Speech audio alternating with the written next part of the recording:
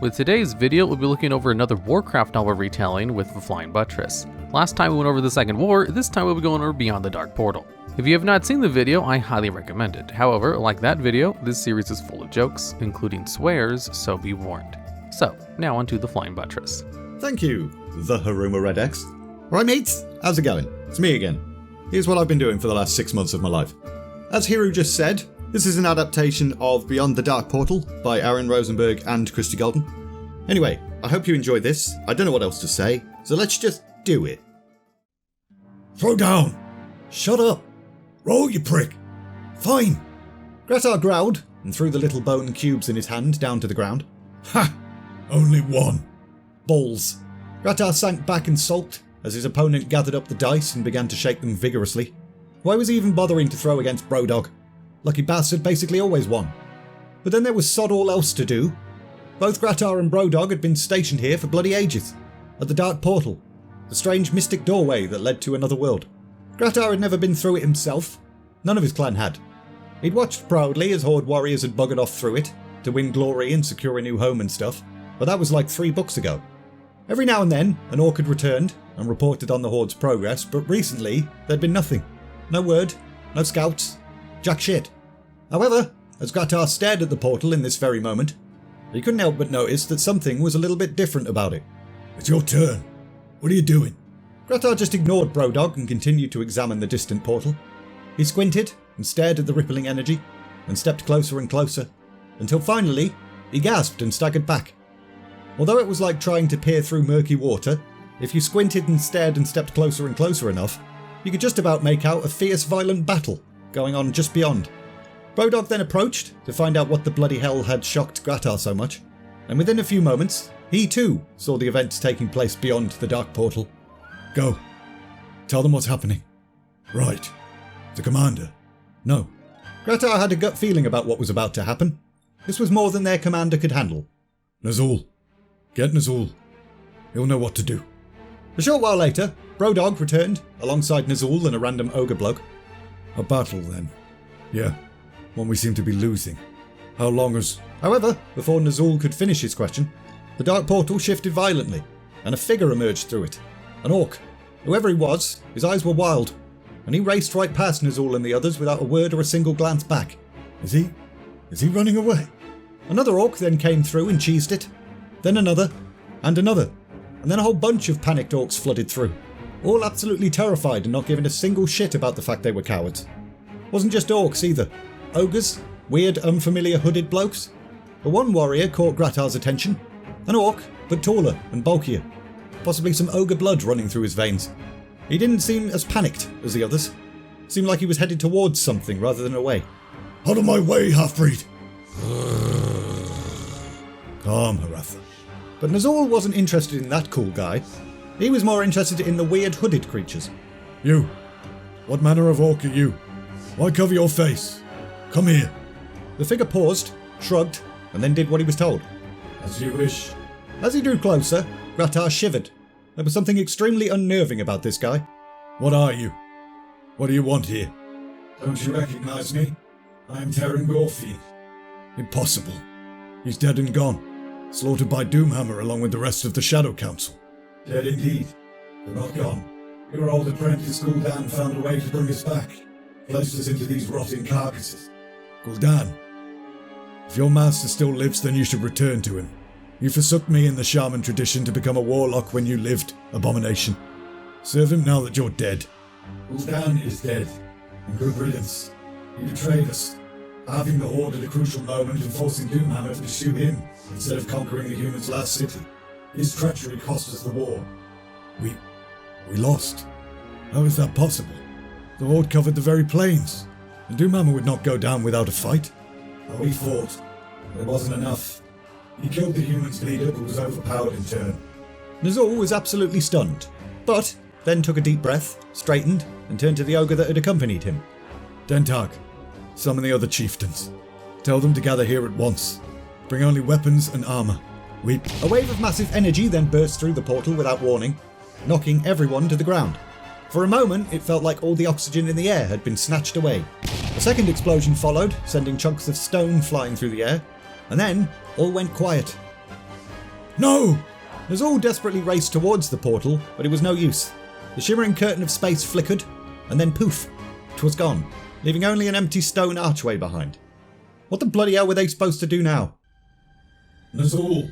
Gorfiend, as well as a bloke called Gad's Soul Ripper, entered the village as if they owned the place, whilst many of the Shadowmoon Orc villagers watched, slightly annoyed by these arrogant intruders, but also slightly scared of them, because they were weird looking and unnatural. Nazul! I would speak with you. Don't know who you are, and don't much care. You're trespassing.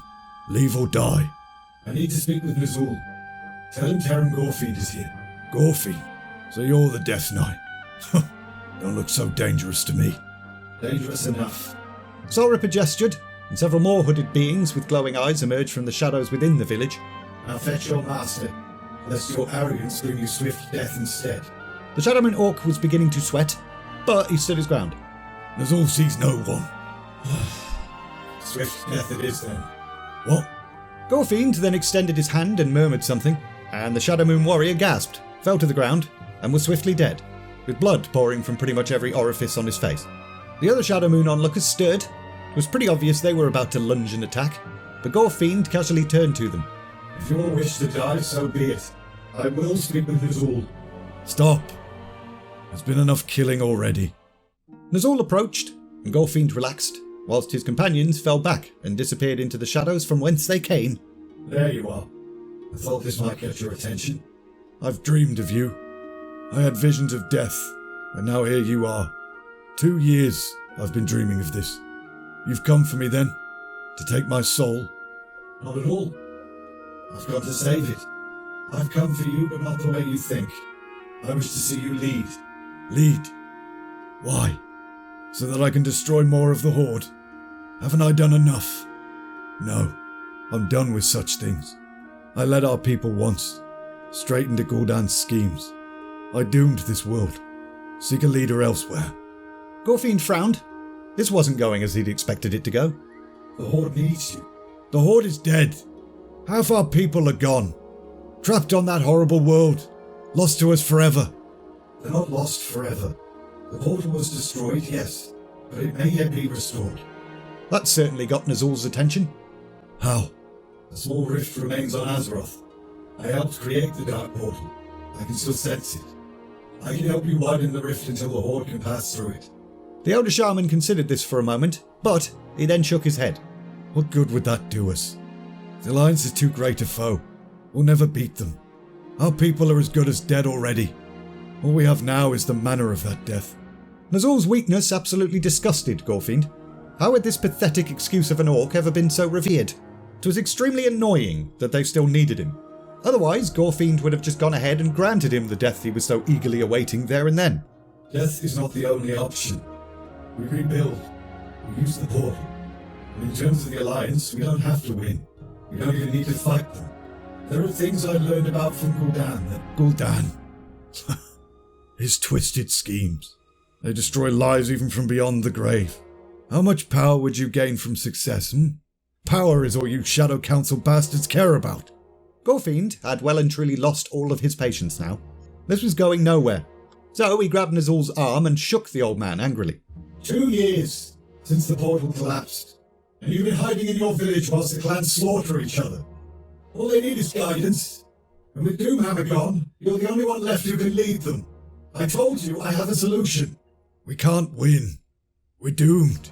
Listen to me, old man. We do not need to defeat the Alliance, because we do not need to conquer Azeroth. Nazul paused, with a real dumbass look on his face. We only need to find and claim certain magical artifacts. Once we have those, we can leave Azeroth and never return. And what? Stay here? You know as well as I do. Draenor is dying. Soon it won't be able to even sustain those of us that are left. It won't have to. With those artifacts, we can leave Azeroth and Draenor. Find somewhere else. Somewhere better.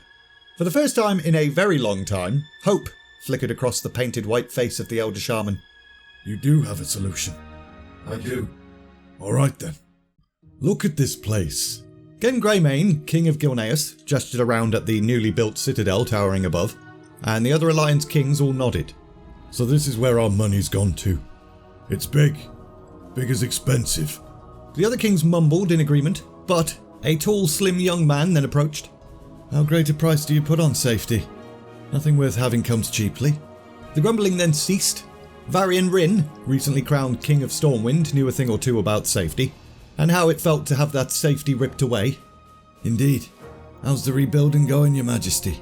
Very well, Admiral. Thank you. The Stonemasons Guild is doing an excellent job. They're fine craftsmen. Their skills rival the dwarves themselves. Our city is rising higher and higher every day. Worth every copper, I'd say.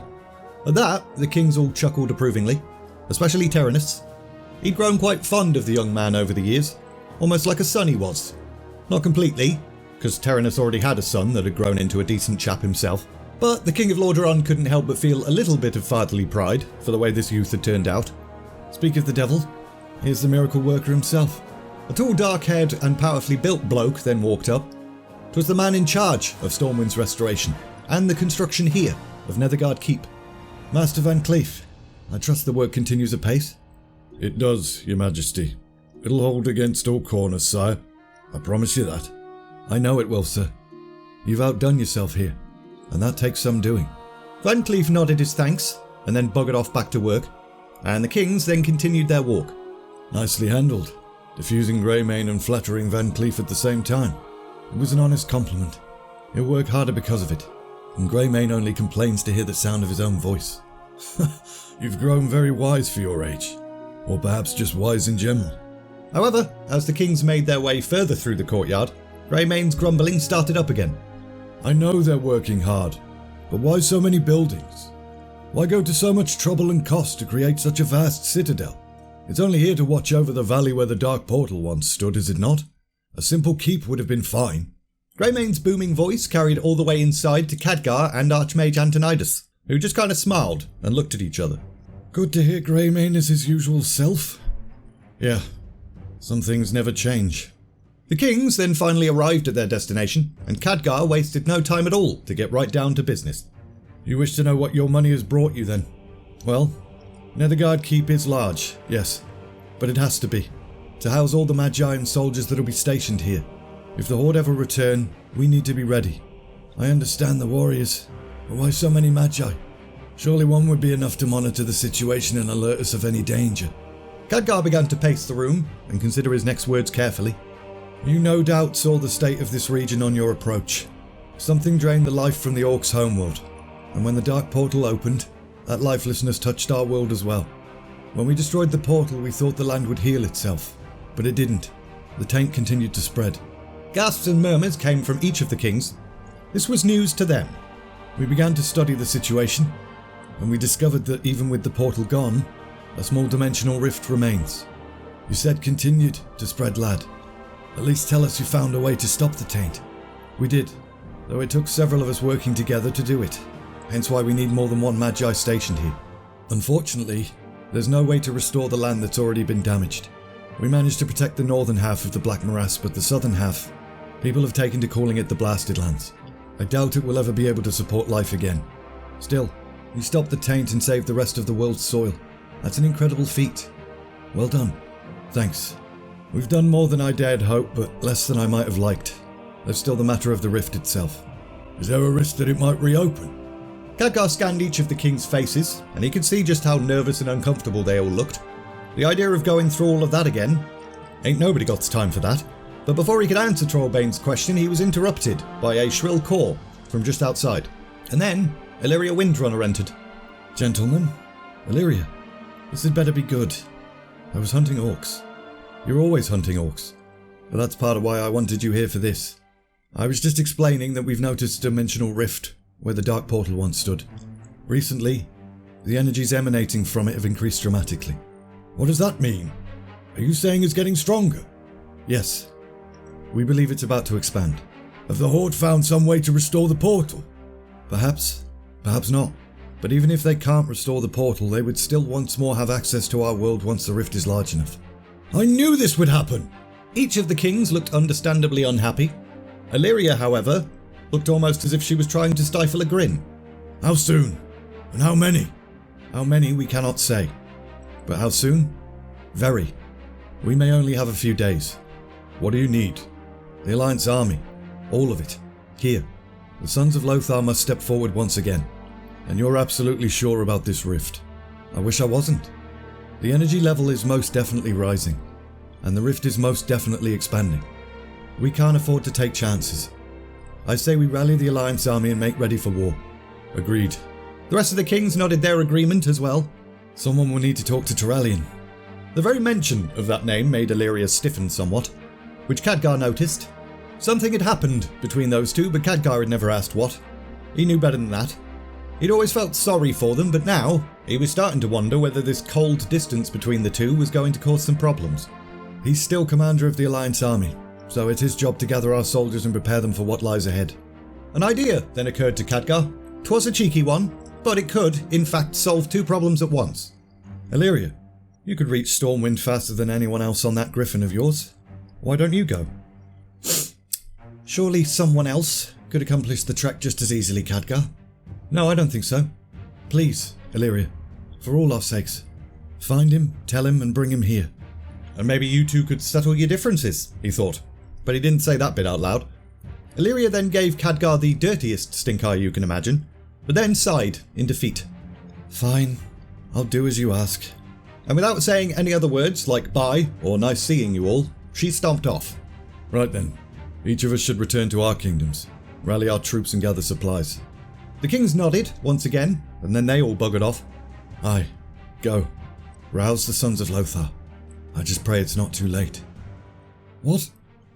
Nothing. Grom Hellscream smashed his axe downward whilst laughing maniacally, but then frowned because he remembered he was attacking thin air rather than a real enemy. Grom? Kargath. The chieftain of the Shattered Hand clan, Kargath Blade Fist, then approached, and the two exchanged pleasantries.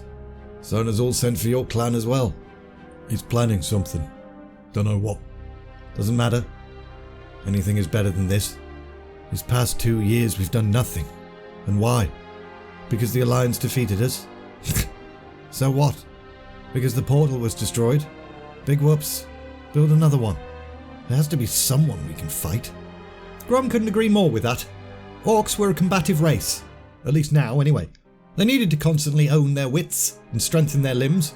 Otherwise they grew soft, which was pretty much why most of the clans had been fighting each other.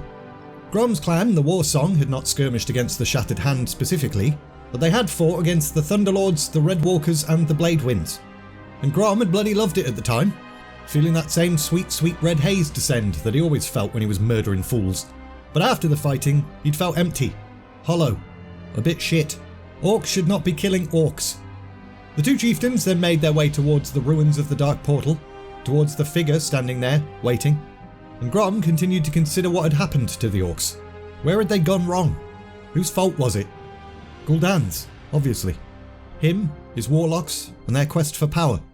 They'd doomed this world, and then the old twat had gone ahead and caused the Horde's defeat on the humans' world as well. But the worst thing he did, as far as Grom was concerned, was order the Warsong clan to stay behind. Should have been there, Grom thought. He could have turned that battle around. However, the Warsong chieftain then shook his head. The past was the past. Blackhand's dead. Juratan's dead. Gul'dan's dead. Doomhammer's captured. Possibly dead. The Dark Portal was destroyed. The Horde was now in a bit of a crap state, really. But perhaps, maybe, thanks to Nazul, some of that was about to change. Welcome. Why have you summoned us? I have news. News and a plan. For 2 years you've hidden away from us. What news could you possibly have? You fell for Gul'dan's coup, then you sulked like a pampered youth. Now you emerge with a skull painted on your face. Not sure I even want to hear this plan of yours. As he said it, Grom heard the pain in his own voice. Despite everything that had happened, despite the words he literally just said, he wanted to be proven wrong. It was just hard to trust advisors these days, because all of them thus far had been a bunch of knobs. Nazul then touched the white skull on his face and sighed deeply. Long have I dreamt of death. I've seen him, spoken with him. I've seen the death of my people, and the death of all that I've loved. This image I wear, it honours that. Believe me when I tell you I did not wish to come forth, but I now believe that I owe it to my people to lead them once more. Like you led before? No thanks. How about, instead of following you, I just slice you up here and now? Since you love death so much. Before the situation could escalate any further, booming footsteps approached from behind, and an ogre mage appeared. Dentark, what news? I sent you to locate and summon the other clans, yet I only see Shadowmoon Warsong and Shattered Hand here. Where are the rest? Lightning's Blade are on their way, but the Thunderlords and Laughing Skulls weren't interested. Too busy slaughtering each other. This is precisely why we need to act. All that work, all we did to forge the Horde is crumbling away. What did you expect would happen while you hid away for 2 years? We waited for your counsel, but it never came. You abandoned us. I know. There was an awkward silence for a bit, before Dentark decided he should continue listing which clans were or were not coming for some reason.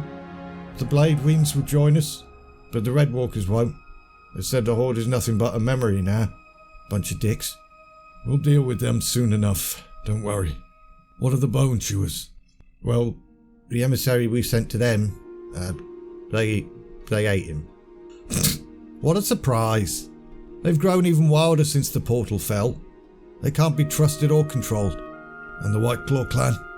Mostly wiped out by everyone else before the truth about Gul'dan even came to light. They never hid their sympathy for the Frostwolves. Made them a target. And any who survived are scattered now. Not even really a clan anymore. Azul felt a shiver of guilt at that. The Elder Shaman had tried to warn Juratan, tried to undo some of the damage he'd inadvertently caused, and look how that worked out. But now was not the time for self-pity and regret.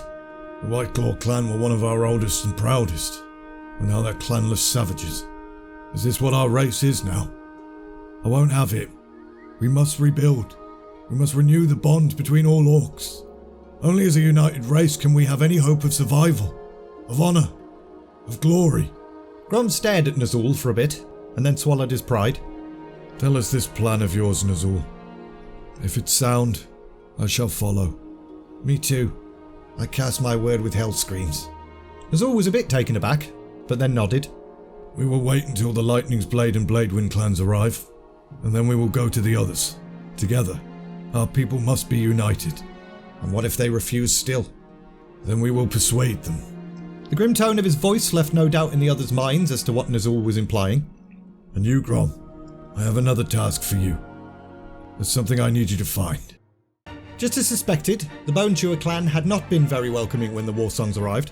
Just sort of looked them up and down and started licking their lips. Hyrkin Skull Splitter, call off your warriors, or we'll kill every last one of them. Hyrkin raised a severed, chewed arm and just kind of flapped it around a bit. Don't throw your lives away.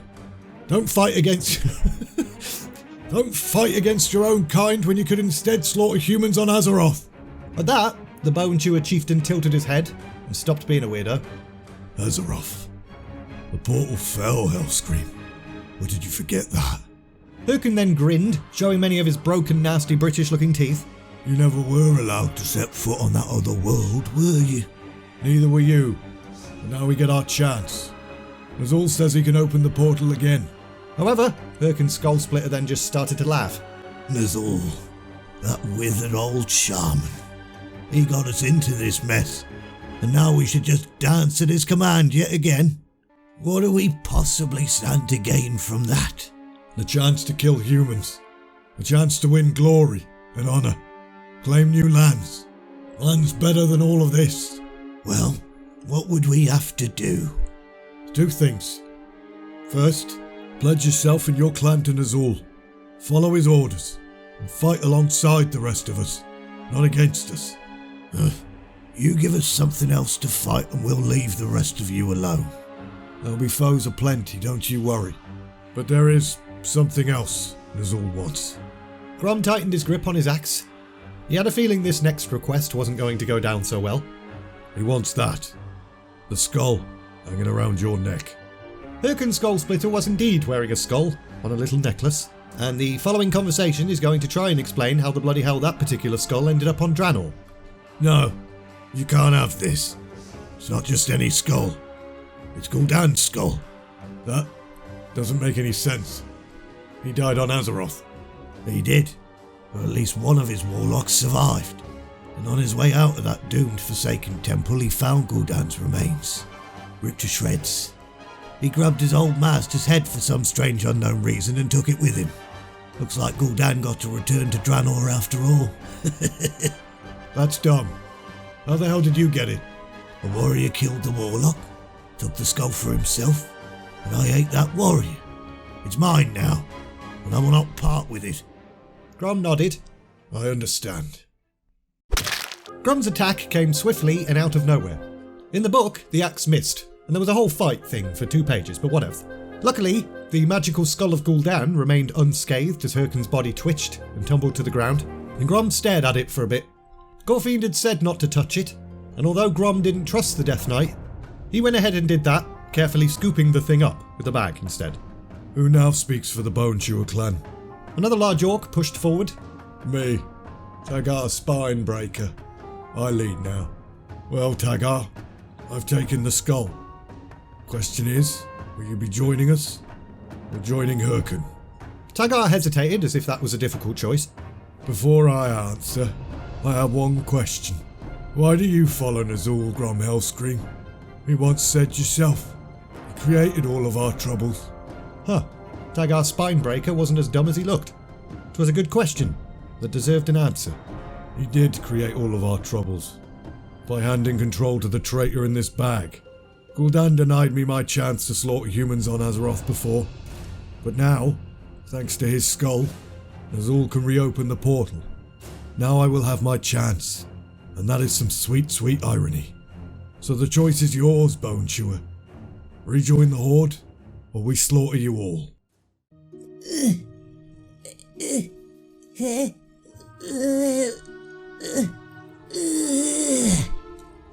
Rats!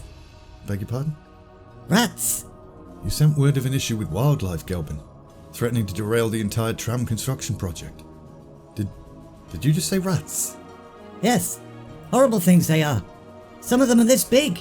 I think Gelbin Mechatork spread his hands a whole 6 inches apart, and Turallion stared at him in utter bafflement. Had this little asshole seriously called an emergency session over a rat problem?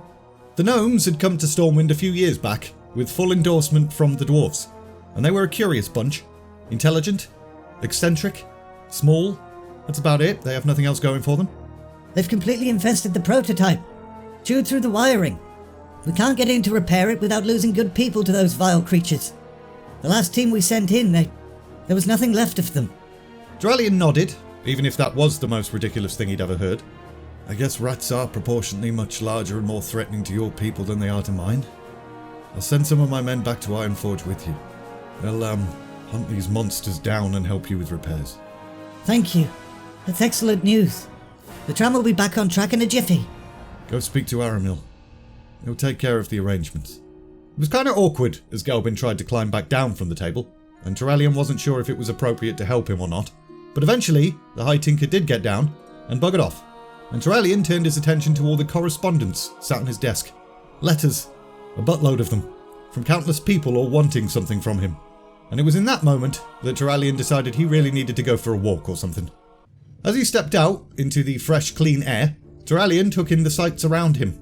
The Dwarven district. White walls and red roofs. Many of Bronzebeard's men had been housed here, as a thanks for all their hard work and assistance and stuff. He then made his way across the canal to Cathedral Square, and fixed his eyes on the glorious building at the centre. It was one of the first to be completed in Stormwind's reconstruction. The Orcs had damaged it badly in their attack, but even still, it had been a place of safety for so many. Turallion had not been to Stormwind prior to the Second War, so he'd not seen the city's former glory, but in comparison to the horrific state it had been left in after the war, it was pretty impressive now. Turallion had been so lost in thought he didn't notice the pair of children until they ran right into his balls. Sorry, mister. With an attack like that, you'll make a fine soldier one day. Really? I hope so, sir. I want to kill some orcs. Turallion's smile faltered. He knew that fiery need and anger, but he wasn't about to encourage racism in a child. Go on. Light bless you both. But you should get home. Looks like rain. Thanks, Mr. Paladin. The kids ran off into a building adjacent to the cathedral, the orphanage, and Turallion sighed with empathy, before moving on with his life and entering the cathedral itself. And inside, he found Uther, as well as a bunch of other Knights of the Silver Hand, tending to homeless people and babies. Good to see you, brother. About time you found your way down here. You're right, Uther. It's nice to be here. It's too easy to get caught up in all the things that need to be done but can never quite be finished. Like rat problems. Eh? Never mind. I'll tell you later.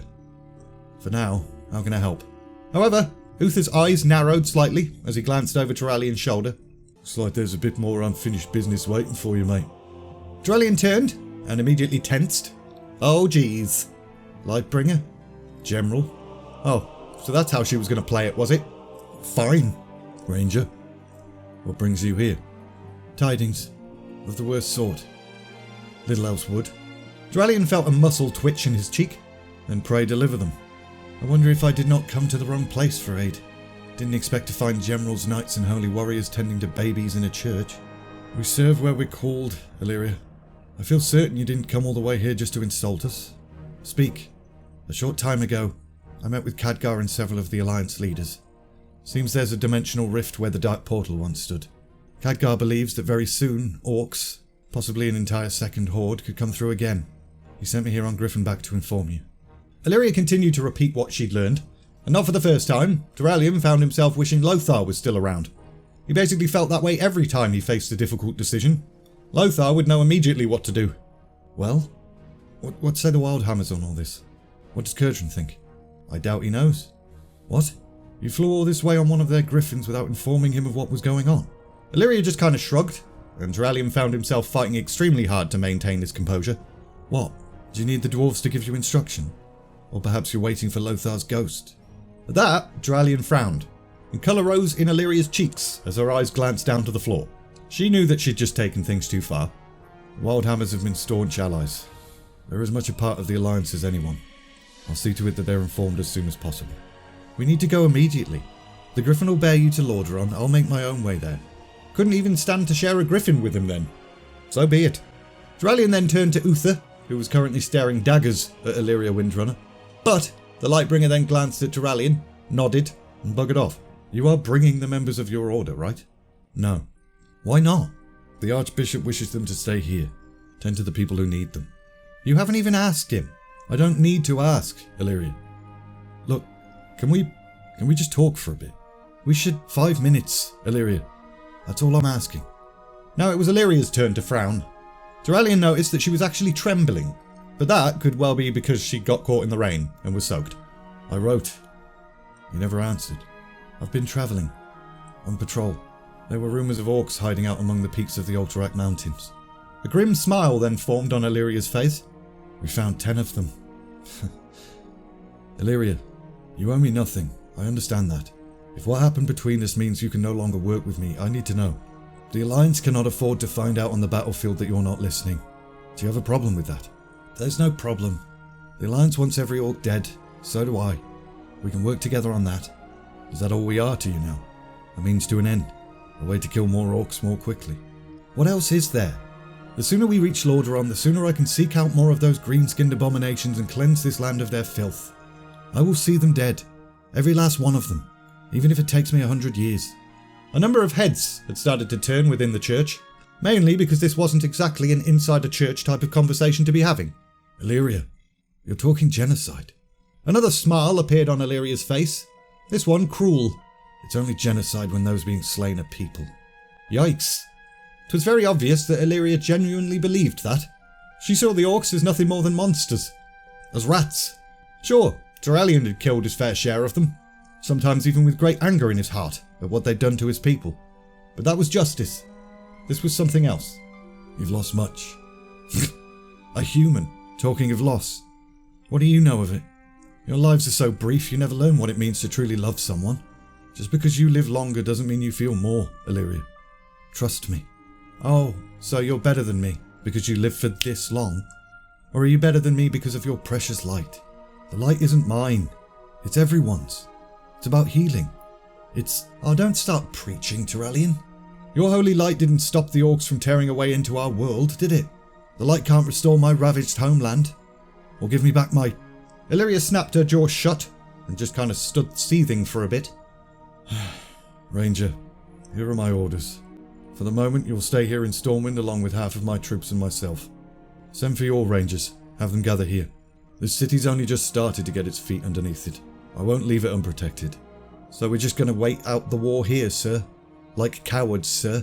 I will request reinforcements, and when they come, we'll leave. But until then, we stay. You'll protect the city when it's your own then. Right. Permission to leave, to gather my rangers, sir? Illyria was intentionally trying to get under Turalian's skin, and she was succeeding. The only reason he wasn't being just as hostile and snide back was because he truly wanted to find a way to help her. Her anger and hatred was consuming her. She'd changed, and he'd do anything to help her get back to her old nice self, rather than this mean angry bitch. The paladin then realised he'd just been staring at her for quite a while, so he nodded, and Illyria buggered off. Was he making the right decision? Was it wise to wait for reinforcements? Yes. Meanwhile, Illyria went ahead and ran right out of Stormwind as quickly as she could. She didn't give a shit how weird she looked. She just needed out of there fast. That had gone much worse than she'd feared. How was it a mere human could rattle her so much? He was a jerk. A rude, loud jerk. But also he was glorious and handsome and... No! Shut up, heart! Illyria thought. She then clenched her eyes shut and thought of her home and her sisters and Lirath, her youngest brother. Such a joyful, smiley bloke he'd been. He'd loved being alive. But the orcs slaughtered him. Snuffed out his brightness. And the world was darker because of it. They would pay. They would suffer. Just as Lirath had. Just as her city had. And her people. And once again, Illyria vowed to not let Turalian get in the way of her mission. All he would do is soften her heart. And stop her from getting her revenge. Make haste. This isn't a vacation. Turalian had given Danath Trollbane, his second in command, the opportunity to select those that would be joining him on the mission to Netherguard Keep. And he'd picked mostly cavalry units, because they were used to travelling long distances and stuff. However, they were all still pretty young and pretty green. Thank you for drafting me, sir. I wouldn't miss this fight for anything. You've not faced orcs before, have you, Farrell? No, sir. But I'm looking forward to it. I'm not. You're not, sir? Why? We're going to trample them, aren't we? I heard there's not even that many of them left, riding in the woods like wild animals. That's true for the ones that got left behind, but that's not what we're dealing with. I think the Dark Portal's going to reopen, lad. The soldier gulped at that revelation, and Danath went ahead and raised his voice even louder, so the rest of the soldiers could hear him as well. We won't be facing a ragtag group of orc survivors, boy. We'll be facing the Horde, possibly the largest fighting force you've ever seen, one that's never been defeated. But we won the war, sir. We conquered them already. We conquered some. For all we know, there's another dozen or so clans we've never even faced, just waiting for their chance to have a crack at us. We could well be heading towards our death here, boys. Sir, why are you telling us this? Because I don't believe in lying about our chances. You've a right to know what you'll be facing, and I don't want you going in thinking this will be easy. Expect the worst. Stay sharp. That little nugget's going to keep you alive. Then you truly will be able to call yourselves the Sons of Lothar. All of the men nodded and looked a hell of a lot more sober now. Not that they were pissed before, but, you know, sober, as in serious and sensible and stuff. Listen. Do you hear that? You're getting jumpy, William. It's just the wind. Chill out. Yeah, guess you're right. I hate this detail, Randall. Why they got us guarding this anyway? Get the mages to do it. Dunno, mate. But hey, it's an easy job. Our shift's over in an hour. William then started to say something else, but stopped, his eyes wide. There it was again. Listen. Randall did as he was told and strained his ears, and then he did indeed hear the thing that was getting William all worked up. It was like a low moan, followed by a high whistle, and as the two of them turned to look at the empty space where the rift between worlds had once stood, they crapped themselves and immediately cheesed it. They ran as fast as they could through the darkness, desperate to escape what they'd just seen, but also trying to get to relative safety in order to sound an alarm, so they weren't being complete cowards.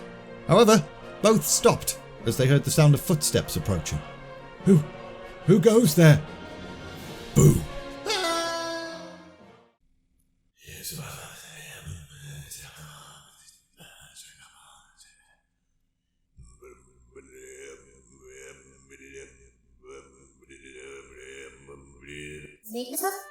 I won, Gul'dan. I'm alive and in power and you're dead. Suck it. Nazul turned, startled, to see Grom Hellscream mooching about. We control the portal. Great. All was going according to plan. Nazul then waved both Grom and Terran Gorfiend to step forward and stop mooching about. He'd appointed both of them as his seconds, with Gorfiend overseeing the Death Knights and Ogres, and Grom conveying orders to the rest of the clans. And there were many clans now. The Thunderlords, Laughing Skull, Bone Chewers. In fact, most of the clans had unified, except for the Red Walkers. Bunch of jerks. But the Horde was now nearly as strong as it had been before the first attack on Azeroth. Nearly. Good. You know what you must do next. I know what to do.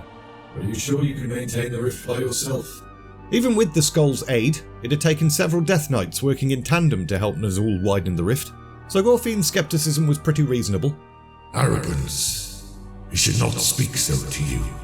No, he shouldn't, Nazul thought to himself, but he didn't say it. I can manage. Once the framework is rebuilt, the portal will maintain itself. Be off about your duties, Terran. Within the darkness of his hood, Gorfine's eyes flickered slightly, but he nodded and buggered off, and Nazul turned to Grom. I'm ready, Nazul. More than ready. Very well. The sooner you begin, the sooner we can achieve our goals. Grom then saluted, and also buggered off. Nazul then lingered for a bit, and then moved on, just in time to see both of his seconds disappear through the rift to another world. He then stared at the rift for a bit, whilst casually stroking the surface of Gul'dan's skull. You will never need to see this Azeroth. Soon a greater glory will be yours. Yes. Soon. What news?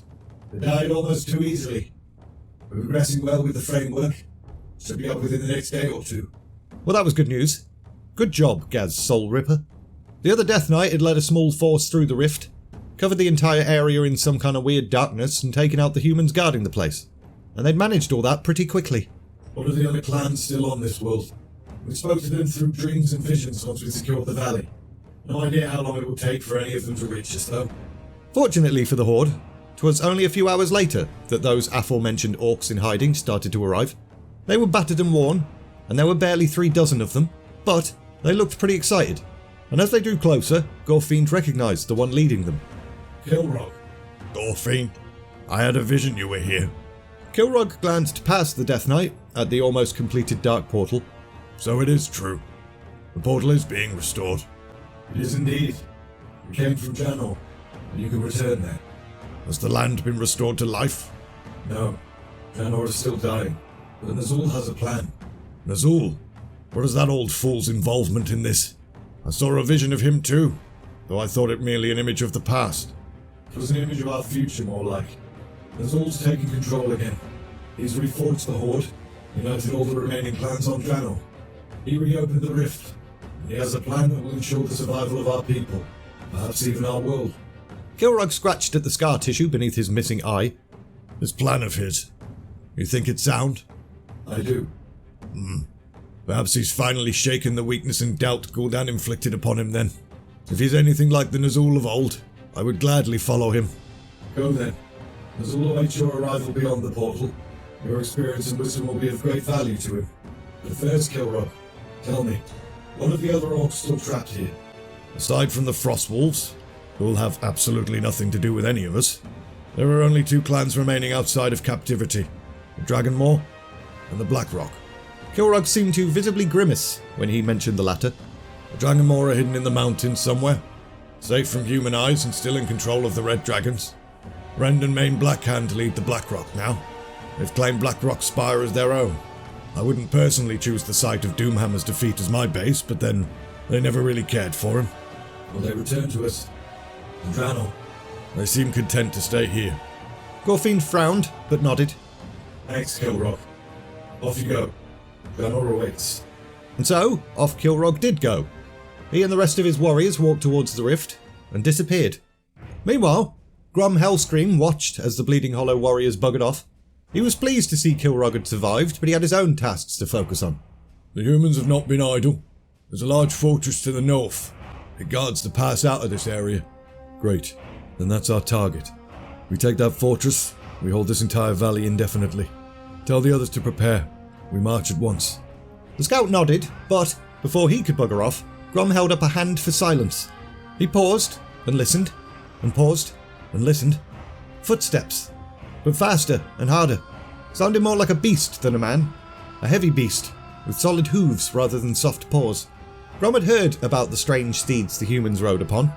Horses, they called them. 'Twas his best guess that that was what he was hearing. Humans approach. Dispel the darkness. The Death Knights went ahead and did that, and the veil of shadow shrouding the area lifted, allowing Grom and everyone else to see things more clearly. To the north, Elscream could now see the stone towers and the fortress that the scout had mentioned, and a force of men riding atop weird, long, hairy beasts, headed in this very direction. And at the front of them, a balding, red-headed man. That's their leader, Grom thought. Killing him was priority number 1. For the Horde! Grom and his warriors then charged, whilst the humans hesitated a little bit. And unfortunately, that hesitation didn't do them any favours. Only a few moments later, as the bloodlust within Grom started to fade, he looked around at the massive human corpses littering the ground. However, to his surprise, he could not see the body of the balding redhead, the leader guy. Where'd he go? Had he run away or something? What's the matter, Grom? One of them escaped. Possibly ran to the fortress. Then you should follow him. Keep the Alliance forces in that fortress busy. We need to get to the artifacts. But we should be down and back within a few days. Don't worry. I'll do my duty. You just see to it that you do yours. Gorfiend laughed, and then just walked off without saying goodbye. And Grom kind of grinded his teeth a little bit. He didn't like Gorfiend. Didn't like any of the Death Knights. How could anyone possibly trust such unnatural creatures? But Nazul vouched for the guy, so Grom had no choice but to go along with it all, really. Hopefully, Gorfiend was right. Hopefully these strange items they were hunting truly would allow Nazul to save their people. And in the meantime, Grom had his orders. A handful of you stay here. The rest of you, come with me. We have a fortress to take. Muradin Bronzebeard hurried through the corridors of the royal palace of Lordaeron, whilst muttering to himself about all the twists and turns and nooks and crannies and stuff, when all of a sudden, he heard someone talking to themselves in a nearby armoury. Hoi! Muradin peered round to see what that was all about, and started to grin, for the young prince, Arthas Menethil, who was all of about 12 years old at this point, was looking very serious and attacking a suit of armour with a wooden sword. Think you to pass here, Vilorg? You are in Alliance lands. I will show you mercy this once. Begone, and never return. Now Muradin was pretty hungry, and also running quite late, but this was one of the funniest things he'd ever seen. What? You will not depart? You have besmirched me, and I wish for you to unsmirch me. Very well, you have had your chance, but now we fight. The young prince then charged at the armour, and it was at this point that Muradin's smile faded somewhat. 'Twas a different kind of funny now, because it was a bit pathetic. Who the hell had been training this boy? His form was shit. In fact, it was so bad, Arthas lost his grip on his training sword, and it flew across the room, landing right by Muradin. And as the young prince turned and saw that he was being watched, his face cheeks turned bright red. Ambassador? I was just... I'm looking for your father, boy. Can you direct me? This infernal place has too many turns. Arthas pointed it in a direction, and Muradin went ahead and hurried off. Didn't want to be stuck in that awkward situation for any longer, and he imagined Arthas probably felt the same way. Trade? With you? A bunch of Horde sympathisers? Muradin entered just in time to see Thoros bellowing, and although that wasn't exactly unusual, the Bronzebeard dwarf had not expected to see the small green creature that Thoros was currently shouting at. No, you got me all wrong. It's not like that at all. Isn't it, Crix? No. Well, there's one trade prince, yeah, but even he came to his senses after the Second War. The goblins have come to realise it's much better to remain neutral. Much better. For you, for us, for everyone. Free trade thrives that way, and we all benefit. Muradin scowled. Goblins. Ugh. What's this wee green money-grubbing creature doing at our breakfast table telling us? Crix Wicklish, pleasure to meet you. I see you're a dwarf. Brilliant observation. Perhaps your people would like to enter a trade agreement. These two humans don't seem so keen on it. I mean, think about it. You like to mine, we like to tear down trees. It's perfect. That's enough, Crix. Now that Ambassador Muradin has arrived, we have business to attend to. I'll talk to you again this afternoon. But look at the papers you promised me. What? This wee bugger does deals with both sides, telling us. I'd sooner trust her. Muradin stopped mid-sentence, stunned by the fact the goblin had just nonchalantly helped himself to a biscuit from Muradin's plate on the table. That was my biscuit. Crix didn't give a shit. He ate said biscuit and chewed it real slow whilst maintaining eye contact with Muradin the entire time. Then he did a little bow, and then buggered off. His ideas do have merit, Ambassador. But now that you're here, I feel we must talk of less amusing things, such as the situation with King Perinault. The mere mention of the name caused Trollbane to slam his fist on the table. He betrayed us all. Damn near destroyed us. I say prison, if not outright execution. Aye, better not to be keeping traitors in gilded cages. I agree. He deserves far worse a fate. But he is, or at least was, a sovereign king. We cannot simply exile or imprison him. Not without making every other king worry that we do the same to them should they disagree with us on anything. It is a tricky issue. Drop him off a cliff, you lose the trust of your fellows. But you can't leave him to get away with it either. We need to force him to abdicate. Once he's no longer king, we can try him as just another Alliance noble. The problem is, he's refusing. Of course he is. He knows abdicating means his death. We have to do something, Tyrannus, and quickly. Right now he's got too much freedom and that's bound to cause trouble. Tyrannus nodded. What of the lad? Is he not trying for the throne? Aladin, you mean? Nah, he's cut from the same cloth as his father. I don't care much for him anyway. Aidan pampered his son far too much as a youth. The boy's never known hardship, never faced danger. I fear Aladin has no leadership skills whatsoever. But what grounds do we have to deny him the throne? He's the heir, Ultrak's crown prince. If his father is to abdicate, the crown falls to him. There's no proof that he knew of his father's treachery. At least he has that in his favour. A knock at the door interrupted the conversation, and Moradin frowned. For a second, he thought that goblin knob was back for more of his biscuits. However, it was a servant, with an announcement. Lord Davil Prester, Your Majesty. Ah, send him in, Lavin. Have you both met Lord Prester? Aye, fine man he is. It's amazing he survived as well as he has with all he's faced. 'Twas amazing indeed. No one had even heard of the guy until recently. The ruler of some tiny mountain domain that fell victim to a dragon attack or something. He and his family had stumbled all the way to Capital City without any servants or guards or anything. But apparently, Prester was some distant cousin of Perinold's and could trace his ancestry back to the royal house of Ultrak. It had been his suggestion to pass martial law there. He was a fine man, with fine ideas. Nothing suspicious about him at all. Lord Prester then stepped into the room and executed a graceful and deep bow. Your Majesties, and noble ambassador, how good to see you all again. Sit, join us. Would you care for some tea? Or perhaps a biscuit, Lord? I wouldn't wish to intrude.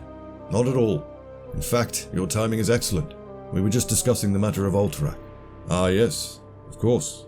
No doubt you've heard about young Isildur. Prester's question was met by a whole bunch of blank faces and raised eyebrows. One of Lord Perinold's nephews.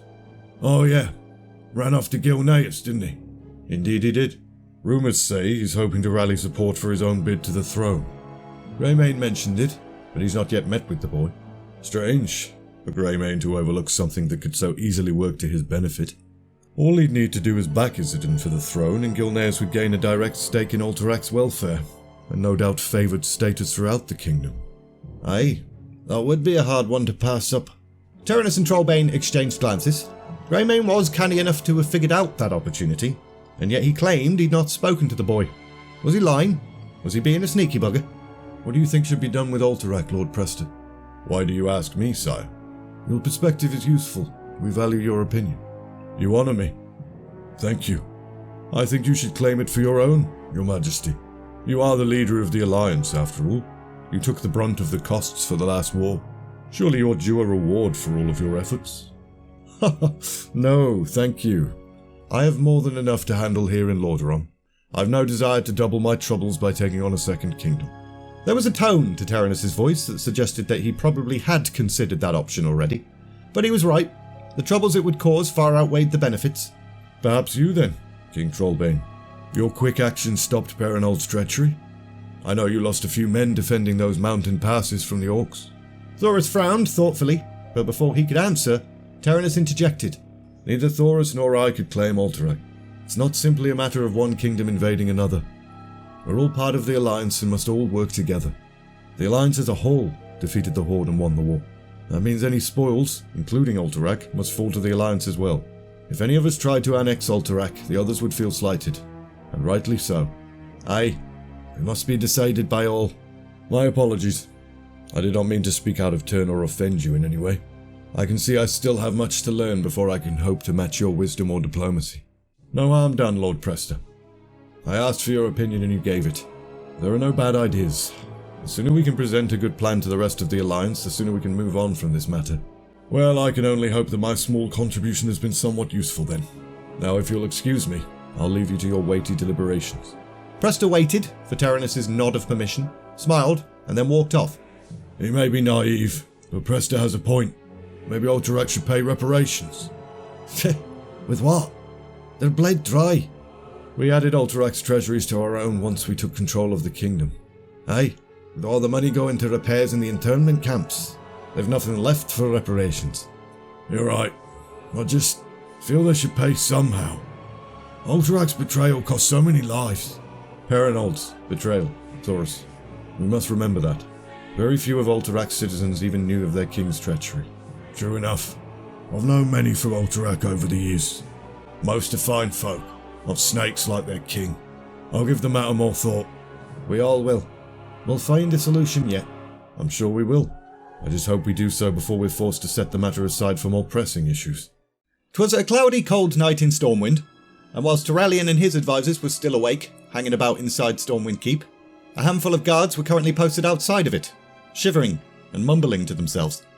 The air was bitter, so when one particular cold breeze wafted past them, into the keep itself, they didn't think anything of it. But that extremely chilly wind continued to swirl through the corridors, all the way to the Royal Library, where 2 more guards were hanging about.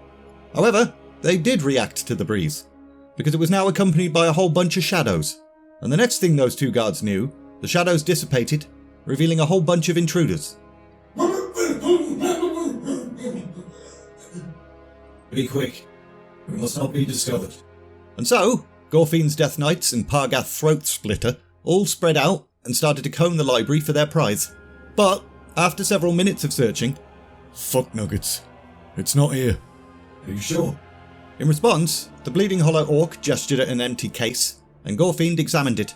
There was a little card in the corner that read Book of Medivh. So it was here. But where is it now? Over here! One of the other Death Knights called out, so Gorfiend hurried over. Looks as though someone else was thinking along the same lines we were. The Death Knight pointed towards a small alcove, and inside it was a body. A dead body. Not one of the guards they'd dispatched on arrival, but someone else, with a dagger stuck in his back. That insignia on the dagger. That's Alterax's crest. So Alterac has the book. But why leave behind such an obvious clue? Bit of a shit assassin.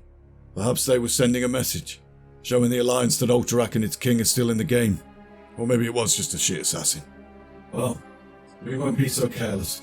Take the dagger. The corpse is fresh enough. Let them think all 3 died by the same hand. In the meantime, looks like we're going to Wolfrak. We need to keep to our original plan as much as possible, though. So we'll still head to Blackrock Mountain first. We need Rend and Maine. A day later, Gorfiend and his band of merry friends arrived at Blackrock Mountain, and they'd gained a few extra merry friends as well, including Tagar Spinebreaker of the Bone Chewers. 'Twas as large a force as Gorfiend felt they could assemble without being spotted by the Alliance. He just hoped it was large enough to get the attention of the 2 sons of Blackhand.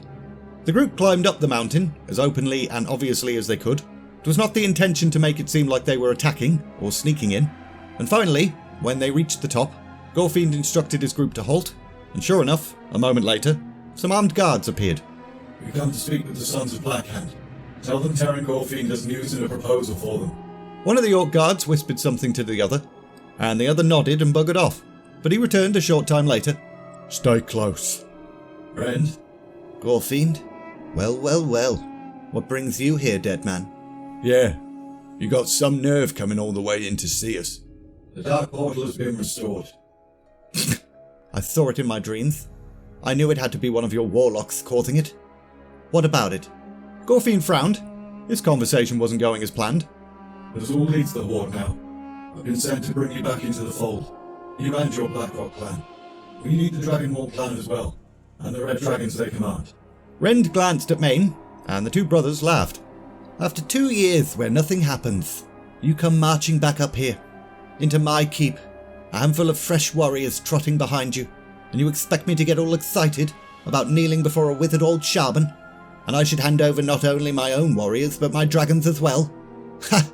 Not damn likely. You must. We need your strength, and the dragons, to carry out our plan. That's your problem, not mine. I don't give a damn about what old Nazul might be planning. Where was he when we fought the Alliance? I was here. Where was he when Doomhammer fell? I was here. Me too. Where was he when the portal was destroyed and we got stranded here? Where was he when we were hunted for 2 long years? I'll tell you where. He was safe and snug on Draenor, not lifting a finger to help. But I was here. I pulled these orcs back together. I rebuilt the Horde, not over on Draenor, but here, On Azeroth, right beneath the Alliance's nose. I am War Chief now, and no used up old shaman is going to take that away from me. Gorefiend absolutely longed to smear this boy into a paste, but refrained. Please, I ask you to reconsider. Without your aid, Nazul will Fail. He's got no experience with real war. He's got no head for tactics, no understanding of combat, no real leadership skills. The Alliance will crush his little pretend horde, and then I will pick up the pieces. And with the horde, the real horde, even larger, and with the dragons by our side, with me in command, we'll sweep across the face of Azeroth, and then, dead man, you'll serve me. Behind Gorefiend, Khadgar lost his shit. Traitorous dog! I'll cut you down like the cur you are! Take your throne for myself, and your people will follow my orders and take their place in the horde once more. Oh yeah? You want to attack me now? Ren's grin widened, and Gorefiend turned to Khadgar. He has too many guards. If you attack him, they'll kill you, and then we're short on chieftain. Now is not the time. Khadgar grumbled his disappointment, but went ahead and stepped back. One final time. Will you join us? Let me think. No. Very well. Then there's nothing more to say. Go on then. I can't wait to get news of your gory destruction. And with that, Gorefiend and his buddies departed, clenching their teeth as the sound of the Black Hand brothers' maniacal laughter echoed through the halls. Some more time later, the group had made camp for the night, and Gorefiend glared at the dancing orange and yellow campfire, still reeling from the previous encounter and the fact that their plan had hit yet another snag, when suddenly, a noise in the darkness. Human! Khadgar wasted no time, charging at the intruder, bringing his club down hard and fast, but then stopped, stunned, because the human simply reached upward, caught the club, and threw it aside like it was nothing. I know you'd like nothing better than to attack me again, but you've sullied my clothing enough for one night. I don't fancy getting your blood on it. I'm not quite what I seem, you see. The human's shadow flickered behind him, and suddenly seemed to rise up, growing monstrous in size. Who are you? I've been known by many names. Currently, Lord Davil Prester. Prior to that, Deathwing. Deathwing? Bloody hell! Gorefiend had heard of the mighty black dragon, perhaps the single most powerful creature on Azeroth. What do you want with us? Calm yourself. I've not come to slay you, else you'd be mere ash already. I've been watching you, and I like what I see. You have great strength and impressive focus. I would very much like to behold the world that gave rise to such a fierce and determined people. Gorefiend studied this uninvited guest. Was he asking to visit Draenor? I know of your meeting with the one called Rend Blackhand. Idiots. He and his brother. I know you also desire the red dragons that the Dragonmore have enslaved. Deathwing didn't seem pissed off about that last bit. In fact, a grin formed on his face, as if the very idea delighted him. Substandard beasts, in my opinion. I don't know why you're bothering with them. Dragons are powerful beings. Indeed we are. You wish for allies? Then I have an offer for you. My mighty children shall lend their aid, willingly, rather than under duress. One of the orcs, seemingly trying to win a few favour points or something, approached Deathwing and offered him a mug of ale, but the creature just glared at the orc and slapped the mug away. Get that putrid shit out of my face! Ah! I will lend you the aid of my children. In return, I demand safe passage through the dark portal, as well as aid transporting some cargo through as well. You want to go to Draenor? Why? My plans are my own, Orc. But don't worry. It will not hinder your plotting. Gorefiend considered the offer. They needed dragons. Didn't really matter what colour they were. And if he accepted the bargain, he would never have to deal with Rend ever again. As long as this Deathwing's plans didn't interrupt theirs, there was no downside, really. Very well, Deathwing. Lord Deathwing, let us observe the proprieties, shall we? Of course. Lord Deathwing, we will give your people and cargo safe passage. But first, I have a mission to accomplish in the north. I need to retrieve some cargo of my own. Very well. I shall speak to my children and inform them of this bargain. When I return, I shall help expedite this task of yours. Right. Deathwing then buggered off, and Gorefiend waited until he was absolutely certain the creature was gone. Let's pack up. We need to get moving. Meanwhile, two figures, male and female, waited patiently as Deathwing approached. What news, father? They've agreed, as I knew they would, Onyxia. Soon we shall have 2 worlds at our disposal instead of 1. But I have another task for you while I'm gone. Name it, Father, and it shall be done. There are still orcs within Blackrock Spire. They have severed ties with their kin and refuse to rejoin the Horde. That leaves them ripe for the plucking. When I return, Nefarian, I want this rend Blackhand. You 2 will take control of the mountain and the orcs living in it. They will become our servants. Nefarian grinned, mirroring the expression of his father. Little could be easier. We'll have the orcs and their mountain fortress waiting for you. Excellent. Now I must return to our new allies and aid them in their little tasks, that they may the more quickly turn to mine. Once again, Deathwing buggered off, and Onyxia turned to her brother. Well, shall we go see our new home and new subjects? Indeed we shall, sister. Good sport ahead, I think. Open the gates! The heavy gates to Netherguard Keep did indeed open, to reveal Danath Trollbane waiting outside, looking very tired and very scared. Who's in charge here? Sir, state your name and business, please. I don't have time for that. Who's in charge? I am. Danath turned to see an oldish-looking bloke in robes, a Dalaran wizard. Danath Trollbane, is it? I thought you were with Turallion. Danath nodded, but now was not the time for getting acquainted. Close the gate and arm your men. The Horde are here. Khadgar's eyes widened, but he didn't question that information. Simply signalled his men with a hand, and they all rushed off to do that, and make ready and stuff. What happened? Turallion sent me with half the men we had at Stormwind. We left as soon as we received your message, but we were too late. The orcs have already rebuilt the portal. They were waiting for us. My boys. They knew we weren't going to make it, so they covered my retreat.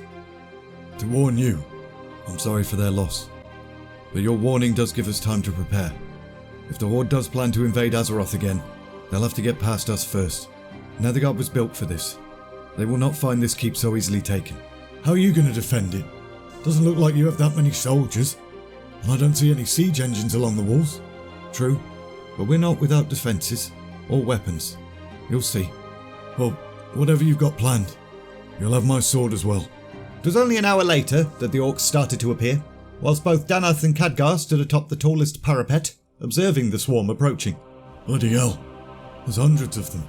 However, Khadgar did not seem concerned. Indeed. Not as many as during the Second War, though. Either they've lost most of their strength or they're holding back for some reason. But either way, it doesn't matter. We'll deal with whatever they throw at us. You asked about the keep's defences? Watch. Khadgar pointed down towards the walls, and Danath followed said point. All along them were splashes of colour. Men and women clad in robes much like Khadgar's. And as one, they all raised their arms up in the air and started waving them about. A faint hum then filled the air, and then... Impressive. Well, how many times can they do that?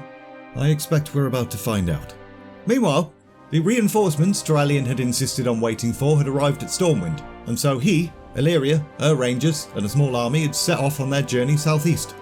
But something inside Turallion was telling him they needed to move quickly. Something was wrong. Maybe it was a soldier's instinct. Maybe it was his own insecurities. Who bloody knows? But either way, the ride felt like it was taking forever. But eventually, the ground beneath them started to turn all red and dusty.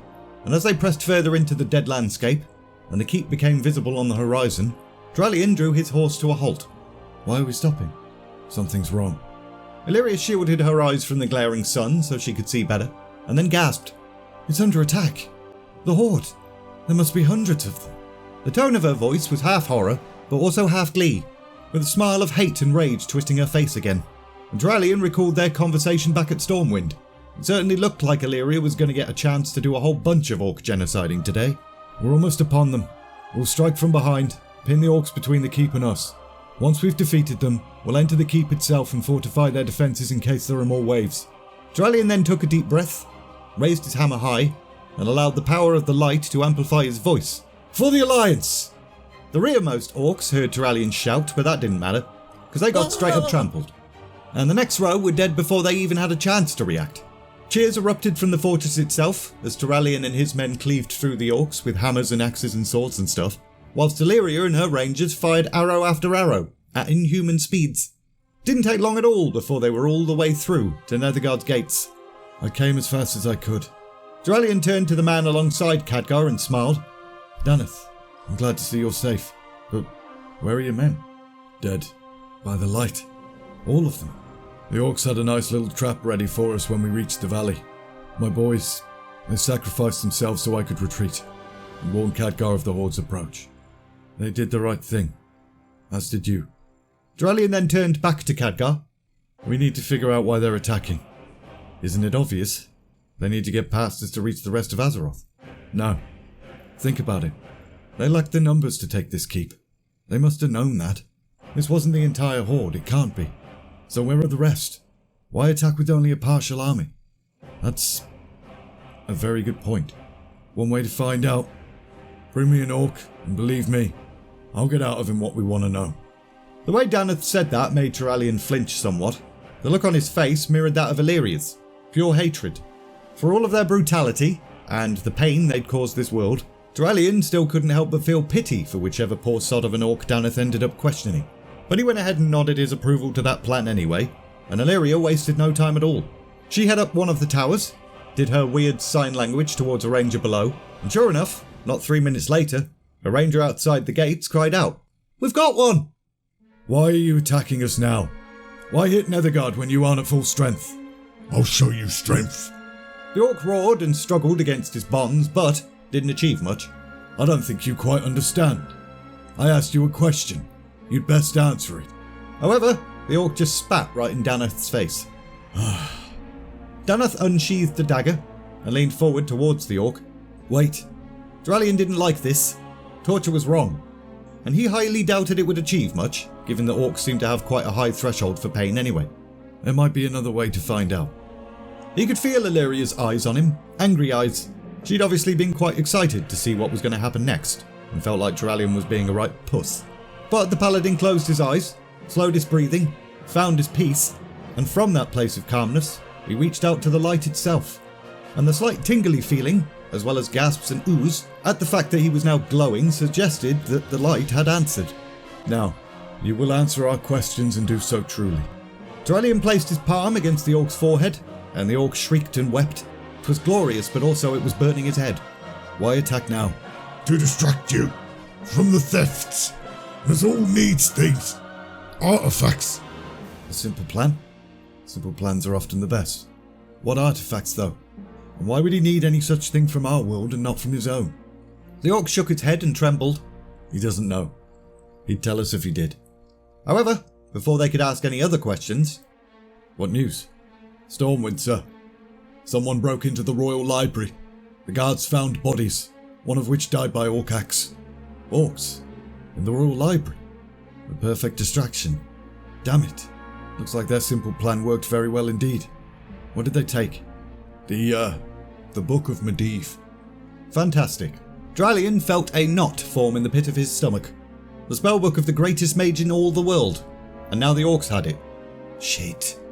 I need that book. To close the portal. What? Medivh and Gul'dan created the thing. That spellbook could tell me how to close it. Properly. This isn't good. Look, we can't worry about all this right now. There's still orcs outside. And distraction or not, it's our job to prevent them from spreading past this keep. Once that's done, we'll figure out our next steps. Each of the others nodded. Even Illyria seemed to approve. You're right. We can't solve a puzzle if we're dead. We'll divide into 2 groups. I need... Gorfine stopped mid-sentence and glanced up. Flappy noises.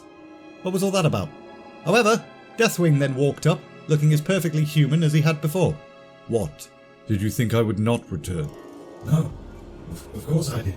Deathwing frowned, and Gorfiend realised his words could be interpreted as arrogance. So he quickly added, I completely trust your word, Lord Deathwing. And that seemed to appease the great dragon bloke somewhat. So that was good. We need to travel to Alterac, and from there to Dalaran. May we ask for the aid of your children in this? You may. I will summon them now. Deathwing then tilted his head back and opened his mouth far wider than any human should be able to, and uttered a strange rippling warble.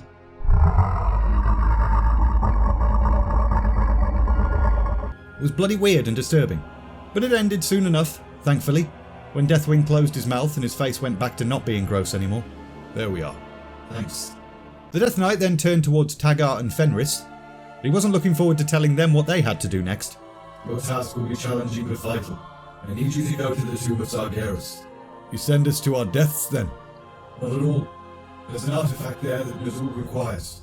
I will send Draenor to aid you and explain what. Gul'dan, with all of his power, he died there, ripped to shreds by monstrous things guarding that horrible place. I heard that only a few escaped. The rest died screaming in agony. Evil lives in that darkness, Gorfiend. Do you think I would send you and one of my own knights if I believed you would not be successful? Neither Fenris nor Tagar had an answer for that. Exactly.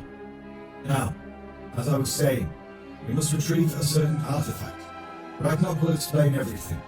Once you've found it, return to the Dark Portal, and be quick. The Warsong forces will not be able to distract the Alliance forever. Both chieftains nodded, albeit still looking a little bit unhappy about the whole situation. Great Deathwing, can you bear them to the tomb? We know this island of which you speak. A sharp flurry of noise filled the air, sounding like heavy rain or something, but looking up, Gorfiend saw dark streaks in the sky that certainly were not raindrops. They were dragons, a buttload of them. My children. Enough to accommodate both groups, I think. Deathwing then pointed to a particularly large dragon. Sibelian. He's my lieutenant in all things. He and a few companions will bear your orcs to the island. As for your jaunt to Otterak, I'll take you there myself. I'm on it. Don't get full of yourself, Death Knight. I do not do it to show you respect. I do it to ensure success. My plans come to naught if you fail, so I suggest you don't, if you wish to remain alive. Or at least as alive as you are now. Deathwing then smirked, then started laughing like a maniac, and then lifted his arms, stirring a wind that sent Gorfiend and the others flying. Bloody hell was he doing? Was this all some kind of sick joke? Had Deathwing been toying with them this entire time? His form then shifted, changing to that of a dragon. But not just any dragon. The mightiest dragon. Gorfiend did note, however, metal plates running along his spine, radiating, as if molten fire was burning beneath them, trying to break through. And the Death Knight couldn't help but wonder if that was why this creature was so meticulous about his human appearance, because his real one was disfigured as fuck. Come, little Death Knight, if you dare. Deathwing lowered his head to the ground, and Gorfiend went ahead and did as he was told, climbing atop the beast's neck, and without warning, they were off, soaring through the sky in the direction of Otterak. Meanwhile, Aidan Perinold woke with a stir.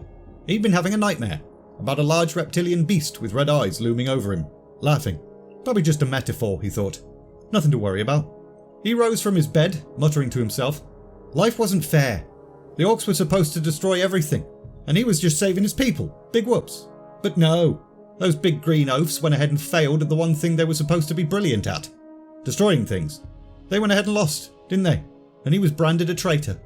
The doors to his chamber then suddenly burst open, and before Perinold could ask what the bloody hell was going on, a bunch of orcs entered and seized him. They dragged him out of his palace and plopped him on the ground in front of the scariest looking dragon he'd ever seen. No! Please, King Perinold. The voice didn't seem to emanate from the dragon's mouth. It seemed to be coming from its back. We've come to speak with you. With me? Why? During the war, you formed a treaty with the Horde. Yes, I did. With Doomhammer himself. I'm an ally. Where is the Book of Medivh? Give it to me. What? The book? Why? I don't have time for debate. Hand the spellbook over, now. Perinold sort of considered his current situation and nodded. I know where it is. I thought I might need a bargaining chip, so I had it stolen. The Alliance claimed my throne and kingdom because I helped your kind in the last war. I will give it to you for a favour. The rider didn't respond, so Aidan went ahead and continued. The Alliance has stationed troops here in my kingdom to watch me and control me. Destroy them, and the book is yours. Gorfiend considered this. 'Twas a simple enough request. Very well. It shall be done. We will return afterwards, and you will tell us where to find the book. And with that, the dragon leapt skyward and was gone. Could it really be that simple? Trade an old spellbook, one that Perinold couldn't even use anyway, for his freedom and his kingdom's independence? This was the best day ever. What's going on, father? Was that a dragon? What did you say to them? What have you done? Aladdin stared at his father, shocked, as the man started laughing. Damn it, father! I've spent 2 years trying to overcome the stigma you've cast on our family name. 2 years! You stupid, selfish bastard! But Aidan didn't give a shit. Wasn't even listening to his bitch of a son anyway. All he could hear were the sounds of ballista and screaming off in the distance. The sounds of death and destruction. And he'd never heard anything so beautiful in his entire life. Over there! Boats! Boats? I thought Sibelian was flying us to the island. It's too far for the Black Dragons to fly directly. They're taking us to Menethil Harbour. We'll take their boats to complete the journey. Menethil? That's the name of one of their kings. Yes, it's an Alliance outpost, but it's the closest port to the island. Fenris still didn't look very happy about all this, but there wasn't much he could do about it. The dragons then set them down near the harbour. Not too near, obviously, because dragons are a bit noisy. So the orcs began their silent approach the rest of the way. Wait, can't you just turn us into chilly wind like a few chapters ago? No, I was just a Gorfiend thing or something. Okay then, we only need a few boats. We'll take those 3 there, closest to the water. Move quickly. Kill anyone who gets in your way. Fenris then turned to specifically address Khadgar. And only those who get in your way. Keep your savages in line, Khadgar. We don't want anyone to sound the alarm. Let them. We'll strew the water with their bones. No, remember what Gorfiend said. We get in, get out, that's it. Fine. Good. Let's go. The little espionage mission started off really well. Within moments, a number of human and dwarf guards and lookouts had been neutralised silently, and Fenris wondered if he'd perhaps been a bit harsh calling Khadgar's warriors savages. They didn't seem so bad. Definitely not as undisciplined as he'd always...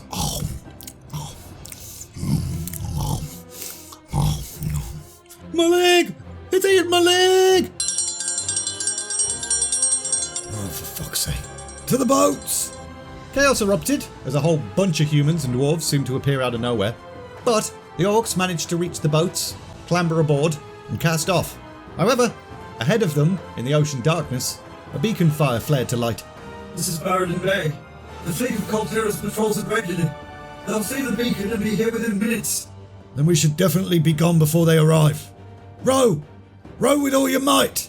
So the orcs did that, and soon the little boats were skimming across the water, thanks to the orcs' powerful muscly arms. But it wasn't enough. They're here already. Colteran naval vessels. Admiral Proudmore hates orcs. He'll stop at nothing to destroy us. Can we fight them? They're trained for ship-to-ship battle. We wouldn't stand a chance. The orcs continued to row as hard and fast as they could, but it still wasn't enough. The Colteran ships were gaining. But, as is tradition in Warcraft novels, a dark shape then dropped from the clouds and boof! A whole bunch of the ships burst into flames, and the remaining ones fell back, seemingly deciding this probably wasn't worth it. They're giving up! They're no match for the dragons and they know it.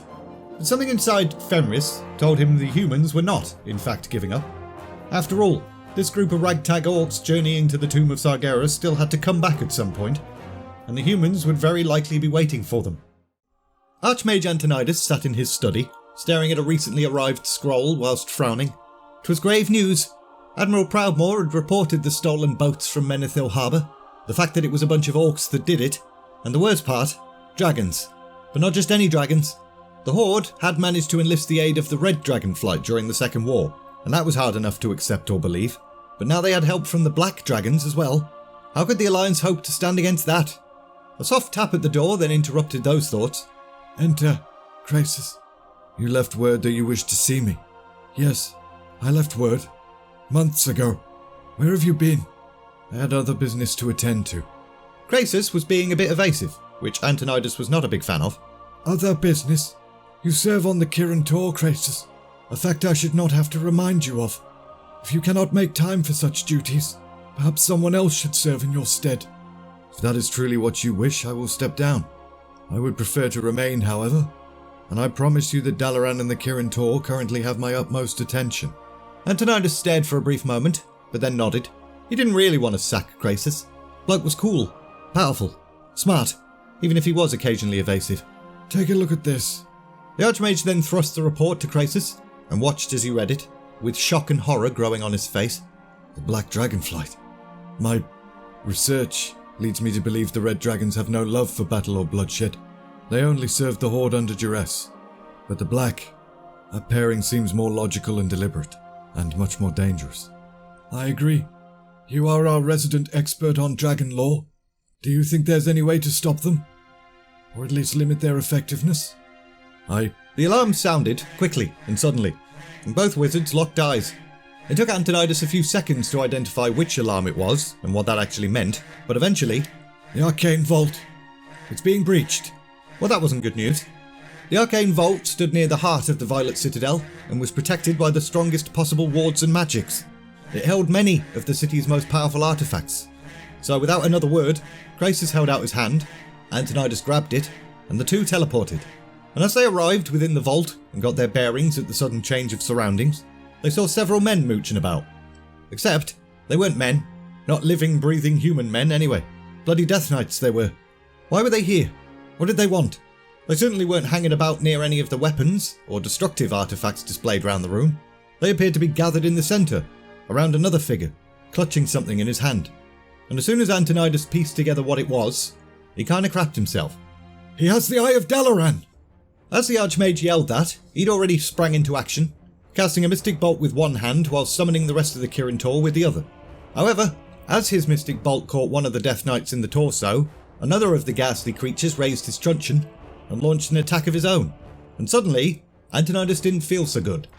Like an icy hand had gripped his heart and started to squeeze, and it wasn't a nice feeling. Luckily for him though, another of the Kirin Tor then appeared, a dark-haired elven lady, buying Antonidas a bit of time to recover from the attack. But, as she cast an offensive spell, setting two Death Knights on fire, they countered said spell, and Antonidas watched in horror as the elven mage's body contorted, and her bones snapped. Cythera! No! Prince Kel'Thas, another of the Kirin Tor, then arrived, and as soon as he saw the fate of his friend and colleague, he looked pretty pissed. Kel'Thas! Don't let them teleport! The prince nodded, and turned his full fury on the intruders, but the leader of the Death Knights simply snarled. To me! The few Death Knights that remained obeyed, forming back up around their leader, who was still clutching the Eye of Dalaran, and despite Kel'Thas's best efforts, the Death Knights' forms grew indistinct, and they disappeared. Shit. It's not over yet. They can be followed. And trapped. Antonidas then murmured yet another incantation, and in an instant, he, Krasis, and Kel'Thas found themselves outside, once again facing the Death Knights. You're persistent, I'll give you that. You were swifter in the vault, but we are swifter here. There is nowhere to run. Who said anything about running? A strong wind then sprang up behind the wizards, causing them to stagger, and as they turned, they stared in horror. Did you think we'd come alone? It was the largest dragon Antonidas had ever seen, and Krasis, who stood beside the Archmage, went extremely pale and uttered a single word. Deathwing. The mighty dragon then swiveled his head at the sound of his name, and fixed his eyes on Krasis with a curious gaze, whilst the Death Knights went ahead and clambered atop the beast's back.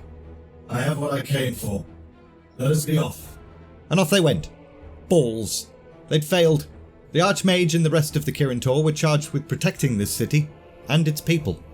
And tonight, they'd sucked at both of those things. One of their own had fallen, and the Horde now had the Eye of Dalaran. But what the bloody hell did they need it for?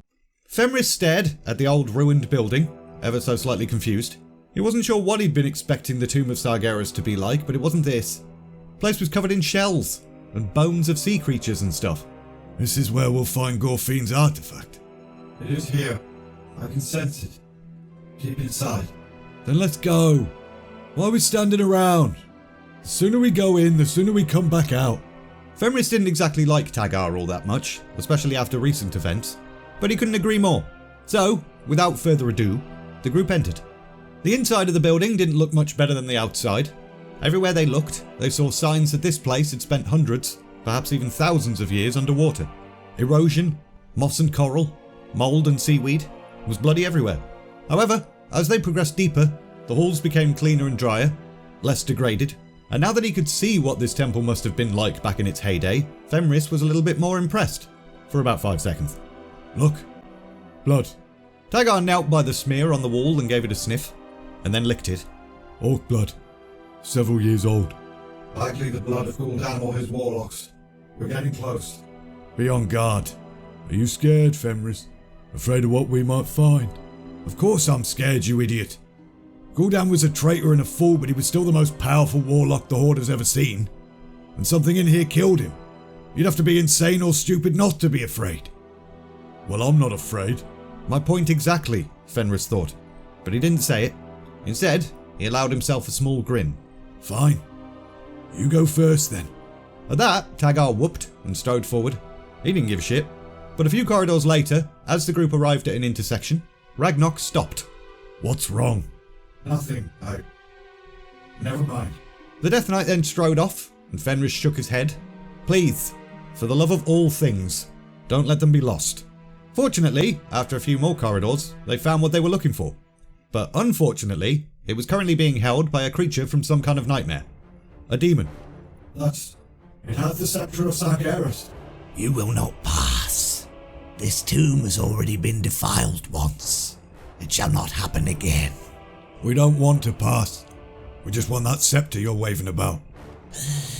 You may try and take it from me, and when you fall I shall shred your bodies and sup upon your souls. Well, I'll crack your bones with my teeth and drink out the marrow, you shit! Khadgar excitedly went ahead and charged with his axe, and Fenris, once again, cursed under his breath at his companion's recklessness before raising his own weapon. 'Twas a difficult battle. Hell, if it wasn't for the orcs' bloodlust, they probably would have lost. But eventually, the demon was toppled, and Fenris picked up the scepter. We have what we were sent for. Let's go. Wait, this is the tomb of Sargeras, and you just killed its guardian. That was one guardian. There will be others, you mark my words. We should get the Eye of Sargeras as well. Do you remember when I was confused earlier? It was because I was sensing another artifact. The one they called Ansalt. I know where it is. Ragnarok saw the look on Fenris's face, and knew he wasn't going to convince the orc chieftain with words. I could destroy you with a mere thought. You will come with me to retrieve the eye, Or what? Go ahead. Kill us where we stand. Fenris was pretty sure that Ragnarok was bluffing, but he was kind of past the point of caring now anyway. If this Death Knight truly forced them to go and retrieve another artifact in this forsaken place, they were dead anyway. But Ragnarok just sagged. He'd been bluffing after all. Fools. Maybe, but fools will live to see another day. Without another word, Fenris and Khadgar turned and walked off. And after a few moments, Ragnarok decided they were probably right and buggered off as well. Several days, or whatever, later, Fenris, Khadgar and Ragnarok arrived back at the Blasted Lands, sailing some of the way before being picked up by dragons and stuff. Do you have it? Yes, we have it. What now? Now we make haste back through the portal. Our tasks here are finished. Azeroth is no longer important to us. Good riddance, I say. Fenris started to ask for more details about this plan, but was interrupted by a loud rumbling. And as he turned, he saw a mass convoy of carts rolling into the valley. Deathwing's cargo, he thought. Must be. For a moment, the Thunderlord chieftain wondered what could possibly be so important the Black Dragon wanted it moved to another world. But then he thought, whatevs. Never likely to get an answer to that question anyway. However, another orc in the vicinity was a little bit more curious than Fenris, and he started to approach one of the carts. And as soon as he got close, the dragons that had borne Fenris and his group here went into attack mode, screeching and looking very aggressive indeed. Gorefiend! What the hell is going on? Did you bring these creatures? Grom Hellscream appeared out of nowhere, seemingly just returning from his distraction assault on Netherguard Keep. I did. The Black Dragons are our new allies. Some allies? You're gonna do something about your new winged friends before they kill us all? Gorefiend looked up, studying the sky for a moment, and then nodded. Deathwing, I swear to you that I will defend those carts. Please, pull your children back to the valley's edge. And sure enough, the dragons chilled out and buggered off. Alright then. Did you get what you needed? We did. Okay. What's in the carts? Cargo. I thought all we needed were the artifacts. There's been a change of plans. Nothing to worry about. Gorefiend then raised his voice, magically, so that everyone in the area could hear him. Those carts are under my personal protection. Anyone who interferes with them, or even tries to look in them, will answer to me. Several orcs then sort of grumbled to themselves before moving on, and Fenris just kind of shrugged. His task was done. If Gorefiend wanted to play some other game, that was between him and Nazul. So he just kind of bluntly changed the subject with a different question instead. How soon can we go through? I need some of your clan to stay behind and defend the portal for a short time longer. But you and the rest can go through now if you like. Khadgar, you too. I need some of your bone shoes. Fenris frowned and nodded. He'd wanted all of his clan to be able to return, but he could understand Gorefiend's reasoning. He then walked off towards his second, Malgrim Stormhand, and the two of them selected 12 orcs that would stay behind. None of which protested. They were Thunderlords. They served the Horde. But the rest of the clan then marched to the portal, ascended the ramp, and made their way through. Home at last. All there was to do now was wait for new instructions from Nazul. and Fenris didn't mind that at all. He'd had enough intrigue and deception and plotting to last him a lifetime. After all the torture and stuff from a few chapters ago, Khadgar retired for the night, had a bowl of stew, and then went to bed. And now he was dreaming. He knew he was dreaming, because he wasn't in Nethergard anymore. He was in Dalaran, inside the Violet Citadel. And because he was young again. Or rather, back in his proper youthful body, rather than the wrinkly old one Medivh had given him. Welcome, Khadgar. Come, join me. Antonidas poured and handed Khadgar a glass of wine, and the two of them stood silently for a moment. Thank you for the wine. Khadgar then gestured at his boyish face and youthful body, and for this. I thought I would make this as pleasant as possible. I've missed it, being young. That wouldn't change a thing. Medivh did have to be stopped, but sometimes I do miss it. I know. I take it this is no ordinary dream? No, unfortunately not. I have grave news to impart. The Black Dragonflight has allied itself with the Horde. Khadgar choked a little bit on his wine. The Black Dragonflight? But what of the Red? Those two flights are mortal enemies. The Red have not been seen for some time. It may be that they've finally broken the Horde's control, but the Orcs have found new allies, and it seems to us willing ones this time. Are they heading towards Nethergard? We don't know. Perhaps. They've already been here, and to Alterac as well. They stole the Eye of Dalaran, Khadgar. What does the Horde want with that? I don't know, but they were here to specifically steal it. A handful of Death Knights managed to get past our defences, take it, and use the dragons to escape. Dragons that also slaughtered the Alliance forces at Alterac. No doubt at that trait of Perinold's come out. I wonder how Perinold managed that. Yet another mystery. I know how much you're dealing with already, Khadgar, but I thought you should know. Yeah. First the Book of Medivh, now the Eye of Dalaran. Why these specifically? Khadgar then set his wine glass down. I should be getting back. Back to being a boy in an old man's body, he thought. Back to dealing with Illyria and Turalian's bullshit.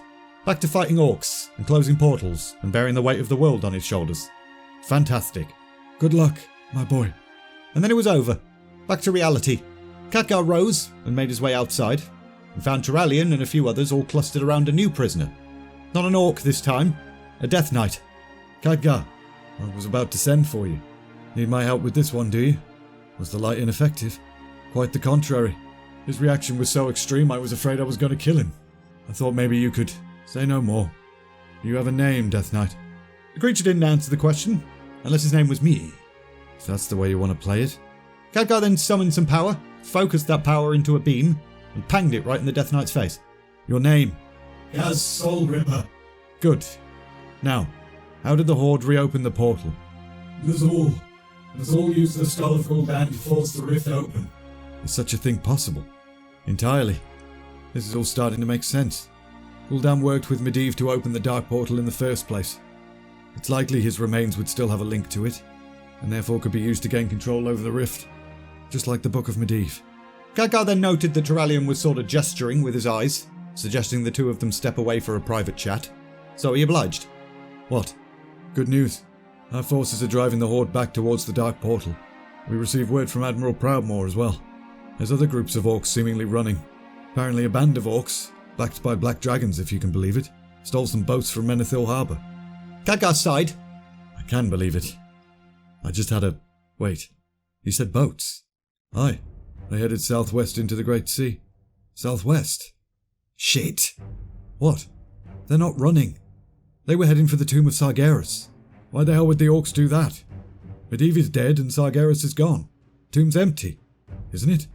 Sargeras is gone, but that doesn't mean the tomb is empty. The orcs are seeking artifacts, we know that. The tomb was shielded so that no creature of Azeroth could enter, but the orcs were never from here. The wardings would mean nothing to them, just as they meant nothing to Gul'dan when he... That's it. That's gotta be it.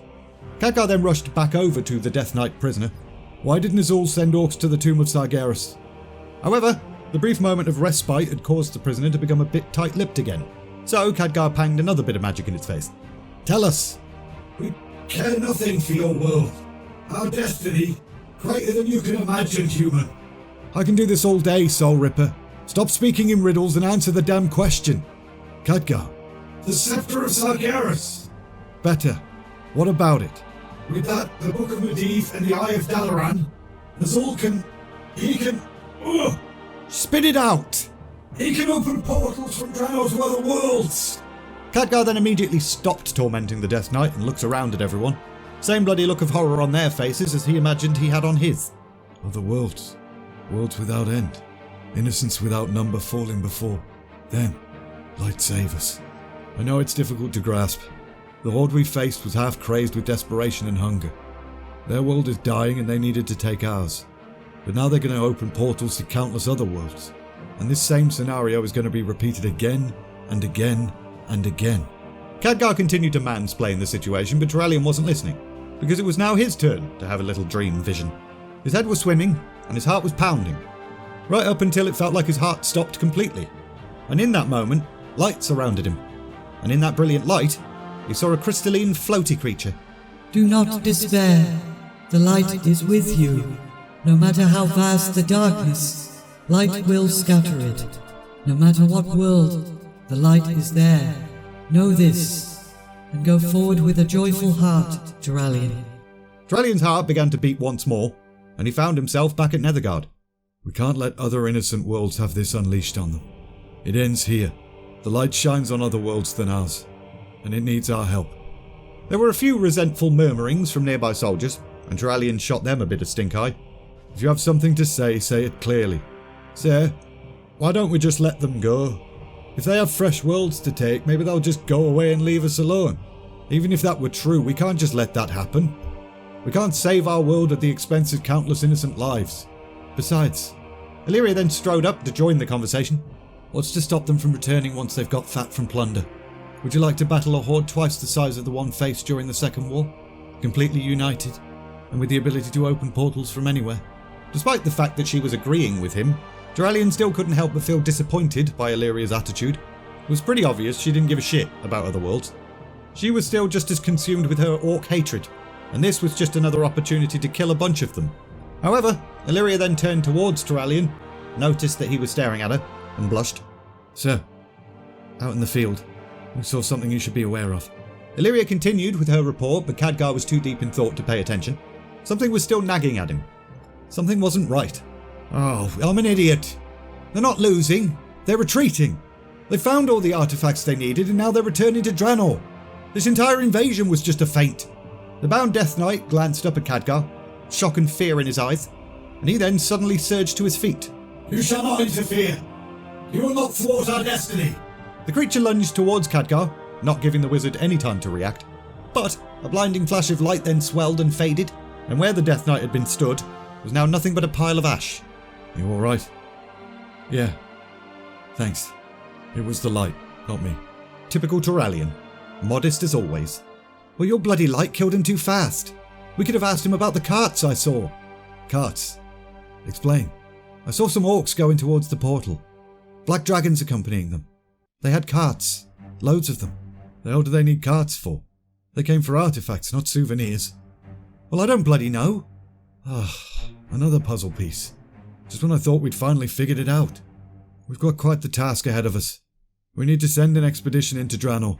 We have to find and kill Nazul, retrieve those artifacts, and destroy the Dark Portal for good. Turalyon nodded and turned to his soldiers. Send word to the Alliance Kings. The Horde is... However, Turalyon's orders were then cut off by a shriek in the air and a shadow passing overhead. But it was nothing to worry about, because it was a friendly shriek and shadow. What took you? Bad winds. Your arrival is most timely. We've a message to be delivered, and quickly. Well, as long as you promise me and my boys will get a crack at those greenskins, we'll take a message for you.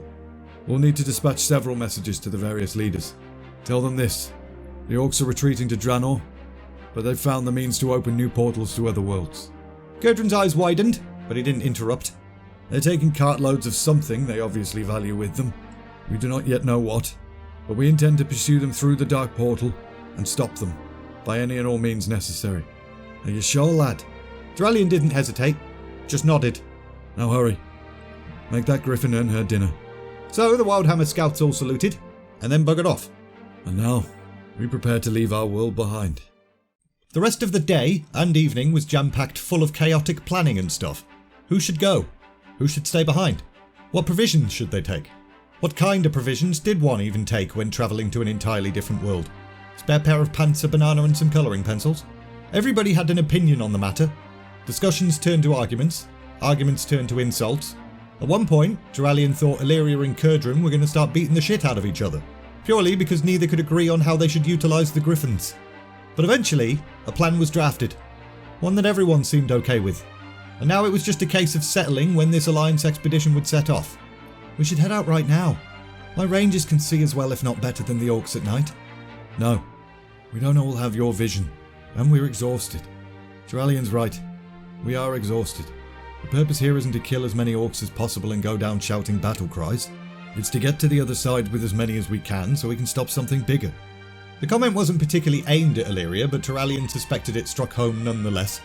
Mainly because her face went red, then white, and then she stormed off. And for some reason, call it instincts or force of habit or something, Duralian automatically moved to follow. But Khadgar stopped him. Let her go. Talking to her now would just make things worse. She's tired too. None of us are thinking clearly. When she's ready, I'm sure she'll come to you. Come to me? Duralian wondered. The bloody hell was that supposed to mean? Varana, a moment. Illyria's second in command, Varana, nodded. I have a special task for you. One that goes beyond your military duties. It's not maudlin to think that I might not return. That none of us might. We do not yet know what we face on the other side. Varana looked troubled, but didn't interrupt. If I do not come back, I wish for you to bear a message for me. To my family. Tell them I took the fight to the Orcs' own world, to avenge Quel'Thalas, to keep our people safe from future attacks. Tell them I went to try and save other worlds as well, others who I pray will never know the pain of what we underwent. Tell them I chose this path, and that whatever happens to me, my heart is with them. Illyria then fumbled in a pouch for a few moments and pulled out 3 small necklaces, each graced with a glowing beautiful gem, an emerald, a ruby, and a sapphire, and Varana gasped as she recognised them. Yes, they're from the necklace my parents gave me. I had it melted down in Stormwind, and 3 lockets made from it. I will keep this one. She selected the emerald one and fastened it round her own neck. I wanted to give the other 2 to Varisa and Sylvanas when I... Please, take these home with you. Give them to my sisters. Tell them, this way, no matter what happens, we'll always be together. Varana's eyes glistened with tears. It was all very emotional, and Illyria couldn't help but envy her second's ability to weep freely. You will return, my lady, and give these to your sisters yourself. But for now, I will keep them safe until you do. This I swear. Varana then hugged Illyria tightly, which caused Illyria to stiffen somewhat. She hadn't had any physical contact with anyone for a very long time. Not since... shut up, heart. But she let Varana hug her for a bit longer before dismissing her, and then lingered, allowing the fresh air to calm her a little bit. However, that was soon interrupted by the sound of footsteps, and as Illyria quickly faded into the shadows, she frowned as she realised it was Duralian. So she very quietly and sneakily buggered off. But Duralian remained, standing alone in the moonlight. Despite his advice to everyone else, he wasn't going to get any sleep tonight. But unfortunately, in these moments of loneliness, it didn't take long at all for his mind to go back, as it always did, to that night, 2 years ago, when his whole world had changed. Flashback time! Duralian. Duralian. Duralian lifted his head to see Illyria, illuminated by the dim orange glow of the fire, standing in his tent. Illyria, by the light you're drenched. He immediately leapt up from his cot and rushed to her, 1,000 questions bouncing around his head. When did she get back? What had happened? Why the bloody hell was she in his tent? But all of that could wait, because she was soaked and shivering. She was going to catch the death of cold. Here, stand by the fire. Illyria nodded and stretched out her hands to the warmth, but something was very wrong. She was usually so self-controlled, almost haughty, but tonight she looked troubled. Come on, I'll get you some dry clothes. So he did that. He found a shirt, breeches, a tabard. They wouldn't exactly fit her fantastically, but at least they were dry. Here, change into these. I'll get you something hot to drink. Then we can talk. Duralian then turned away so that Illyria had some privacy, actually blushing a little bit when he started to hear soft rustling behind him. But he wasn't going to turn around like some kind of perv. Not until Illyria said it was okay. However, a pair of small hands then unexpectedly slid around his waist from behind, and a slender figure pressed against his back. Oi oi. For a second, the ever so dutiful paladin had absolutely no idea what to do, but he then took her hands in his, and the two of them then banged furiously. Do I really need to spell this out like I'm reading some kind of Mills and Boons romance novel or something? Turalian's perfectly perpendicular penis something bosoms. Anyway, Illyria was gone by the time Turalian woke the following morning, and when he emerged from his tent, he received news that shocked him to his core. The Horde had cut their way through Quel'Thalas, and Illyria had lost no fewer than 18 of her kin. Cousins, aunts, uncles, nephews, but worst of all, her younger brother. He'd rushed to find her the moment he'd heard the news, but when his hands closed on her shoulders, she'd wrenched away. When he tried to talk, she brushed any words aside. It was as if they'd never even been friends, let alone the hot, steamy night they'd just shared together. It was in that moment that Turalian felt something break inside him, something he'd since pushed aside and let scar over. Meanwhile, back in the present, They come. Grom looked to where the half-ogre was pointing. So they do. Hellscream clutched his axe, Gorehowl, and his eyes brightened in anticipation of the slaughter to come. But his eyes then narrowed as he saw the numbers flooding across the dead land towards them. The Alliance had come in force indeed. But where was that bold leader guy? The one who'd left his men to die and ran away. Grom particularly ached to kill that guy. Come, little Alliance. Gorehowl is thirsty. Back with the Alliance, Turalian reined his horse as his group cleared the hills overlooking the portal. There were a lot of orcs down there. This was not going to be easy. But there were two individuals amongst the ominous line of green beasts that stood out to Turalian. One of them possibly wasn't even an orc. Kinda looked like them, but his skin was more yellowish brown, built larger and differently than the rest. A powerful warrior, but not the leader. No, the one beside him, with thick black hair and glowing red eyes. That was the one. Sons of Lothar, attack! And with that, the Alliance troops streamed down the slopes, and the battle was on. It was a simple plan. Kill as many orcs as they could whilst heading straight for the portal. Turalian fought fiercely, swinging his hammer about like a maniac, and close by him fought Illyria, seemingly having an absolute whale of a time. But she was getting careless, too busy revelling in the slaughter of one hapless orc to notice another looming up behind her. Illyria! Without hesitation, Turalian uttered his prayer and thrust his hands forward, and white light struck the orc square in the chest. But Illyria didn't give a shit. Not even so much as a thank you. She was already on her way to the next orc. Turalian then turned his attention to the orc leader he'd spotted earlier. The brute was almost dancing through the Alliance forces, his axe cleaving through flesh to a chorus of screams. But powerful as he was, the orcs were still outnumbered, and you could see in the orc's face that he knew it. The Alliance were still pushing ever forward towards the portal, so the orc leader went ahead and made a decision. He turned and shouted something to a cloaked figure standing near the portal, and the figure nodded, and the leader then bellowed something else, causing all the orcs across the valley to start backing away and slowly retreat. What the bloody hell are they up to now? Turalian thought. The cloaked figure by the portal then caught his eye again. Seemed to be messing about with something by one of the pillars. The paladin couldn't make out exactly what it was, but it was glistening in the light. Possibly metallic, possibly mechanical. Shit. What's the matter? There's something by the portal. Mechanical. Like something the gnomes would make. Or the goblins. Do you think they're planning to retreat back through the portal and destroy it behind them? Yes. Come on. I'll hold them off. And so, Turalian battered his way through the orcs cutting a path, whilst Khadgar followed closely behind. And as soon as the way was clear, the mage rushed forward and sliced at the cloaked figure's neck. It was a strong slice. Should have been enough to kill anyone. But the figure simply groaned in pain, dropped the device he was messing about with and cheesed it. Khadgar then grabbed the strange machine and studied it. It was ticking. That's never a good sign. So, he went ahead and threw it upward as far as he could, augmenting his strength with magic. And it's a good thing he did, because the thing then bloody exploded. Grom got his bearings and immediately made his way towards the cloaked figure. Traitor! You would kill us? No, I swear. I was told it was a shield. Told by who? I don't know. Malkor was sent to do it. Hellscream was kind of furious. Even as far as he'd been aware, the device was indeed supposed to be a shield, something that would allow the orcs to escape safely. Which means someone was a bloody liar. Was it Gorefiend? Nazul? And it was in that moment that Grom vowed to survive this battle, so that he could find out and beat the crap out of them. But survival was easier said than done. The explosion had rattled his people. They were going to need a pep talk. Fight, my war song! Fight like the orcs you are! Tear them to pieces! For the Horde! Meanwhile again, on the Alliance side of things. Well, this is it. Each of you, tell your units one more time that this is a voluntary expedition. I'll not force any soldier to cross worlds if they do not wish to. Danath nodded and went off to bellow his orders. Illyria turned to her rangers and did the same. And Khadgar just sort of stood there and gave Turallion a reassuring smile. However, the paladin did not smile back. Illyria was almost killed earlier. I was barely able to save her. Turallion, she's a trained warrior. She can outfight both of us probably. You know that. That's not what I'm worried about. I know she can handle herself, but she's getting careless. She puts killing orcs before her own safety. Takes undue risks. Well, we're taking the fight to the orcs. Maybe this will be good for her. Good for both of you. Turallion went ahead and chose to ignore that last part and turned his focus to his own men.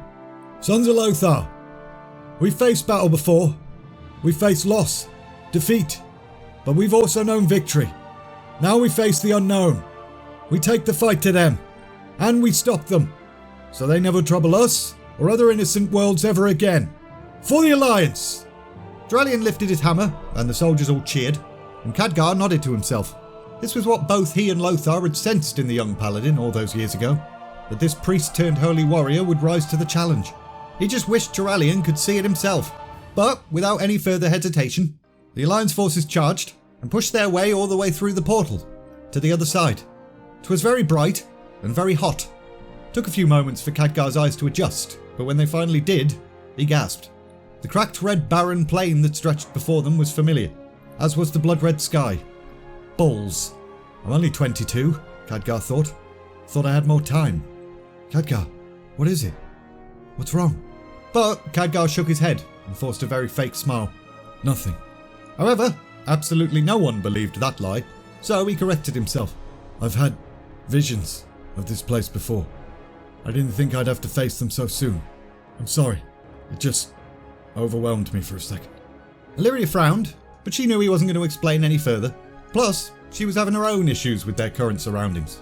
She was an elf, a child of forests and trees and growing healthy lands. But this place was dead. Shithole. The road. It's paved with bones. Those monsters. Everyone fell silent, hoping Illyria was mistaken. This was no small path. It was a road proper, built for huge engines of war to traverse. For it to be paved with bones would mean hundreds, no, thousands of bodies. But she was not mistaken. Merciful light. Nazul sat on his throne within Hellfire Citadel. He hated this place. It was hideous. A disturbing, distorted creation of jagged angles and corridors and walkways and stuff. Bore no resemblance whatsoever to anything traditional. Orc buildings were supposed to be made of wood, not dark stone and rough iron. Plus this place had a nasty history. This throne itself had once belonged to Blackhand, who in turn was only really a puppet for Gul'dan and his Shadow Council, and the whole bunch of them had spent many a time here, in this place, plotting and scheming and generally being dicks. Nazul dared not look out the window as he sat there. He had no desire at all to see the desolate landscape stretching off into the distance. But ignoring it wasn't going to make it go away, was it? Death, all around them.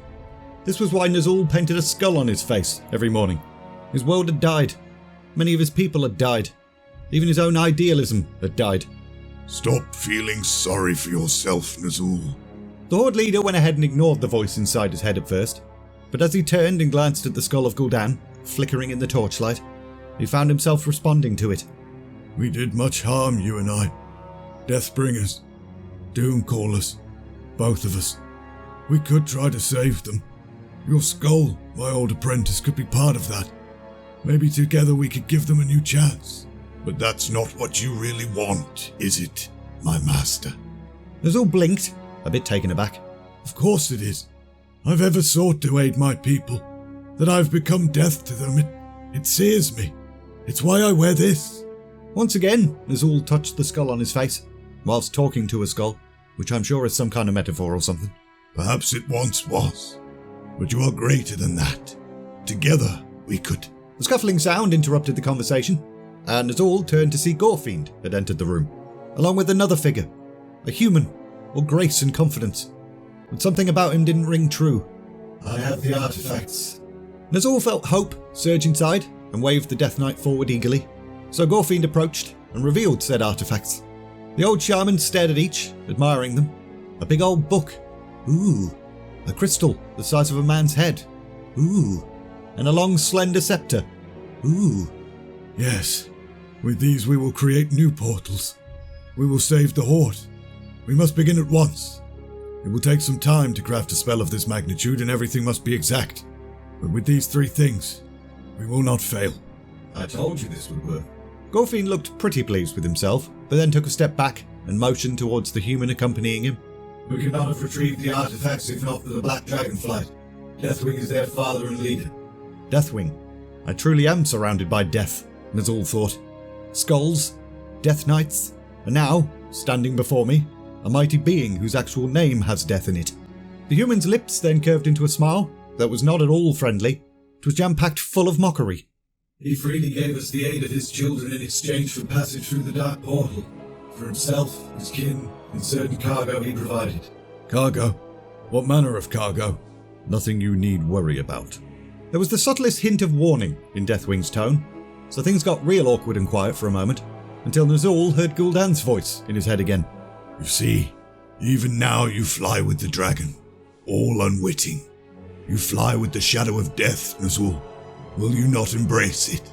Nazul really wanted to clap his hands to his ears, but he knew that would be a futile gesture, and it would make him look like a weirdo in front of his guests. So he took a breath and calmed himself. I thank you for your aid, Deathwing. We are grateful. Lord Deathwing. Of course, Lord Deathwing. However, despite the seemingly obvious polite dismissal in Nazul's words, Deathwing just carried on standing there. Is there anything else we could help you with? That is generous of you to offer, noble Nazul. I would be lying if I said the skull you have over there did not intrigue me greatly. Bloody hell. Could Deathwing hear Gul'dan's voice too? Certainly seemed that way. Come, good Nazul. It's my understanding that with these trinkets I helped your friend obtain, you have all the power you need to achieve your goals. The skull is no longer necessary to you, and I want it. Nazul was now fighting back rising panic. 'Twas true, he didn't need the skull anymore, but he didn't want to hand it over either. Gul'dan had been his apprentice. If there was any knowledge still locked within that little relic, surely it belonged to Nazul by right. I grow impatient. I don't think you want me to be impatient, Nazul, do you? Finally, Nazul found his voice. Looked like he didn't really have a choice in this. Please, take the skull if you wish it. It is a trifling thing. At that, Deathwing smiled, strode over to the skull, and grabbed it. I must say, I am pleased with our partnership. Seems to benefit us both. Know that if you should have need of us, you have but to call. I shall leave you for now, and several of my children shall remain behind and heed all your commands. Deathwing then nodded to both Nazul and Gorfiend, and then buggered off, with the skull. I wish he hadn't taken that. Well, if it truly is not needed, it's a small price to pay, I guess. Do you have any idea what he wants it for? None.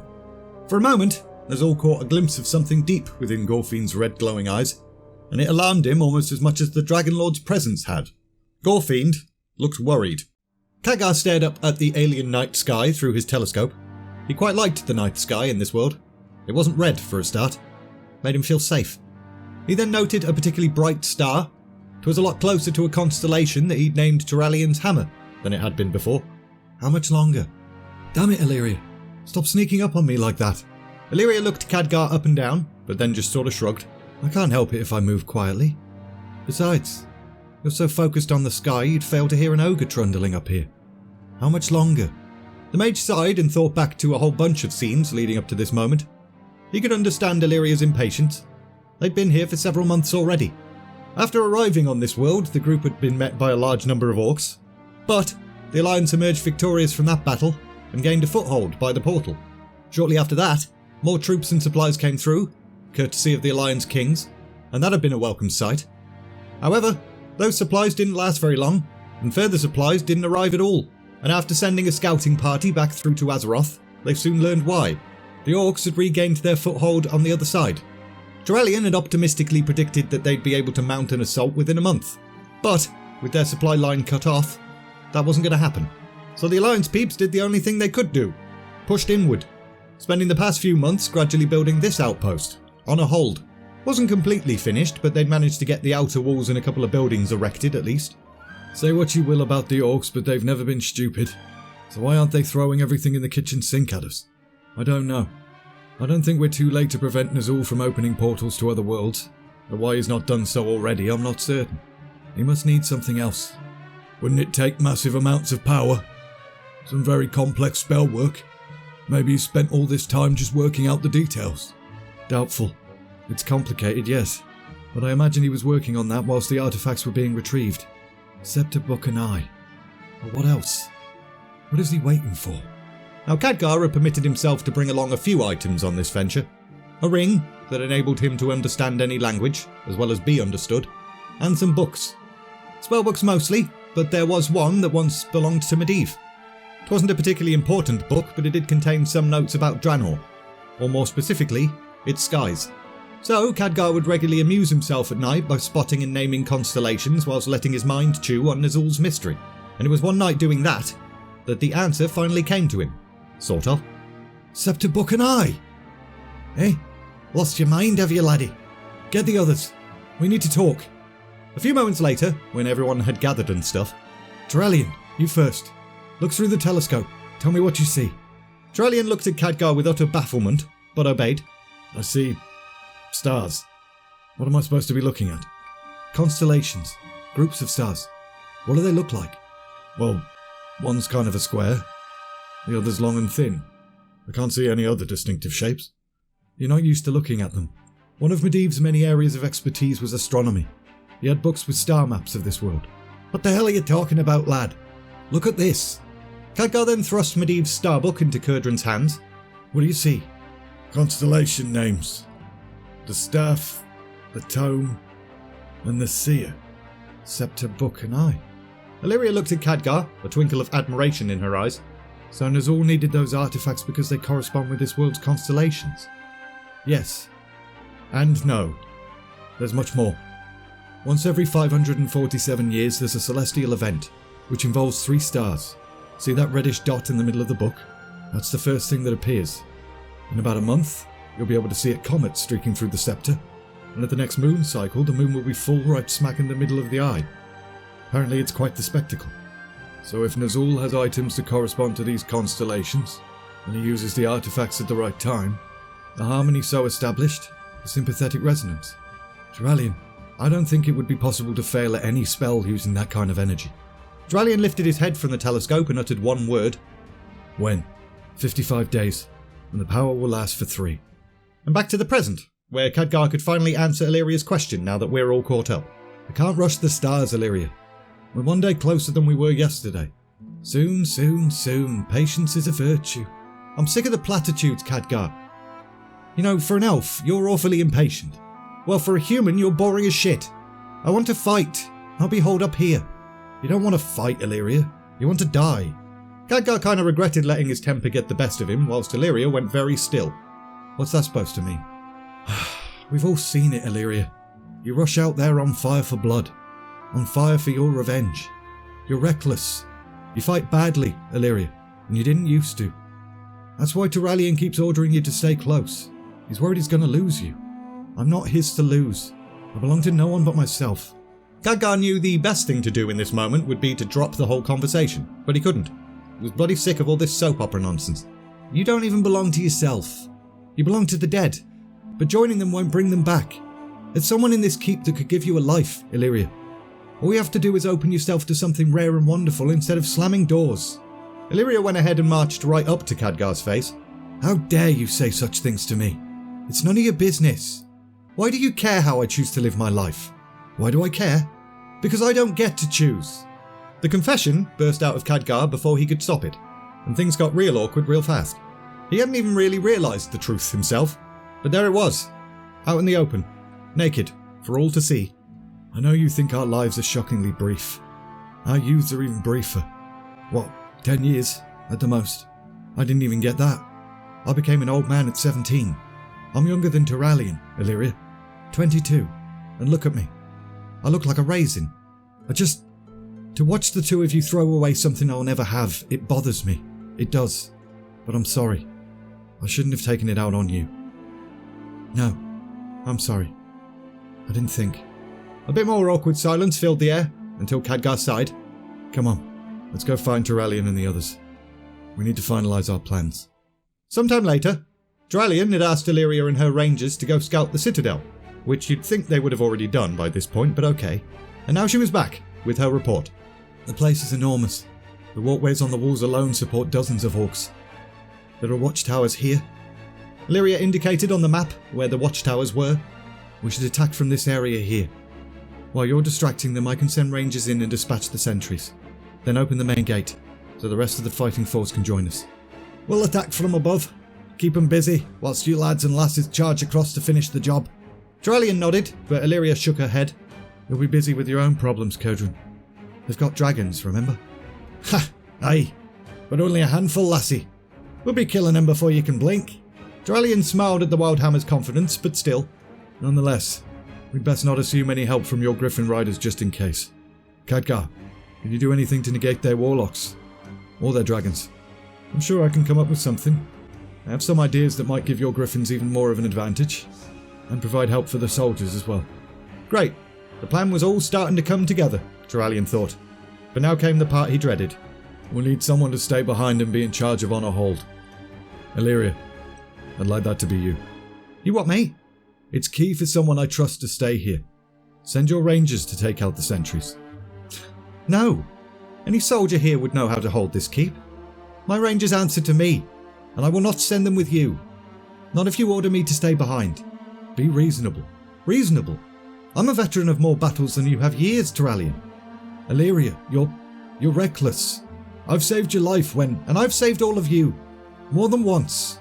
Khadgar turned to both Daneth and Khadgar and indicated that maybe they should all bugger off and leave these two to their argument. And they all agreed that was a great idea and left. Illyria, you don't fight smart. Not anymore. I can't keep watching your back to save you from yourself.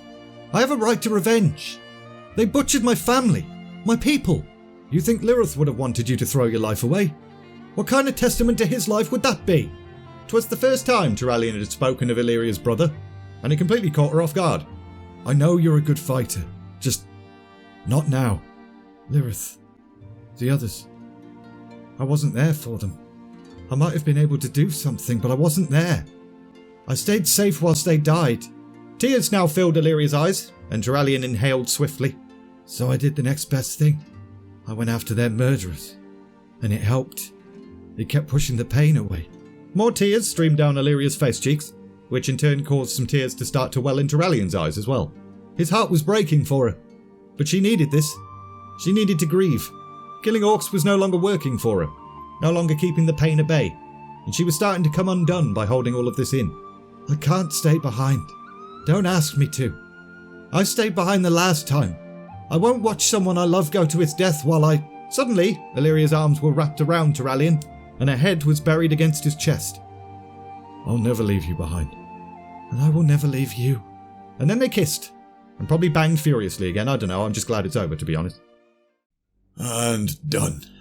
Nazul sat back in his throne and allowed himself to feel a little bit smug. It had taken several months of research and planning, but the spell was now complete. Once the alignment occurred, he'd be able to open the portals to other worlds, and his people would once more have a home. All thanks to him. Right. Only a few more days, right? Then we can finally abandon this forsaken place. Nazul glanced at Kilrog, thoughtfully. The one-eyed warrior had always impressed him. Certainly was smarter than many of the other chieftains. We have a journey ahead of us first. I cannot risk the spell failing. We have the skies cooperating with us, but we need the land as well. I need to access the ley lines. As many as possible. Draenor herself will power the spell that releases us from her diseased grip. And there's only one place ideal for such a task. The Temple of Caribor. Kilrog's one eye widened. The Black Temple? Nazul nodded, and did his best not to reveal the disgust he felt. The war against the Draenor still bothered him, still racked him with guilt. 'Twas pretty disrespectful to go traipsing through the ruins of their sacred temple, but Nazul knew the rest of the Horde didn't really give a shit. They didn't share that sentiment. For them, the death of the Draenor was still a glorious victory. If I perform the rite there, we will definitely succeed. Alright then. I'll make arrangements for us to depart at once. Depart? Where are we going? Kargath stomped into the room, with an arrow protruding from his shoulder, one he apparently hadn't even noticed up until this moment as the others stared at it. So he ripped it out with a grunt. I must go to the Black Temple when the stars align, to open the new portals. Okay then. I'll gather the troops. No, not yet. Summon Dentag and Gorfiend instead. I'll speak with the four of you here and give you each your orders. Kargath hesitated, so Nazul kind of barked at him. Now! That gave Kargath a bit of a kick up the arse, so he buggered off, and then Kilrog piped up again. I'll send word to Hellscream. No, but they're still on Azeroth. We need to let him and his clan know. No, we do not. Grom Hellscream already has his orders. He's part of this plan as well. Kilrog didn't seem convinced. You do not doubt my wisdom, do you, Kilrog? Thick tension filled the air, but Kilrog eventually inclined his head. Of course not, Shaman. Go gather your warriors then. Tell them to make ready. We will depart shortly. And so, Kilrog buggered off as well, leaving Nazul on his lonesome. And as he sat there, he wondered if the bomb had worked. Gorfiend had assured him it would. It must have worked, because Grom hadn't returned, red eyes blazing, demanding blood. So that was good. Hellscream had always been difficult to manage, and now he was no longer necessary. A short while later, Kilrog returned, nodding to confirm that his warriors were ready. Gorfiend then arrived, and then Kargath and Dentag not long after. Good. You're all here. I have completed the spell. I knew you could do it, Master. So you're going to the Black Temple then? Nazul was surprised that Gorfiend had already seemed to have figured out the next step, but not for long. Gorfiend had been a promising shaman when he was younger, then a powerful warlock, and his cunning had only increased even more since becoming a Death Knight. He was going to be a problem soon. Yes, it's the ideal place to cast the spell. I can have the Horde warriors ready by nightfall. We'll leave behind a small force to man the walls here. The rest will protect you along your way. However, Gorfiend simply shook his head. The Alliance will not fall for our ruse much longer. When they realise we've been striking to pin them within their hold, they'll attack with their full strength. Yes, which is why you'll remain here, Kargath, with your clan. Hold off the Alliance forces when they attack. Delay them as much as possible. If you survive, meet us at the temple. Kargath paled slightly, but then straightened, saluted, and stalked off. They won't win. They don't have to. All he has to do is keep the Alliance from following us long enough for me to complete the spell. This citadel is strong, and the Shattered Hand are tough. They'll put up a good fight, and the rest of our people will honour their memory on all the worlds we conquer in their name. Dentag winced, but then fell in line. Of course. I do not doubt Kargath's loyalty or the prowess of his warriors. They will fight to the end. Yes, as will you. Beg your pardon? Master, you need me at the Black Temple. My place is at your side. Your place is where I tell you it is. Nazul slapped Dentag with sudden fury, and the Ogre Mage's eyes widened with shock and fear. Your face. The skull. The anger inside Nazul faded quickly, and he touched the skull on his face. Felt the same as it always did. So he ignored whatever nonsense Dentag was trying to say. The humans have magi of their own. Someone must be here to stop them. Someone I can trust. And that someone must be you. Why not Gorfiend? I have far more knowledge of rifts and portals than you do. Nazul needs my help with the ritual. He's right. I do need him with me. Dentag, whilst I would have you there, you can aid me far more by being here. Defeated, the ogre nodded and accepted his orders. I will do as you command, Master. Good. I will leave the Black Dragons here to help in the battle. Go now. Coordinate with Kargath. Dentag then stalked off, and once he was gone, Nazul turned back to Kilrog and Gorfiend. Gather your warriors and your Death Knights. We leave at once. Illyria and Turalyon emerged from his quarters in the early hours after their reconciliation to knowing grins on the faces of the other Alliance expedition members. But there was also a hint of genuine happiness in the air, which was nice, considering they all potentially faced death today. But Illyria then buggered off quickly to discuss the finer details with her rangers, and then returned to inform the others on their decisions. We will douse the lights for 10 heartbeats, then relight them if we've taken the watchtower. Turalyon nodded. He was feeling much better about the idea of Illyria fighting out of sight now. She had returned to herself again, meaning she would no longer take any unnecessary risks. His plan was pretty straightforward. Daneth was to lead the initial decoy charge, engage the orcs in combat, allowing Illyria and her rangers to open the gates, and then Turalyon would lead the main fighting force in.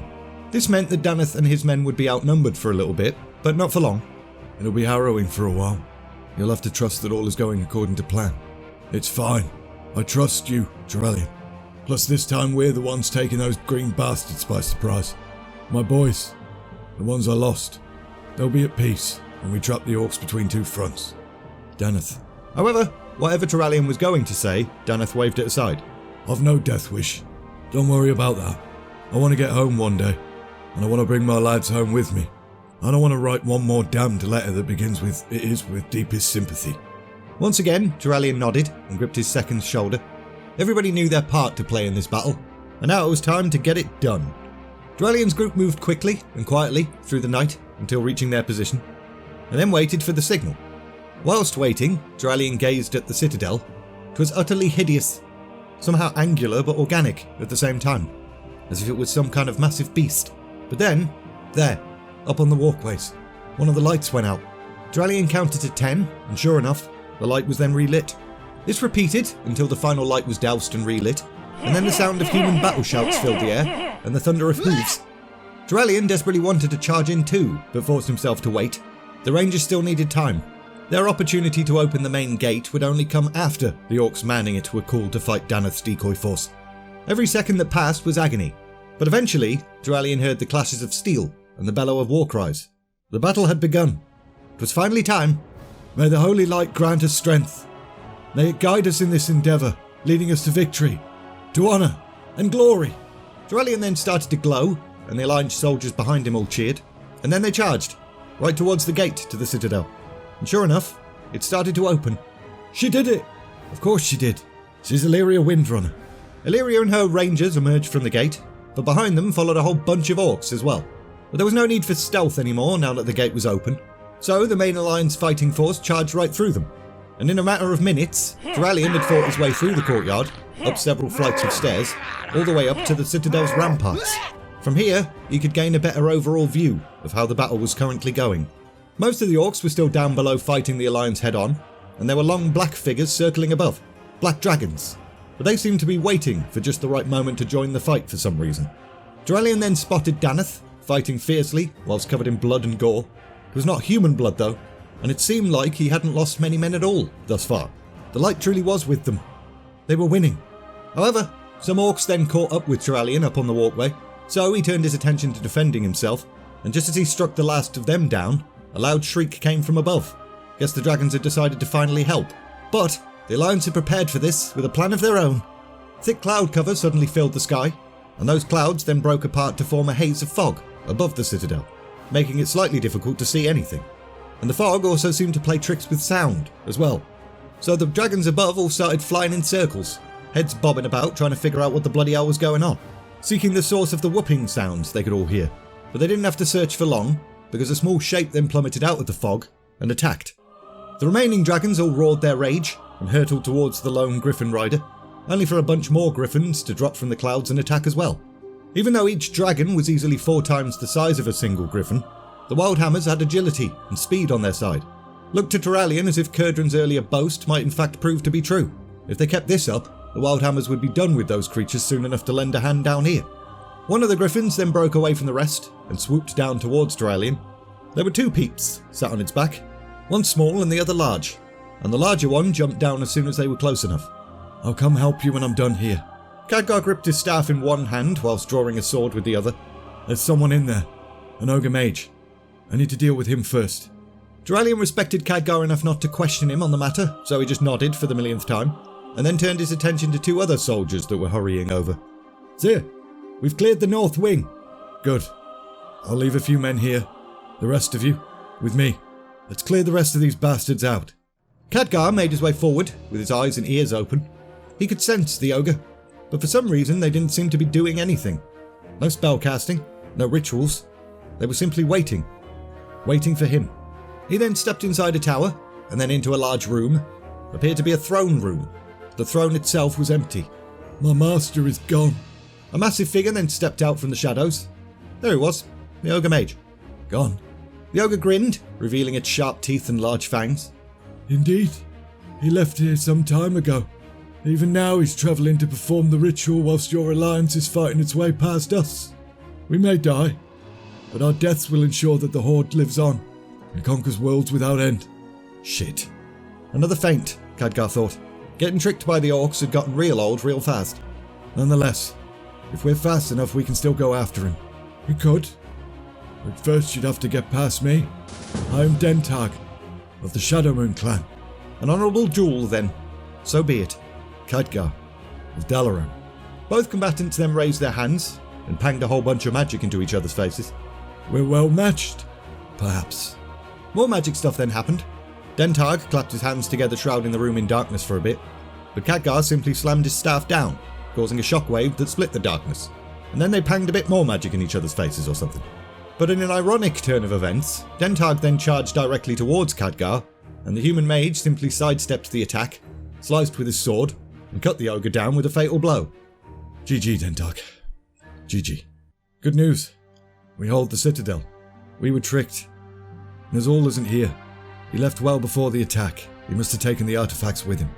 So it was all a diversion then, and we fell for it. Drellium frowned, trying to desperately think of a reason why this hadn't been a colossal waste of time. Still, this was undoubtedly the bulk of their warriors, and we crushed them. We've taken their citadel. Their military might is broken for good. Aye, they'll not field another army again anytime soon. Danath approached, his armour battered, with several cuts on his arms, legs and face, but he didn't seem too bothered by his injuries. You did a fine job, Danath, but Khadgar's discovered some ill news. Their leader isn't here. Well, we'd best be after him then, eh? Gurdren and Illyria then joined, luckily overhearing that last bit so Turalyon didn't have to explain yet again the thing we've established like 3 times now. Do you know where they were going? I don't, but I can find out.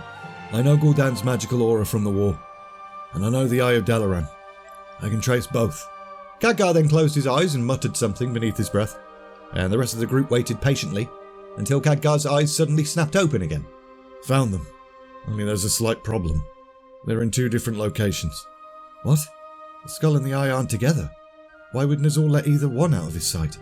I don't know, but he has. The skull went north, the eye went southwest.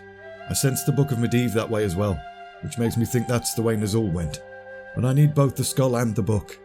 I can't close the rift completely without them. Then we'll have to go after both. Danath, I think you'd like to kill a few more orcs? Indeed I would, sir. Then you go after Nazul. He's got a head start, so Gurdren, you and your Griffin Riders scout ahead. Find them, slow them down if you can. Danath will follow with ground forces. Take some of my rangers with you. They'll help with the scouting. Drellion smiled his thanks to Illyria before continuing. Your job is to destroy Nazul and bring back those 3 artifacts. Consider it done, lad. And with that, Gurdren and Danath saluted and buggered off. That leaves us to get the skull. Nazul and the rest of the horde had been marching for about a week. They'd reached Terakar Forest without any problems, but one of Kilrog's warriors then caught up with them, with a not-so-fantastic scout report. The Alliance! They're right behind us! They must have taken Hellfire Citadel faster than we expected. Damn it, Kargath. He was supposed to hold them back. How many are there? The scout then shook his head. I couldn't get a clear count of them, but there's a lot. More than we have here, that's for certain. And they're moving at a frenzied pace. They're pushing themselves to their limits then. 8 lens 1 speed. How long before they reach us? 2 days at the most, but their leader drives them like a madman. Rouse the camp. Everyone up. We march through the night to put more distance between them and us. And so, within minutes, the orcs were on the move again. But after further marching, it became abundantly clear that the Alliance was still closing the gap between them. So they were going to need a new plan. We can stand and fight. They outnumber us by a significant margin. I hate to say it, but if we face them, they'll slaughter us. And while I would gladly die for the Horde, as would my clan, dying here will not get you to the Black Temple. Well, we can't outrun them either. So what are we supposed to do? We could take shelter in the ruins of... No, that's days away. We do not need to consider that just yet. Sweat was beading across Kilrog's brow at whatever Nazul was about to suggest, which surprised and amused the Horde leader somewhat. Kilrog Deadeye, a legendary figure known for his courage, was afraid. It is our only option. We cannot run, and we cannot fight, so we must hide. And the only place in this forest we can effectively do that is... A sudden change in the air interrupted Nazul again. Felt like a storm was brewing, but all intense and concentrated and stuff. On instinct, Nazul dove to the ground, and it was a good instinct, because a second later, a hammer hurtled through the space where his head had been. Griffins! Take cover! Chaos then erupted, with hammers flying about and orcs desperately trying to avoid them, but they were kind of failing miserably at that. They're slaughtering us. Do something! The Death Knight glared at Nazul, with a slow, calculating grin forming on his face. These are but a handful of short human pretenders and overgrown birds, Nazul. I would have thought you would be able to handle such a pathetic attack. But no matter. I can, if you're unable. The bloody cheek of it. Skull of Gul'dan had been right about Gorefiend. You should not speak to me so, Terran Gorefiend. You shall not do so again. Nazul then rose from his little hidey hole, fueled by his anger, clenched his fist and concentrated really hard. And then, a sudden furious wind sliced through the air, and that wind then snatched up a whole bunch of dry grey sand and proceeded to scour any dwarf and griffin it came into contact with. And by scour, I mean rub skin clean off bones. 'Twas gross but also glorious. Within seconds, there was nothing left of the poor sods but a pile of feathers, blood and flesh on the forest floor. But Nazul was nowhere near done. He then waved his hands, and a bunch of rocks dislodged from the earth itself and shot upwards, hurtling towards more of the wildhammers above, forcing them to abandon their attacks and focus solely on evading. Nazul then turned to Gorefiend with a smug grin on his face, and the Death Knight looked very surprised indeed. Nicely done. Now let me see if I can add to the confusion. Gorefiend then studied the forms darting about overhead for a moment. There. That one. I've seen him before. He's their leader. Gorefiend then raised his hands, and boosh! Energy shot out and struck his target. The griffin itself squawked in pain and began to plummet, causing its rider to topple out of his saddle. And although the griffin did manage to shake off its injuries and regain control, the dwarf couldn't fly, so he went ahead and slammed into the ground. Nazul, Gorefiend and Kilrog then made their way over to it. The being was bleeding from several gashes, but his chest still rose and fell regularly. Excellent. Now we have a captive. Kilrog then quickly bound the dwarf, and then bellowed, "Begone, winged pests, or we will slaughter and devour your leader while you watch." And that worked. Any remaining wildhammers in the area decided they'd had enough, disappeared, and everything was nice and calm again. We need to assess our losses, and we should post scouts to check out the rest of the Alliance army. Nazul nodded, but was currently a little bit distracted, because he'd surprised himself with that immense display of power. Where the bloody hell did that come from? Sometime later, we lost a full quarter of our forces. And the rest of their army is still racing towards us. Clearly they've sent the dwarves on ahead to wound us and slow us down. How far behind are they now? Maybe a day. Then only one course of action remains. We must go to Arkandun. No, not there. Don't be such a whelp. We're out of options. That is the only way we can hope to survive the Alliance army and reach the Black Temple. There has to be another. If we go there, it'll be the end of us. It will not. Arkandun is an unpleasant ruin and an ugly reminder of our past. Nothing more. Nazul knew it was a little bit more than that, but whatevs. Some of the tunnels must survive, at least for a short length. Within them we may be able to defend ourselves. Without said protection, the Alliance forces will kill us all, and our race will die with us. Nazul is right, but we must proceed with caution. I've no wish to awaken something we cannot defeat. It's settled then. Right, Kilrog? I should hate to leave you behind. Kilrog swallowed hard and lowered his head. Nazul, you know I am afraid of nothing that lives. Nothing that I can fight and tear to pieces. But that place... However, Kilrog then sighed, utterly defeated. The Bleeding Hollow clan will go where Nazul leads. Good. Between us, we will be more than a match for anything that waits within those walls. Now gather the warriors. We must reach the Bone Waste as soon as possible. Both Kilrog and Gorefiend nodded and buggered off to fulfill their orders, leaving Nazul to contemplate some things. Did the Draenor dead truly linger in Arkandun? Would they blame him for the actions of his former apprentice? Was the strange cosmic entity the Shadow Council had accidentally summoned within those ruins going to cause some problems? He sure as hell hoped not. Some more time later, the Horde warriors came to a stop as they reached the edge of the forest and stared out at the bone wastes that lay before them. It was an ugly, desolate place. Even Nazul took a moment to take it all in. But that moment was soon interrupted, because the ground started to somewhat shake, and as the Horde leader turned back towards the forest, he found out why. The Alliance is right behind us! Into Arkandun! Hurry! Move it, you worthless cretins! And so, the orcs all bloody cheesed it inside. Well, the walls here are still structurally sound. A few collapses, but most of the ceilings remain, and the floor is passable. We can group our warriors over there, set up a strong defensive post here. The Alliance will have a hard time digging us out. Some of the lower tunnels may still be intact. We should check those carefully before venturing forth. If nothing else is there, it might provide an even better stronghold. Kilrog nodded and then sent some of his warriors to go check those tunnels out, but he did warn them not to stray too far. Then he, Gorfiend and Azul settled in to discuss battle strategies and stuff. But a few hours later, one of Kilrog's scouts returned, eyes wide with a faint smile on his lips. There's something you need to see. What is it? We found something, sir. The scout's smile broadened into a full-blown grin, which put Nazul's mind at ease. Whatever they'd found, this guy seemed pretty bloody happy about it. So they went ahead and followed the scout, until eventually, By the ancestors. before them stood several figures. An ogre and a bunch of orcs. Nazul didn't recognise them though, and their clothing was very strange. Who are you? And what are you doing here? One of the orcs stepped forward and spoke up. Azul, is that you? Where's Gul'dan? Gul'dan is dead. Nearly saw the death of us all for his own twisted ambitions. Azul leads the Horde once more.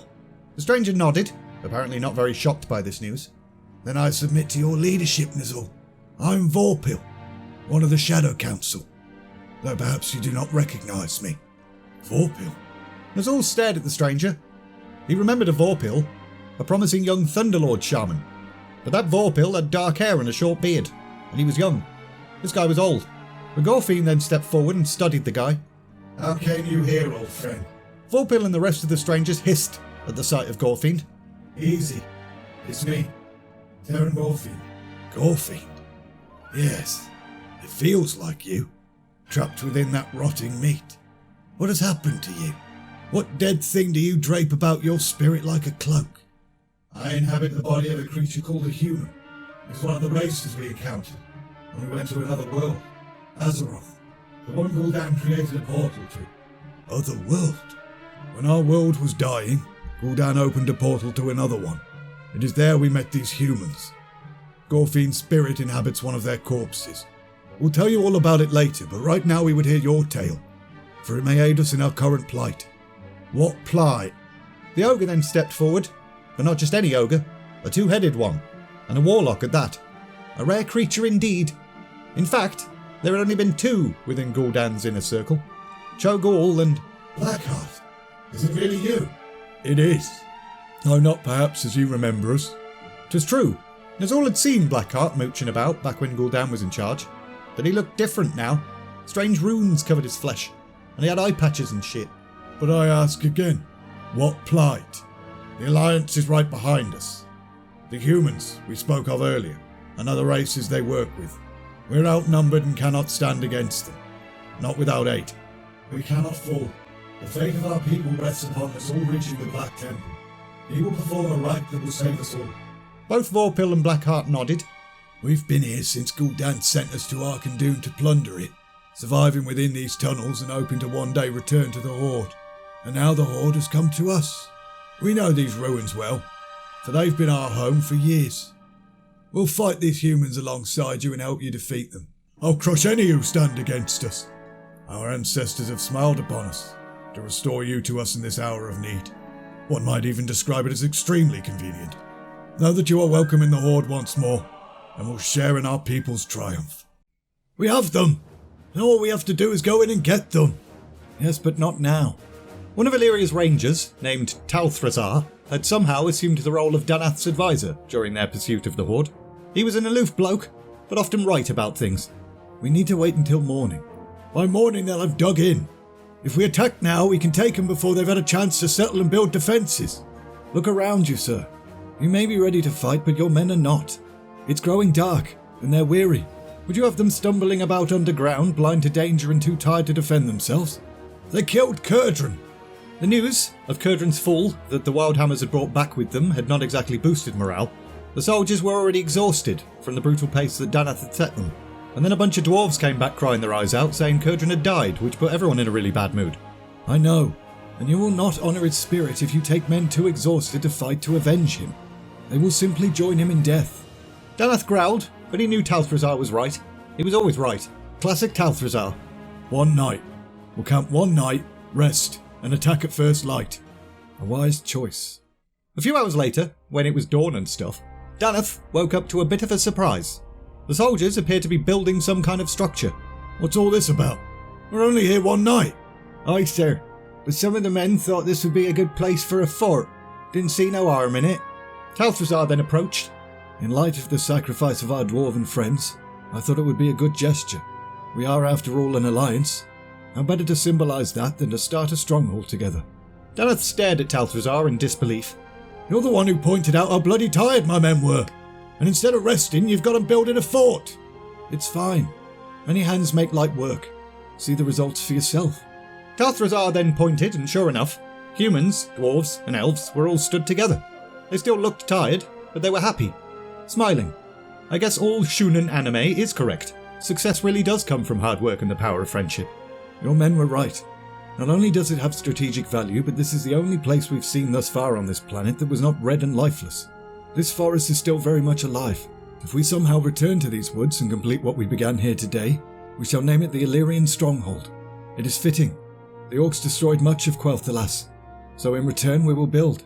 Claim this one green region left upon their forsaken world. And if not, these foundations will stand as a reminder to them anyway. Nice speech.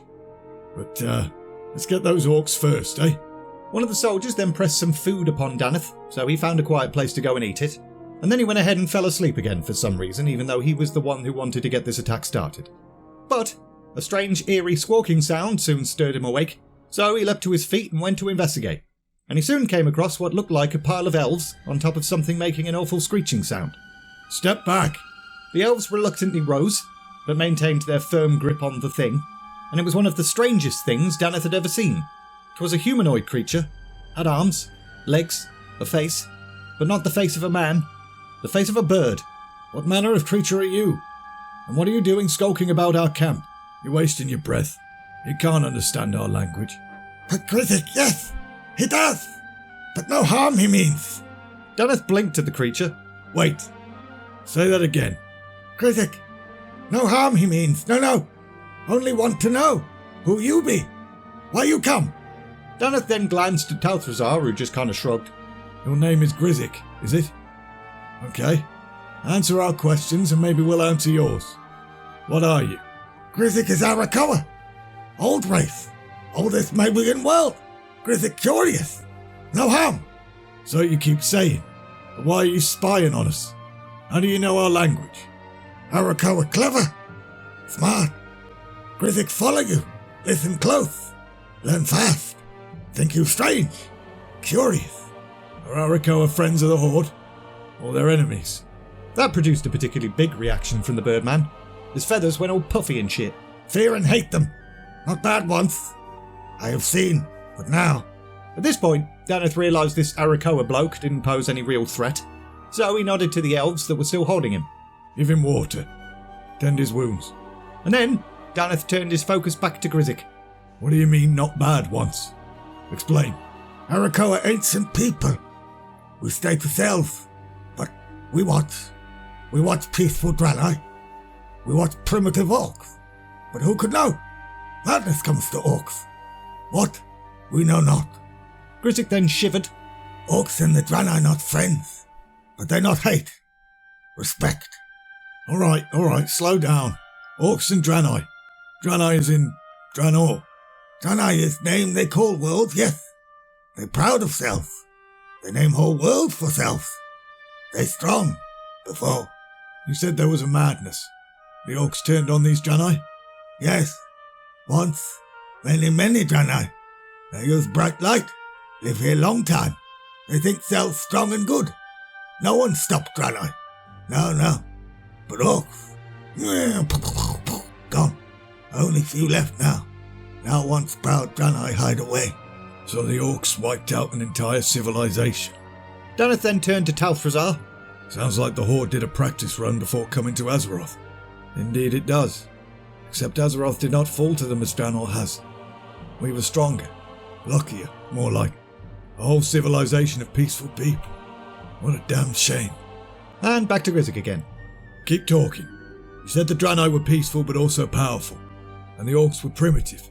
So how were they able to wipe out these Draenor? The orcs come together. No longer separate. They do have different clans. Sounds as if they were not always a unified directed horde. Longears gets it. Orc united. They grow strong. Cruel. Skin turned from this. Grizik pointed at a brown thing. To this! Grizik pointed at a green thing. The skin turned colour, from brown to green. Yes, then Green Orc attack and slay Draenor. Arakoa say, we are next. So we fucked off. Grizik looked sad for a moment, but then pointed at the massive ruins through the trees and continued. Arkandoon. Draenor dead sleep there. It is holy. Most below ground. Winding. All dead now. A thought then occurred to Daneth. Have you been there? To Arkandoon? To these winding tunnels? I have been down many times. But why you wish to go there? I am Daneth Trollbane of the Alliance. We pursued the Orcish horde here from our own world, and I intend to see them all dead and their threat destroyed. They're hiding in those tunnels, and I could use your help to find them. Talthrazar shot a disapproving look towards Daneth, but the bald ginger leader didn't give a shit. Grizik seemed harmless enough. He obviously hated the horde. If he could save them from getting lost in a maze that also happened to be a bloody mausoleum, Daneth was all for it. I know a way in. Way that even orcs who live there do not know. I know where they live, and which passage new orcs will pick. That's incredibly useful information. It was at this point that Grizik caught sight of a griffin perched nearby, and he got very excited about it and rushed over to stroke the thing. Magnificent! You know, what you think you're doing? Easy, Fergan. They're called griffins, Grizik. They're from our world. Each griffin has a rider. A Wildhammer dwarf like Fergan here. This one grieves. That's Skyri. Cerdran's mount. Skyri's rider, Cerdran, was the leader of the Wildhammers. He, fell in battle today. Ah, prisoner. I see him. Beg your pardon? The orcs bring captive with them into Arkandoon. Look like that one. Red fur on chin, blue marks on skin. Very loud. Bloody hell. Cerdran was alive. 'Twas Daneth's turn to get really excited now. We need to rescue him. The dwarf knew the risks. The mission must come before personal attachments.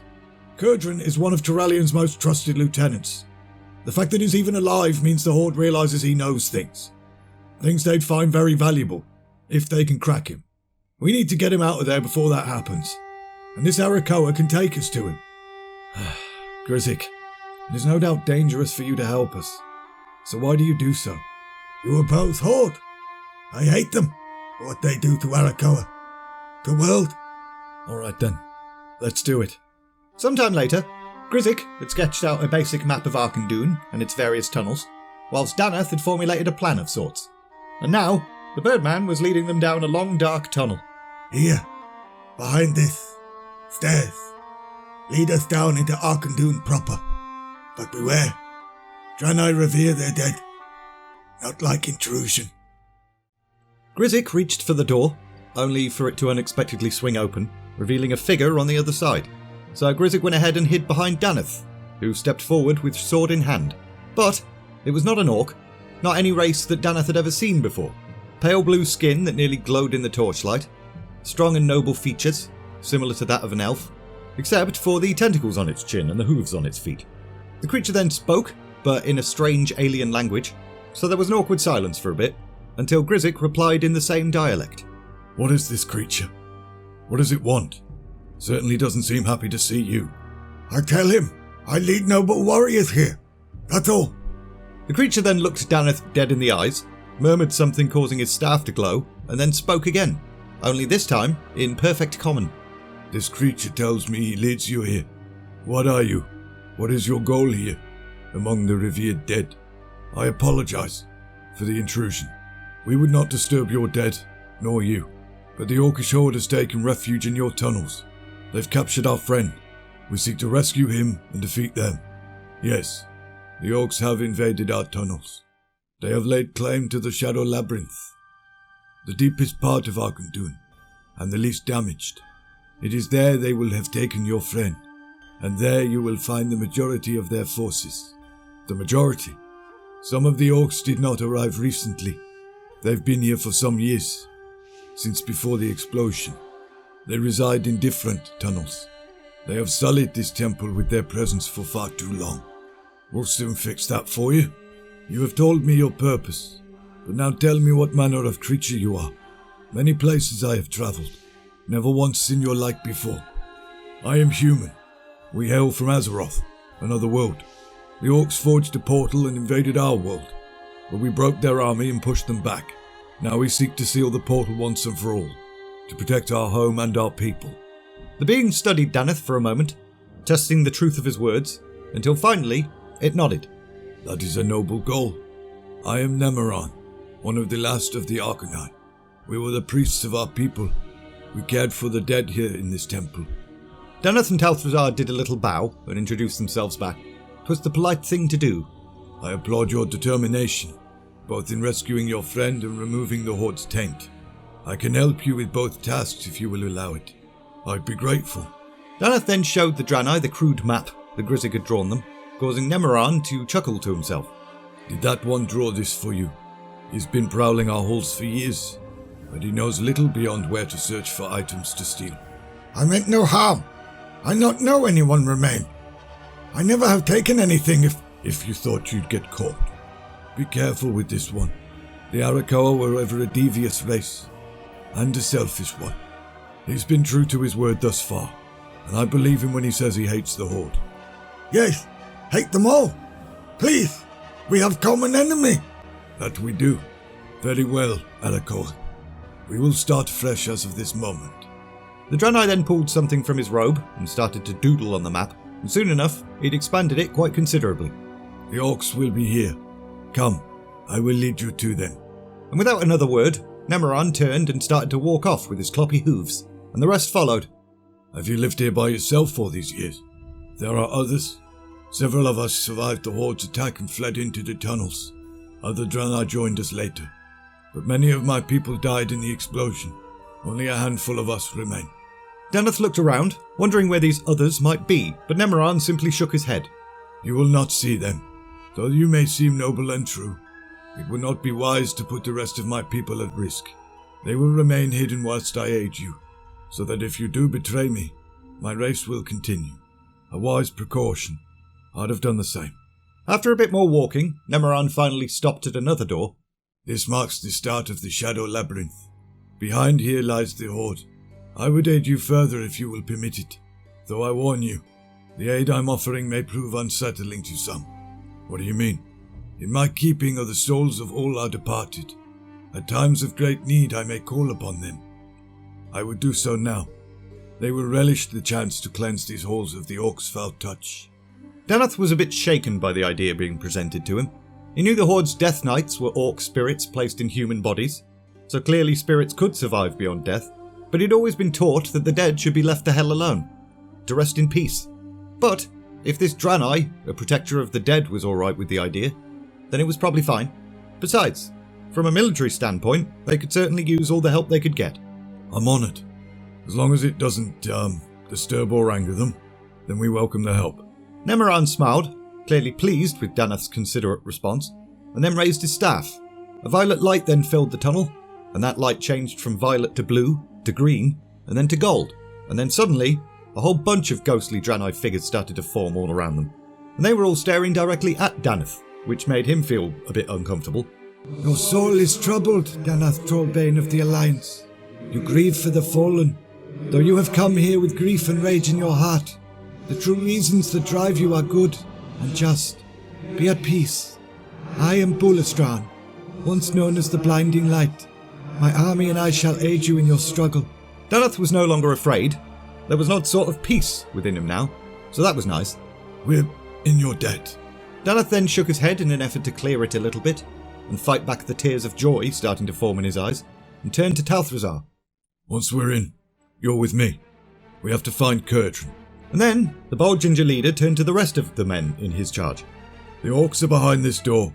They don't know we're here, and they're likely not expecting an attack for a few more hours. So we have the element of surprise. Let's use it. When that door opens, attack the first orc you see. Shout, yell, kick things out of your way. We want them confused, panicked, and unsure of how many foes they face. That'll leave them easy marks for our blows. And now, it was just time to open the bloody door and get on with it. Sure enough, thanks to the element of surprise and army of Draenei spirits, Daneth, his elven ranger followers, and Grizzig were able to pass through pretty much immediately. The Arcanine priest led them into a smaller room, at the centre of which was a strange wooden thing. and bound to that was a little muscly bearded bloke, unconscious. Kurtrin! Talthrazar and Daneth lowered the wild hammer from his restraints, slightly in shock by the state of their friend. His arms were bent in unnatural ways, and his flesh was almost cut to pieces. Broken hands, feet, hell, if it weren't for the fact he was still breathing, they'd have judged him dead. Light, I don't even know where to start. I do. Your friend's spirit clings to life only tenuously. I can try to heal him, or I can ease his crossing, if you would rather let him pass. No, I've seen too many. Please, if you can heal him, please do it. Daneth and Talthrazar then stepped back to allow the priest some space, so the Draenor got to work, placing a hand on the dwarf's head and uttering some strange words. And Daneth gasped softly as a pure gentle radiance surrounded Nemoran's form. He'd certainly seen this before. This being from another world, this Draenor, was wielding the very same power that Turalyon had. What? Do your worst, you green-skinned beasties! Daneth placed a hand on the dwarf's shoulder. It's all right, Kurtrin. You're all right. I have done all I could. He is healed, for the most part. Not all scars can be erased, nor things that are broken made as they were before. Ah, it's broken. Didn't know I had that much blood in me. Daneth, lad. It's about bloody time. Don't worry. Those beasties got not a word out of me. You should rest. Bah! Rest is for the dead. He's a wild hammer.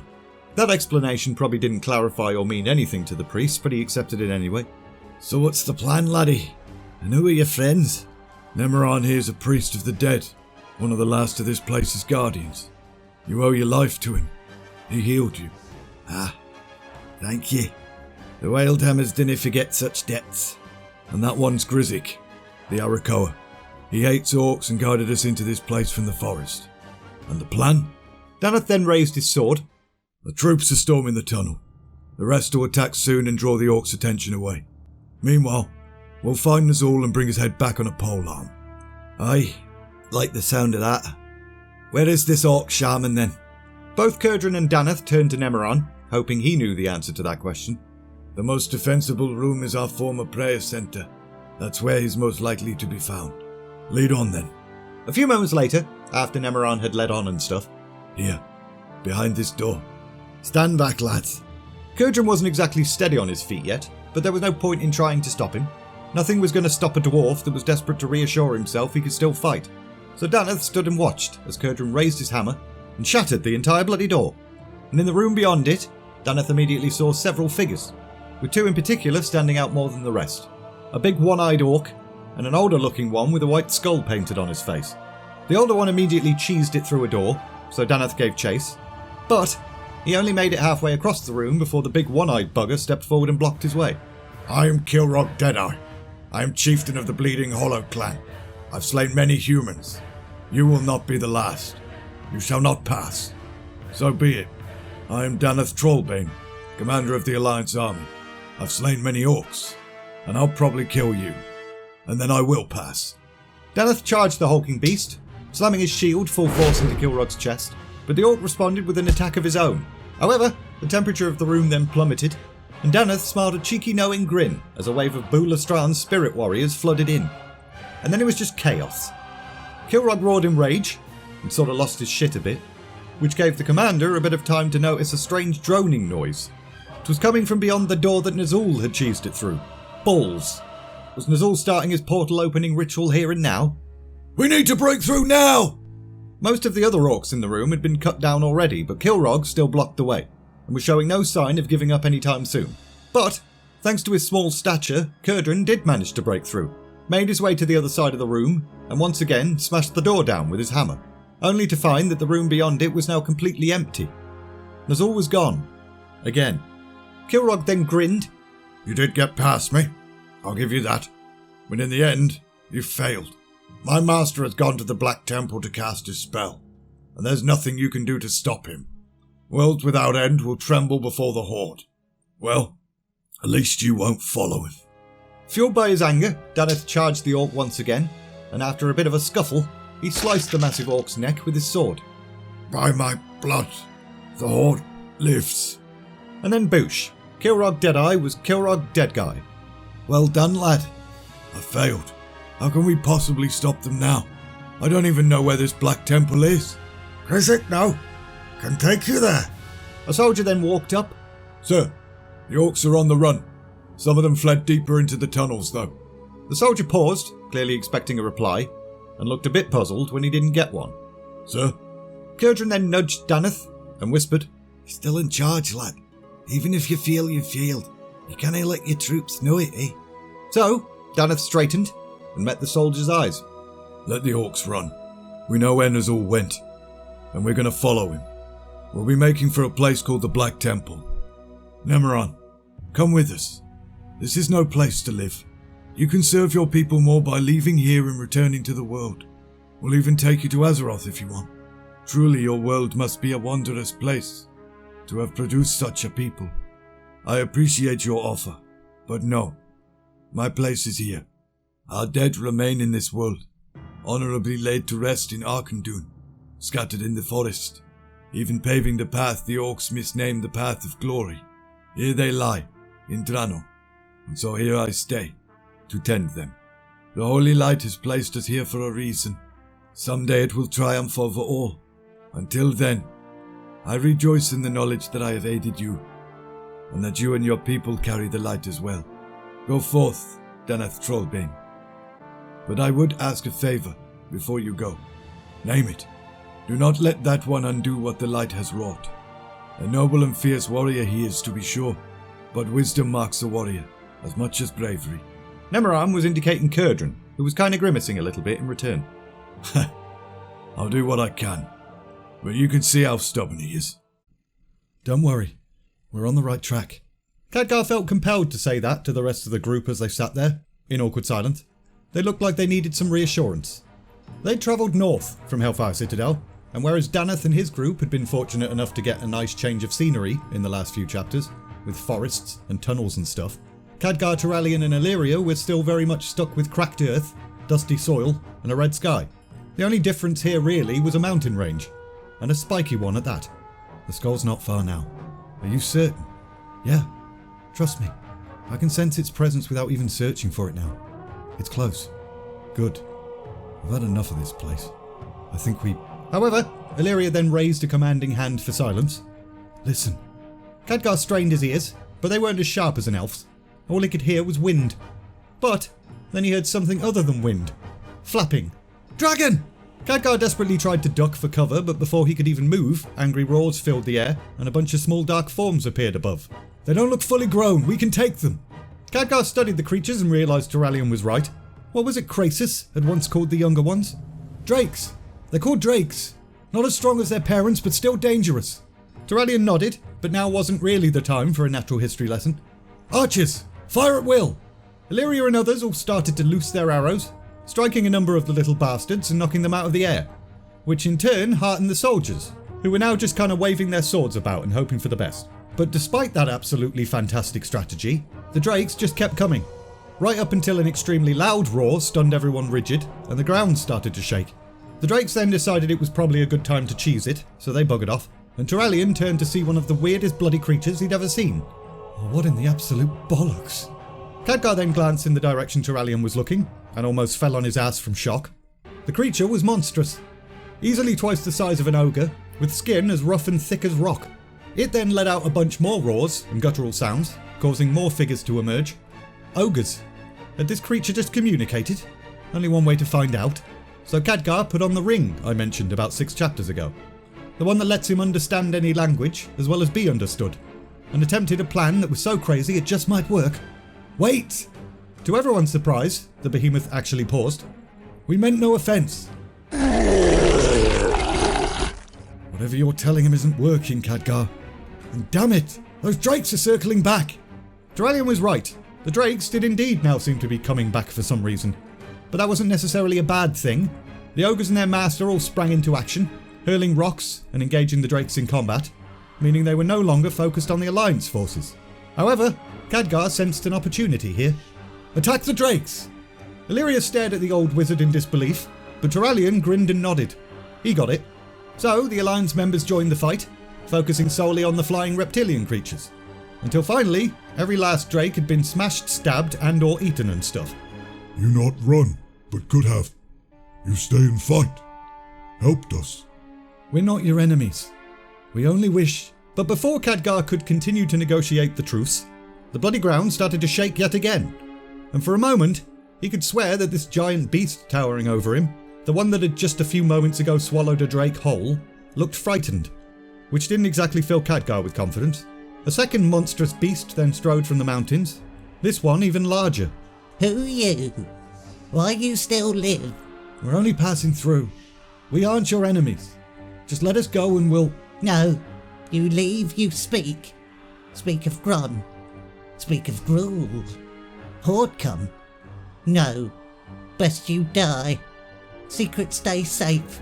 Gron stay safe. Khadgar glanced at the first creature he'd been conversing with, but that guy wasn't going to help.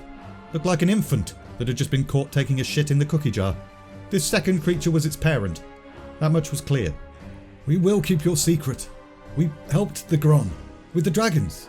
This one can tell you so himself.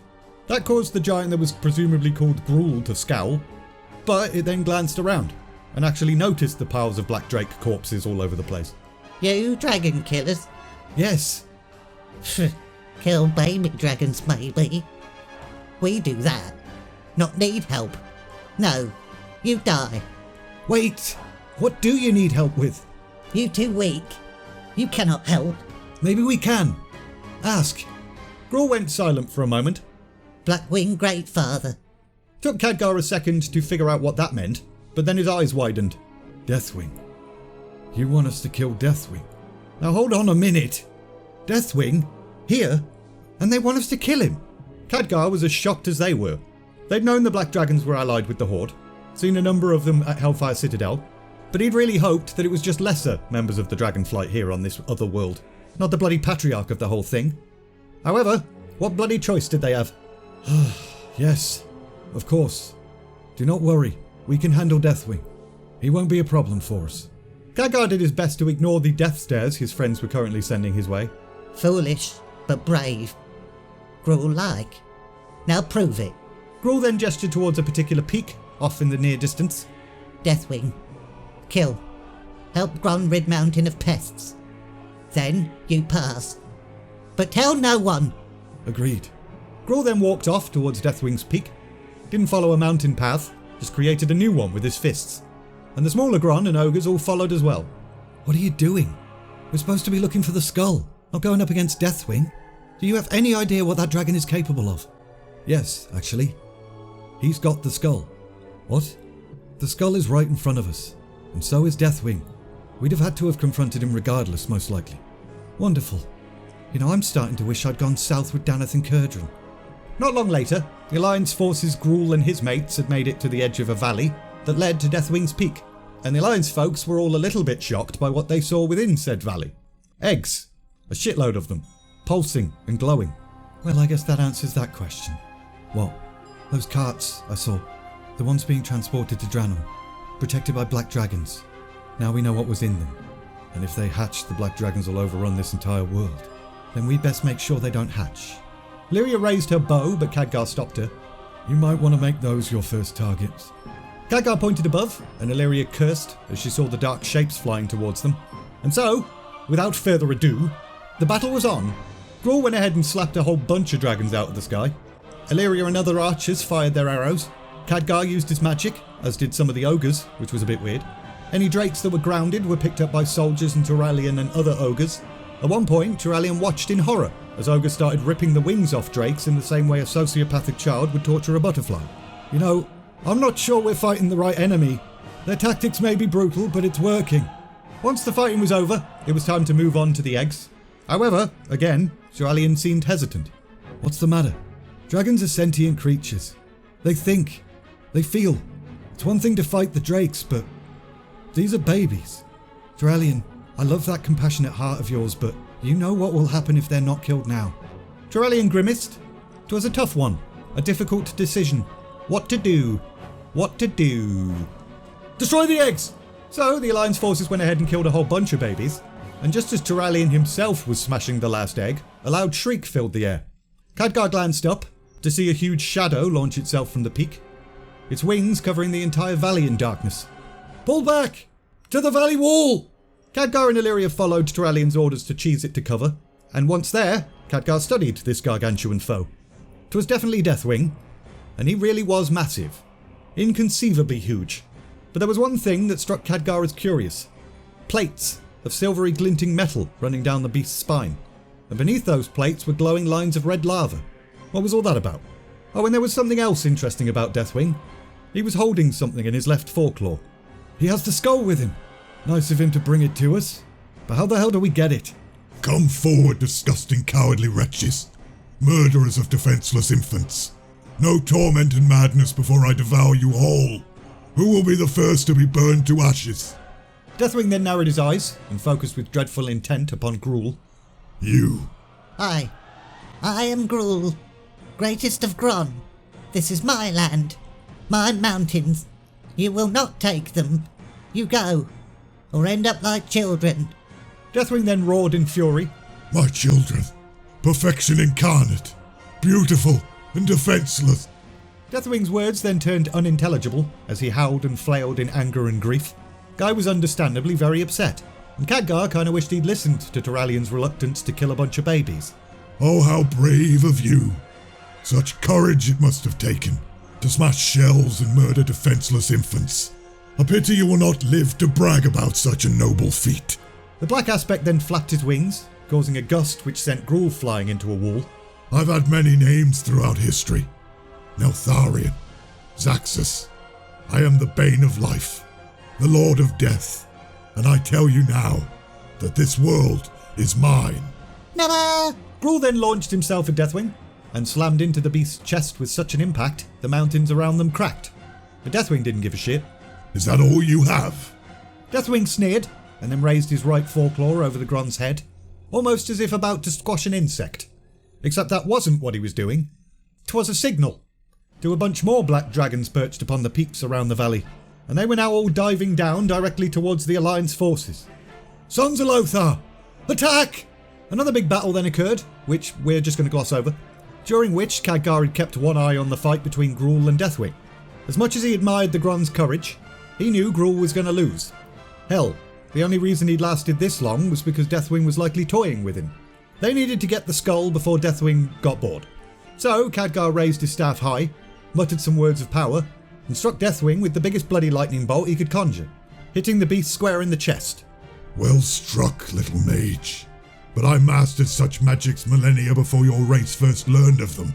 You'll have to try much harder than that. Deathwing then went right back to his fight with Gruul, whilst Khadgar came to the realisation that this was bloody hopeless. That was the strongest spell he knew, and it achieved absolutely jack shit. How the hell were they going to pierce Deathwing's armoured hide? Wait, armoured. The metal plates. That's it. Studying Deathwing again, Khadgar concluded that the Black Dragon was virtually made of lava, and those metal plates were the only thing holding him together. Lightning hadn't worked, fire spells would be useless, the dragon's body likely burned at such a high heat that ice would be useless as well. Khadgar's most powerful magics weren't going to touch the guy. But what if he used one of his weakest? What if he tried to use one of the first spells he'd ever learned at Dalaran? A simple parlour trick. It was worth a try. So Khadgar squared his shoulders and raised his hands. How entertaining. Have you not realised yet that your mightiest spells cannot harm me? However, the words within Khadgar's incantation then registered, and the dragon's eyes flew wide with alarm. Pathetic wretch. I will silence you. The mage completed his casting, and the metal plates around Deathwing's body began to shift, with several of them starting to fall away completely. The dragon craned his neck to look at the damage, and realised the tables had well and truly turned, and turned back to Khadgar, absolutely furious. You may have won this battle, but hear this, and hear it well. I have seen you, mage. Khadgar gulped, a little bit terrified. I've burned your face into my memory. Rest assured, I will come for you. And with that, the destroyer unfurled his wings and buggered off, conveniently leaving the skull behind. And also all the other black dragons buggered off too, because what ifs.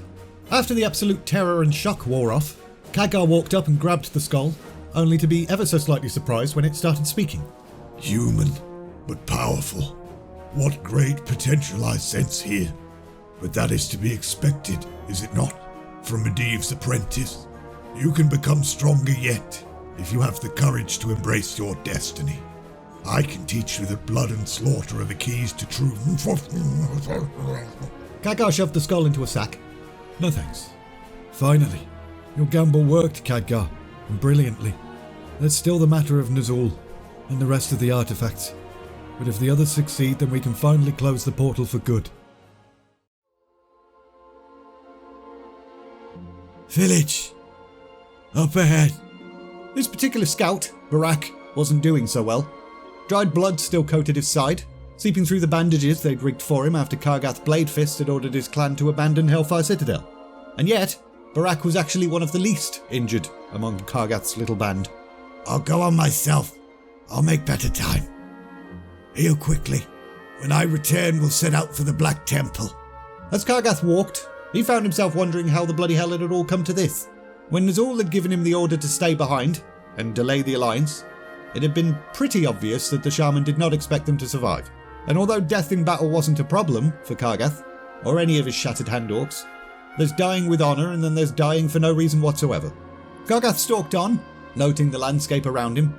Most of Draenor resembled Hellfire Peninsula these days, but for some reason this place was still green, with grass and bushes and stuff. Nagrand had clearly not been touched by the same desolation as the rest of the world. It was still a healthy place, which was a bit ironic really, considering it was home to an entire village of sick and weakened orcs. Climbing a low hill, Kargath finally spotted the village, and for a second he entertained the notion of bringing his warriors here, chasing out the current inhabitants, and just claiming the place as their own. Let the war pass by. Nazul didn't expect to see them again anyway. But no, bad Kargath. He'd sworn an oath to fight for the Horde. He wouldn't be able to live with himself if he just gave up on it all now and became a farmer or something. Plus having a sword for a hand would probably make driving a tractor quite difficult. So he went ahead and walked down the hill, approached the village, but came to a halt about 100 feet away just to be safe from the Lurgi. Great Mother Gaia!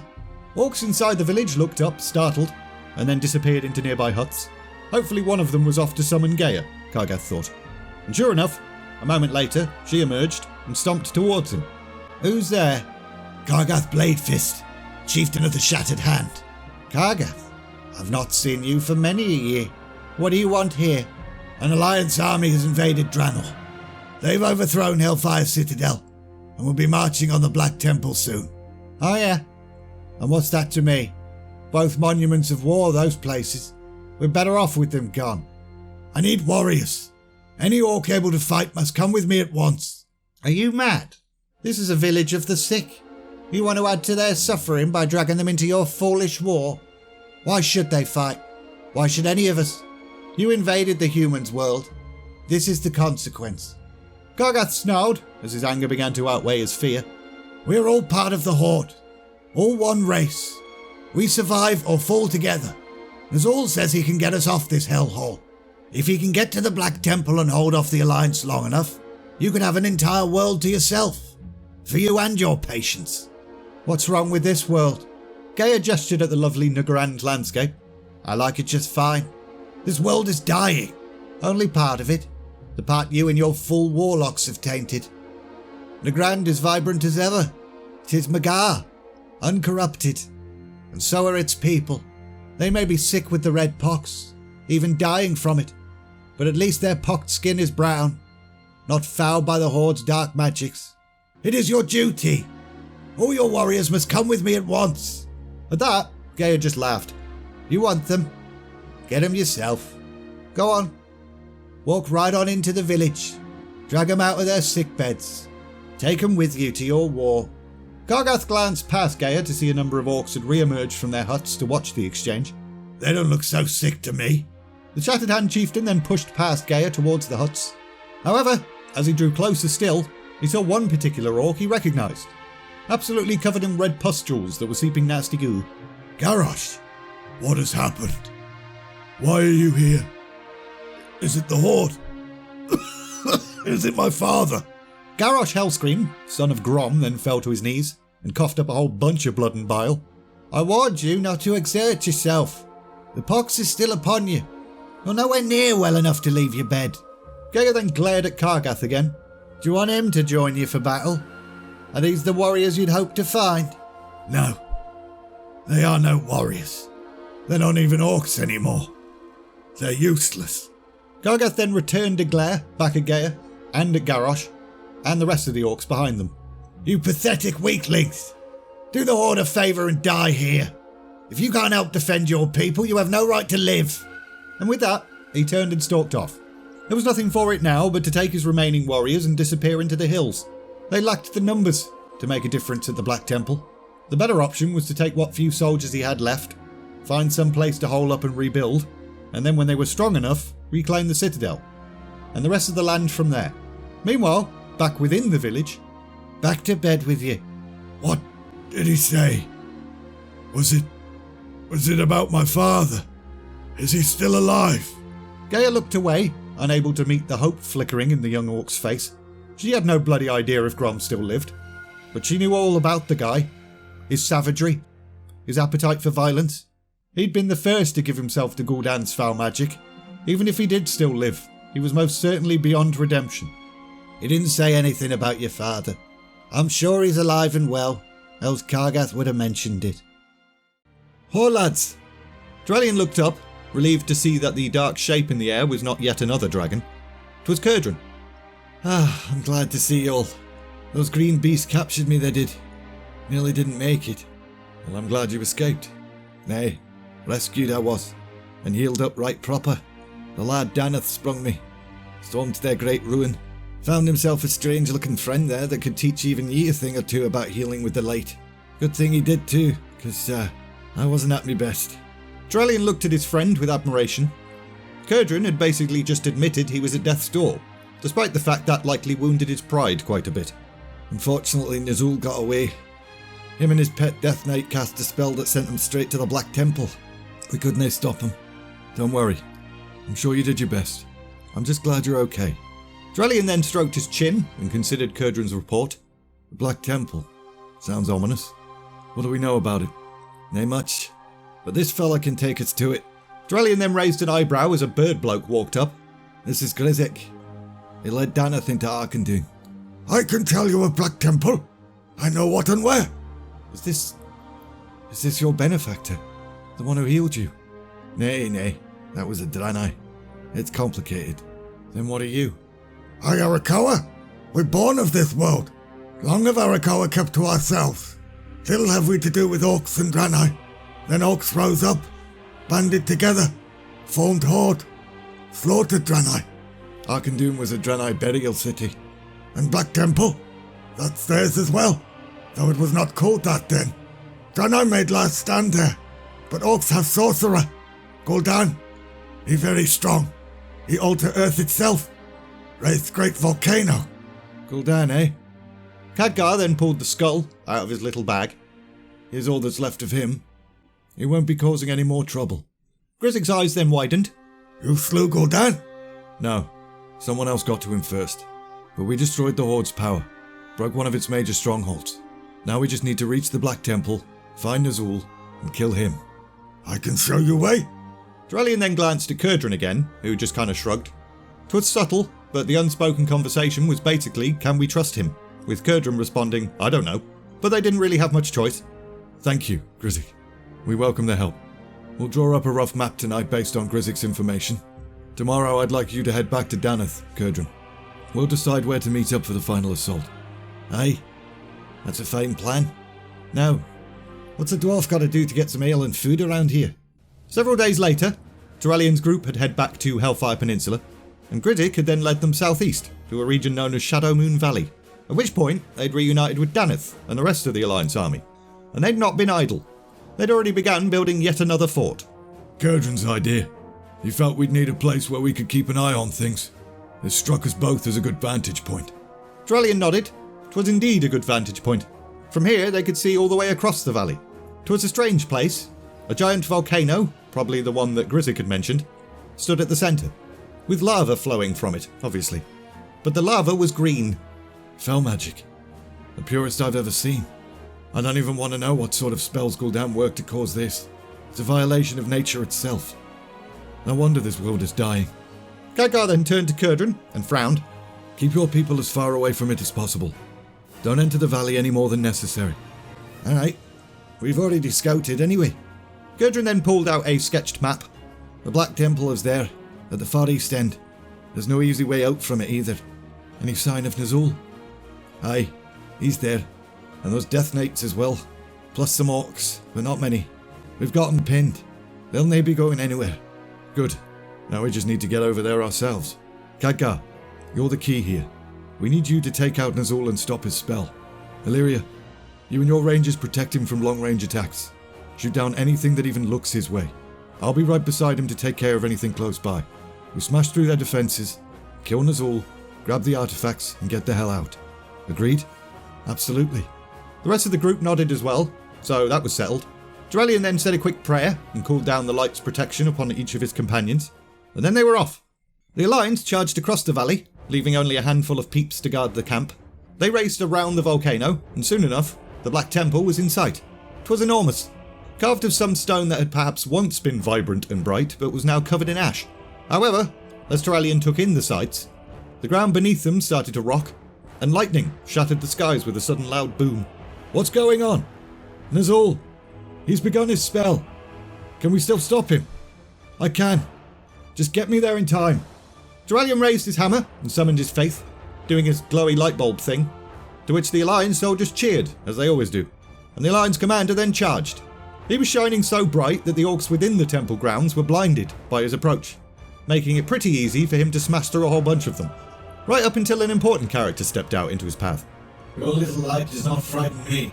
Gorfien then lifted the strange weapon he held, which started to glow with its own multicoloured light, and Turallion could sense that whatever this energy was, it was attempting to overpower his. The holy light is all that you are not, monster. If you don't fear it, then embrace it. Turallion fired off a burst of light, like a missile, which struck the Death Knight, and that achieved absolutely nothing. So the Death Knight then took his turn, raising his truncheon and shooting some kind of shadow from it. The darkness engulfed Turallion, smothering his light and his limbs, and it felt absolutely awful. And as he fell to the ground, gasping for air, his mind raced with imposter syndrome thoughts about how shit he was as a leader. How he'd led his men to their doom. How he should be absolutely ashamed of himself. He'd let everyone down. Khadgar, Danath, Kurtran, Illyria. As her name popped into the paladin's head, his attitude started to change. He'd led the soldiers the best way he'd known how. Sure, he wasn't Anduin Lothar. Only Lothar could be Lothar. He was Turallion, and the light was with him. So, he took a shallow breath and started to pray. The dark tendrils around him started to melt away, retreating from the pure white radiance he was now emanating, and then he smashed his hammer right into Gorfien's face. However, again, the attack barely achieved anything. You cannot win. I'm already dead. What is the worst you could do to me? The same old bullshit I always do. Turallion then lunged towards Gorfiend, summoning his faith and glowing for the millionth time, channeled said light into his hammer, brought that hammer down as hard as he possibly could, and cleaved clean through his target, causing Gorfiend's dead flesh to collapse Obi-Wan style into a soggy, stinky heap on the floor. But a horrific wailing then filled the air, with a jagged, shrieking wisp twisting out of the body, and although the paladin tried to swing his hammer once more, he was a fraction too late, and tearing Gorfiend's soul buggered off into the sky. What was all that about? Turallion, come on! Illyria's sudden command startled Turallion somewhat, but then he remembered they were actually in a bit of a hurry, so he pressed forward. Gorfiend had been the last remaining barrier between them and the temple itself, so now they could go inside and end this. Nazul stood atop the roof of the Black Temple, in the centre of an inscribed circle. Above him, the sky flashed with green lightning, as the conjunction of the Watcher, the Staff, and the Tome reached its peak. The Orc Shaman could sense Draenor's ley lines. He could feel them, in his fingers and toes. He could feel the entire world trembling in his grasp. This was why the Draenei had built their great temple here. This was why it was the only place Nazul could cast his spell. From here, he could literally tap into the entire planet for its power. And as we all know, draining power from the planet is always a brilliant idea and never has any bad consequences.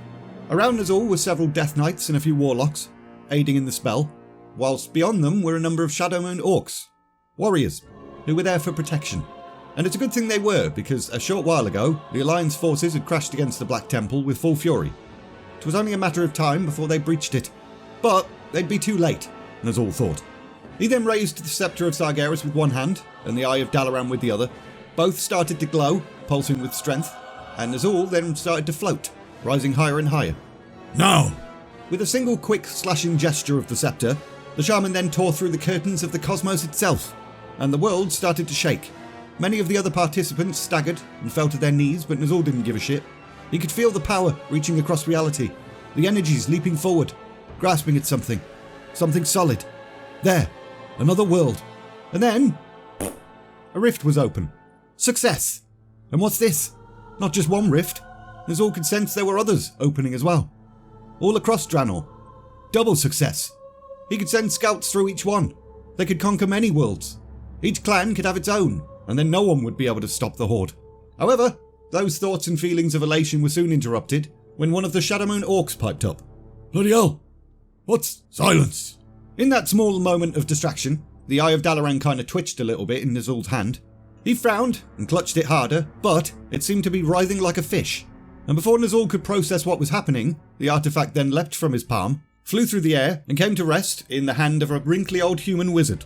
Behind the angry-looking wizard bloke was another human, full armour and glowing a blinding white light, and beside him, an elven female, with a face full of stink eye and an arrow knocked and aimed directly towards Nazul. How dare they, he thought. How dare they interrupt my moment of glory? The eye will not serve you when you are dust! Completely outraged, Nazul raised his hands, and the ground beneath the Alliance intruders cracked, with jagged bits popping up and hurling themselves towards the interlopers. And although they managed to duck and weave and avoid most of that, Gale Force wind then snatched them up, causing them to hover hopelessly in the air for a bit. Nazul took great pleasure in watching them bob up and down, looking really annoyed. However, time was of the essence and all that. Through the rift! Now! Glory and fresh worlds await us! However, the Shadowmoon orc from before then piped up again. We should kill these Alliance scum and then gather the rest of the Horde! We can't just leave them! What of our brothers? Grom and the Warsong are still on Azeroth. There are females and children still scattered all over. We cannot abandon them. To do so would be the most cowardly, gutless... Something then snapped in Nazul, as one of his own clan lectured him. And it was in that moment that he realised that his guilt, his shame, his need to do good for his people, was all just holding him back. Without those things, he could finally be free. So he went ahead and just Palpatine lightninged the poor sod. Didn't even give the guy any kind of retort, just fried him to ash. Nazul then turned to the rest of the orcs, who stared in shock and disbelief. The rest of the Horde is lost. They've served their purpose. I am the Horde, and I will survive. Choose me or choose death. Those weren't exactly fantastic options, but the orcs nodded and rushed towards the rift, and Nazul went ahead and rushed through it too, with the damn thing vanishing as soon as he'd stepped through it. But now that he was gone, the pesky wind holding Turalyon, Khadgar and Illyria dissipated as well. We're too late. But you've got the Eye of Dalaran back. That's got to count for something. I don't know. I don't know the spell he was using. I don't know how to find whatever world that rift took him to. Even if I could open a portal, we have no idea of the destination. Khadgar looked utterly defeated, but he then noticed the inscribed circle on the temple roof and started muttering to himself. What is it? Power. More power than I've ever felt in any one place save Medivh's tower. So that's why. What? I'd wondered why Nazul abandoned Hellfire Citadel instead of just casting his spell there. But he couldn't. He needed the magic here to fuel it. Does that help us any? I'm not sure. Perhaps. Khadgar then entered the circle and immediately regretted it and started screaming like a maniac. Such power! It poured through him like wildfire, sending every sense into overload. Nazul was a shaman, not a mage. His magics came from the elements, from the world itself. For Nazul, standing in this circle would have been like tapping into something he already had quite a bit of experience with. But for Khadgar, it was an entirely new experience. One he'd built absolutely no tolerance for whatsoever. But he hadn't earned his Archmage title for nothing. He was a master of magic, and whilst this shit was new, 'twas still magic. He could bloody handle it. So he reined in his senses, took some deep breaths or something, concentrated really hard, and then boosh. With a clear head and a full grasp of the situation, he could now analyse what the hell all this power was trying to tell him. Oh no. What? The rifts. Nazul didn't just open one. He opened many. Too many. All over this poor world. The scope of this. I don't think Draenor can bear it. It can't hold it. Both Turalyon and Illyria looked at each other, and then back to Khadgar. What do we do? And how long do we have? But before Khadgar could answer, the world answered for him. The temple itself started to shudder. The volcano nearby roared and ejaculated. Many of the mountains around Shadowmoon Valley trembled, with huge sections cracking loose and tumbling down. It was absolute chaos. And if that wasn't bad enough, a sudden realisation then hit Khadgar, making him feel even more depressed about the entire situation. Azeroth! It's in danger! We have to get back to the portal now! Do you have what you need to close it? I have the skull. The book must be here somewhere, I'll find it. Turalyon nodded, Alright, I'll rally the troops. There's no time! Khadgar then grabbed Turalian's shoulders. Don't you understand? I'm sorry, Turalian, truly, but if I can't shut down the portal right away, Draenor will take Azeroth down with it. Khadgar watched as the realization dawned within Turalian's eyes and felt an absolute gut punch at the grim resignation that followed it. We'll take the Griffins. That's the fastest way back. But I will speak to the troops before we go. They deserve that at least. Whilst Turalian and Illyria buggered off to explain the situation to the troops, Khadgar got a move on to try and find the Book of Medivh. Nazul had still been clutching the Sceptre of Sargeras when he disappeared through the rift, but that wasn't a big issue. Probably a good thing, really. The further away that accursed item was from Azeroth, the better. But where was the damn book?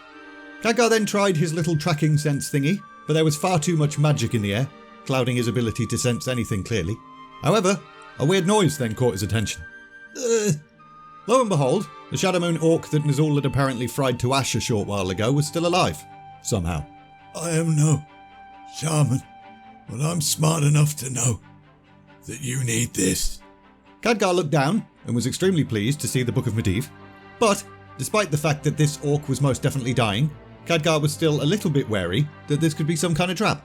Why would you give this to me? I am your enemy. You are at least an honourable foe. Nazul betrayed us. He promised us a new start. But as soon as... I can't feel my legs. To be honest, mate, I'm surprised you can feel anything. What were you saying about Nazul? As soon as what? As soon as he found safety, he fled. We were nothing to him. The orc's eyes then flashed with one final spark. My last act is to defy him. So take it. Take it, curse you. Make him pay for his treachery. I promise you, we'll do everything we can to stop him. Oberth then died, but there wasn't really any time to make a big song and dance about it. Khadgar now had the book, so he immediately began skimming it, and soon enough, just to suspect it, he found what he was looking for. Details about how Medivh had worked with Gul'dan, and how they'd created the rift. He now knew exactly how to close the dark portal. He just hoped he could make it there in time. Luckily, a whole bunch of griffins then appeared, circling above, one of which, mounted by Kurdran, then descended, allowing Khadgar to climb aboard. Where are Turalian and Illyria? Speaking to the troops. Well, they'll have to catch up then. We have no time to waste. To the dark portal. So, off they buggered, flying as fast as they possibly could. Meanwhile, Illyria and Turalian sat atop a griffin of their own, hovering above the Alliance soldiers on the grounds of the Black Temple. Illyria squeezed Turalian's waist gently, as a gesture of support, apparently. She knew just how difficult this next bit was going to be for him. Sons of Lothar, months ago, we came through the dark portal, not knowing what awaited us, but knowing that we had to come. We came to stop the Horde, stop them from taking other worlds, just as they tried to take ours. And the moment to do precisely that has arrived. Khadgar has what he needs to close the portal. But this world is in chaos. Azeroth, our home, is in danger, and we must now do everything we can to save it, and the families we left behind. Turalian paused, and Illyria knew he was very likely burning the face of each and every soldier into his memory. I go to help Khadgar, to protect him, for I'm sure there will be resistance. But you must hold the line here. Turalian's voice was now cracking, and tears were absolutely streaming down his face cheeks. None of us know what will happen. We may survive this, find a way home, and live to a ripe old age, or we may die here, with this world. If such is our fate, I know each one of you chooses it gladly. For we fight for our world, for our families, our honour. We fight so that others may live free. Sons of Lothar, the light is with you, as it always has been, and always will be. For Azeroth! The soldiers all cheered as Turalian and Illyria's griffin rose, and then off they buggered as well, off in the direction of the dark portal. Not long later, they arrived to find the scene at the dark portal was mental.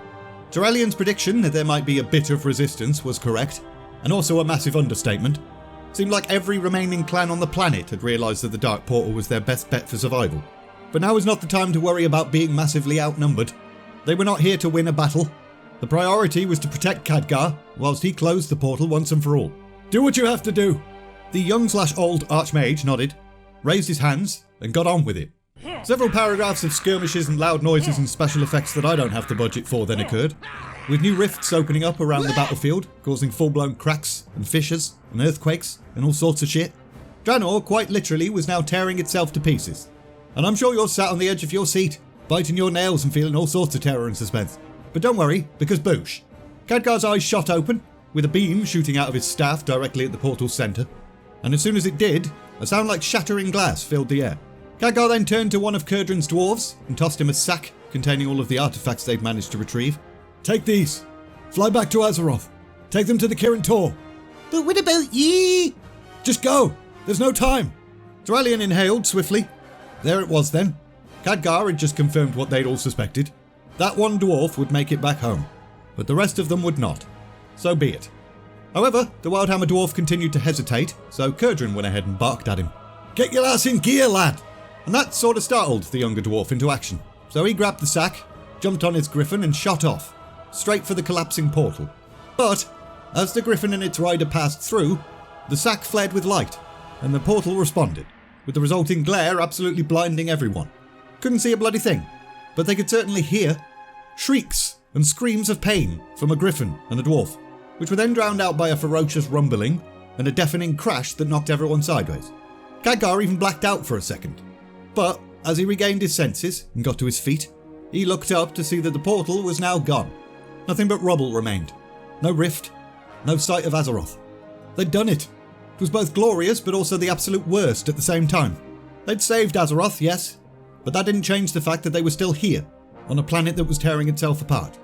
All around, the orcs cheesed it. They didn't seem to grasp the concept that there was nowhere for them to run. Quite sad, really. The upheavals of the planet were growing more and more intense with every second. It wasn't long now. What an undignified death, Khadgar thought, having one's brains bashed out by a chunk of earth. Khadgar then looked to his friends, with Dralian giving him a soft, gentle smile, Illyria nodding, and Khadgar offering a nice salute. So this was it then. Khadgar had always suspected it. That vision of him and his last stand on a red-skied world was a big giveaway. But hey-ho, at least they'd saved their world. That was cool. And he could think of no other people that he'd rather spend his final moments with. What the bloody hell was that? Another rift. A lifeline. Quickly! Through here! And so, without hesitation, the group ran through. What was on the other side? None of them had a bloody clue. Could be anything. But it was the only chance they had. A short while before the things that happened in the last chapter, and on the Azeroth side of the Dark Portal. Push on, Horde Warriors. We are not far. Over the past several months, both sides had taken control of the Dark Portal a whole bunch of times. But this time was different. Enough was enough. This time, the Horde would take the portal, and then go home. None of the other clans on Draenor had bothered to come to aid them. And also, there was that whole plot point with the bomb that had happened ages ago. They'd been betrayed, and that had very much been on Grom's mind this entire time.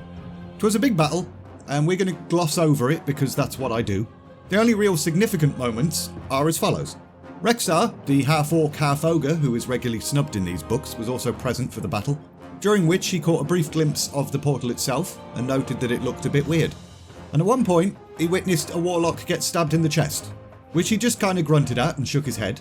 He didn't like warlocks very much, but they obviously noticed his disdain and stumbled towards him. You, half-breed, you are not true Horde, but you'll do. Come here. Rexxar stared at the warlock in disbelief. The f did he just say? Insult me and then expect me to help you? Sod off. However, the warlock drew closer still, and Rexxar noticed the green glow around his fingertips. Oh dear. His warlock didn't want his help. He wanted Rexxar's life energy. Rexxar then tried to step back, but he was boxed in. There was nowhere to go. So he growled at the warlock. He wasn't going to go down without a fight. And the warlock simply grinned, did a quick gesture, causing Rexxar to fall to his knees, suddenly gasping in pain. What? No longer so sure of yourself? Does it hurt? Do not worry, half-breed. Soon the pain will be gone. The warlock then raised his other hand slowly and started waving it about, and Rexxar felt agony surge through his entire being, followed by the most extreme exhaustion he'd ever felt. However, a snarl cut through the haze of torment, and a blur slammed into the warlock. Haratha, no! But unfortunately, he was too late. The warlock's hand had touched Haratha's fur, and Rexxar could only watch in horror as his companion, his friend, shriveled and disintegrated to dust. That feels better. Your pet just saved your life. Yes, He did. But who will save yours? With a quick snap of his wrists, Rexar slammed both axes down and cleaved right through the warlock's neck and chest.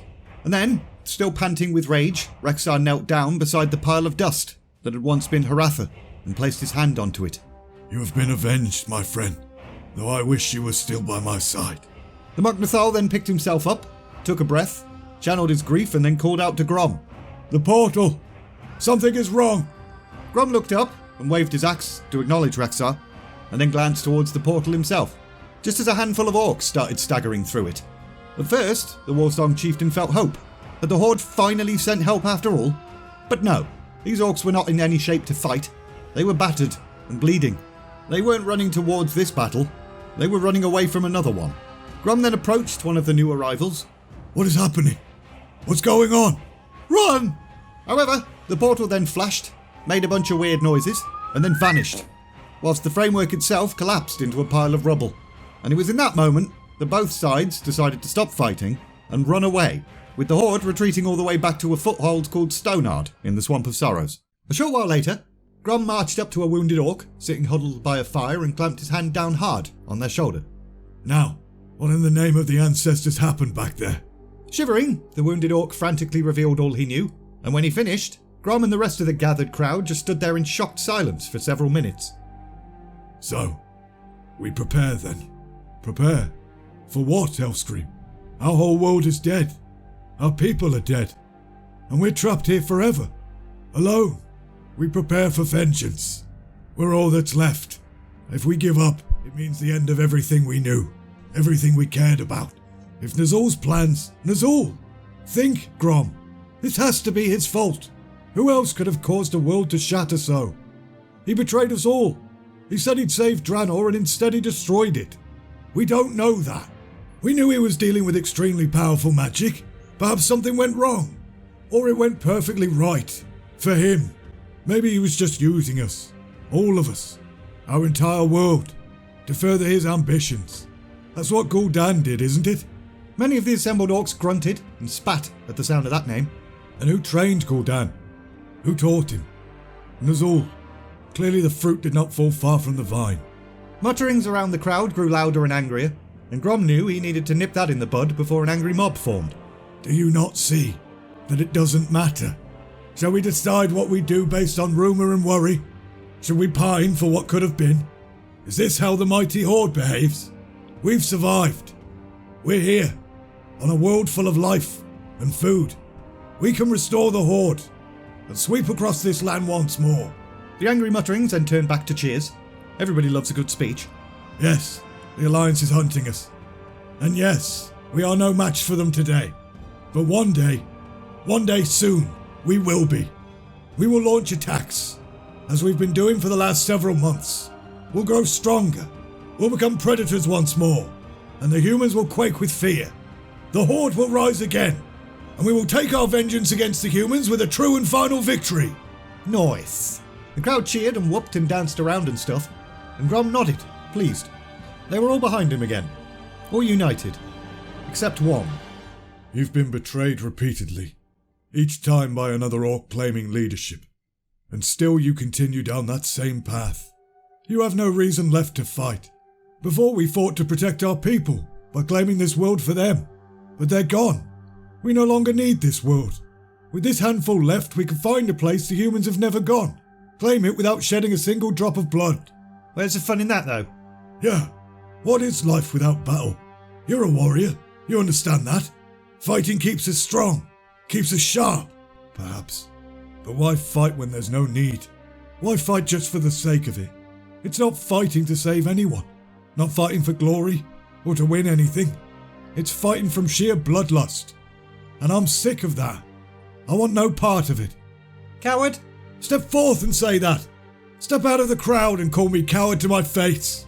Just as suspected, no one moved, and Rexar sneered and shook his head. You are the cowards. Too afraid to live truly, outside the shadows of lies and promises you've been bought with. You have no courage, no honour, and that is why you cannot be trusted. From now on, only the beasts I will trust. And with that, Rexar buggered off, and as Grom watched him depart, he felt a whole bunch of emotions. First, How dare that guy abandon them? But then at the same time, who could blame him? He wasn't even part of the Horde in the normal sense. None of the other Mok'Nathal had joined to fight during the First or Second War. Just Rexxar. And what had that gained him? Hardly bloody mentioned at all in any of the books. He'd lost his world, his people, and even that wolf a short while ago. It was no wonder he felt betrayed. No one walks away from the Horde. We should go after him. Drag him back by his ears. He insulted us. He should die for his insolence. Enough. Let him go. He served the Horde well. Let him have his peace. And what about us? What do we do now?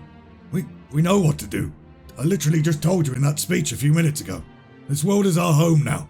Let's live in it fully. Nazul.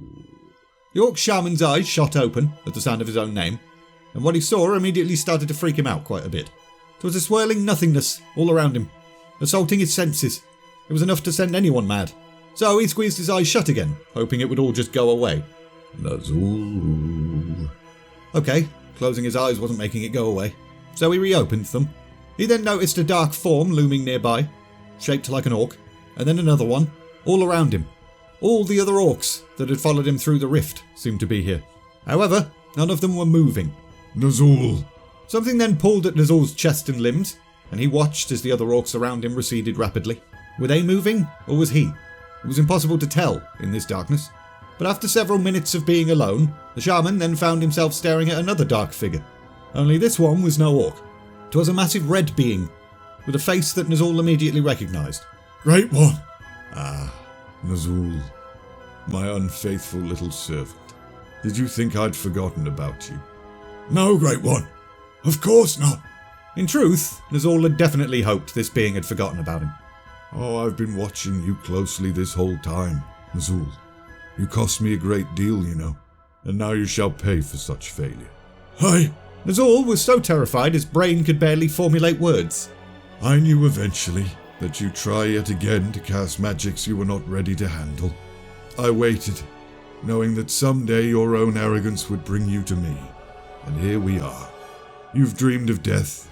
You thought to escape it. But now, my little puppet, death will be all you ever know. And that's it. The end. They woke up and it was all a dream or something. Thank you very much for watching. Thank you to my patrons as well, who are currently being listed on the screen. And I shall now hand back over to Hiru so he can have the last word, because it's his channel. Bye bye. If you want to see some more Warcraft book summaries, go check them out on the Flying Buttress channel. And if you want to see more of the compilations here, please let them know down in the comments.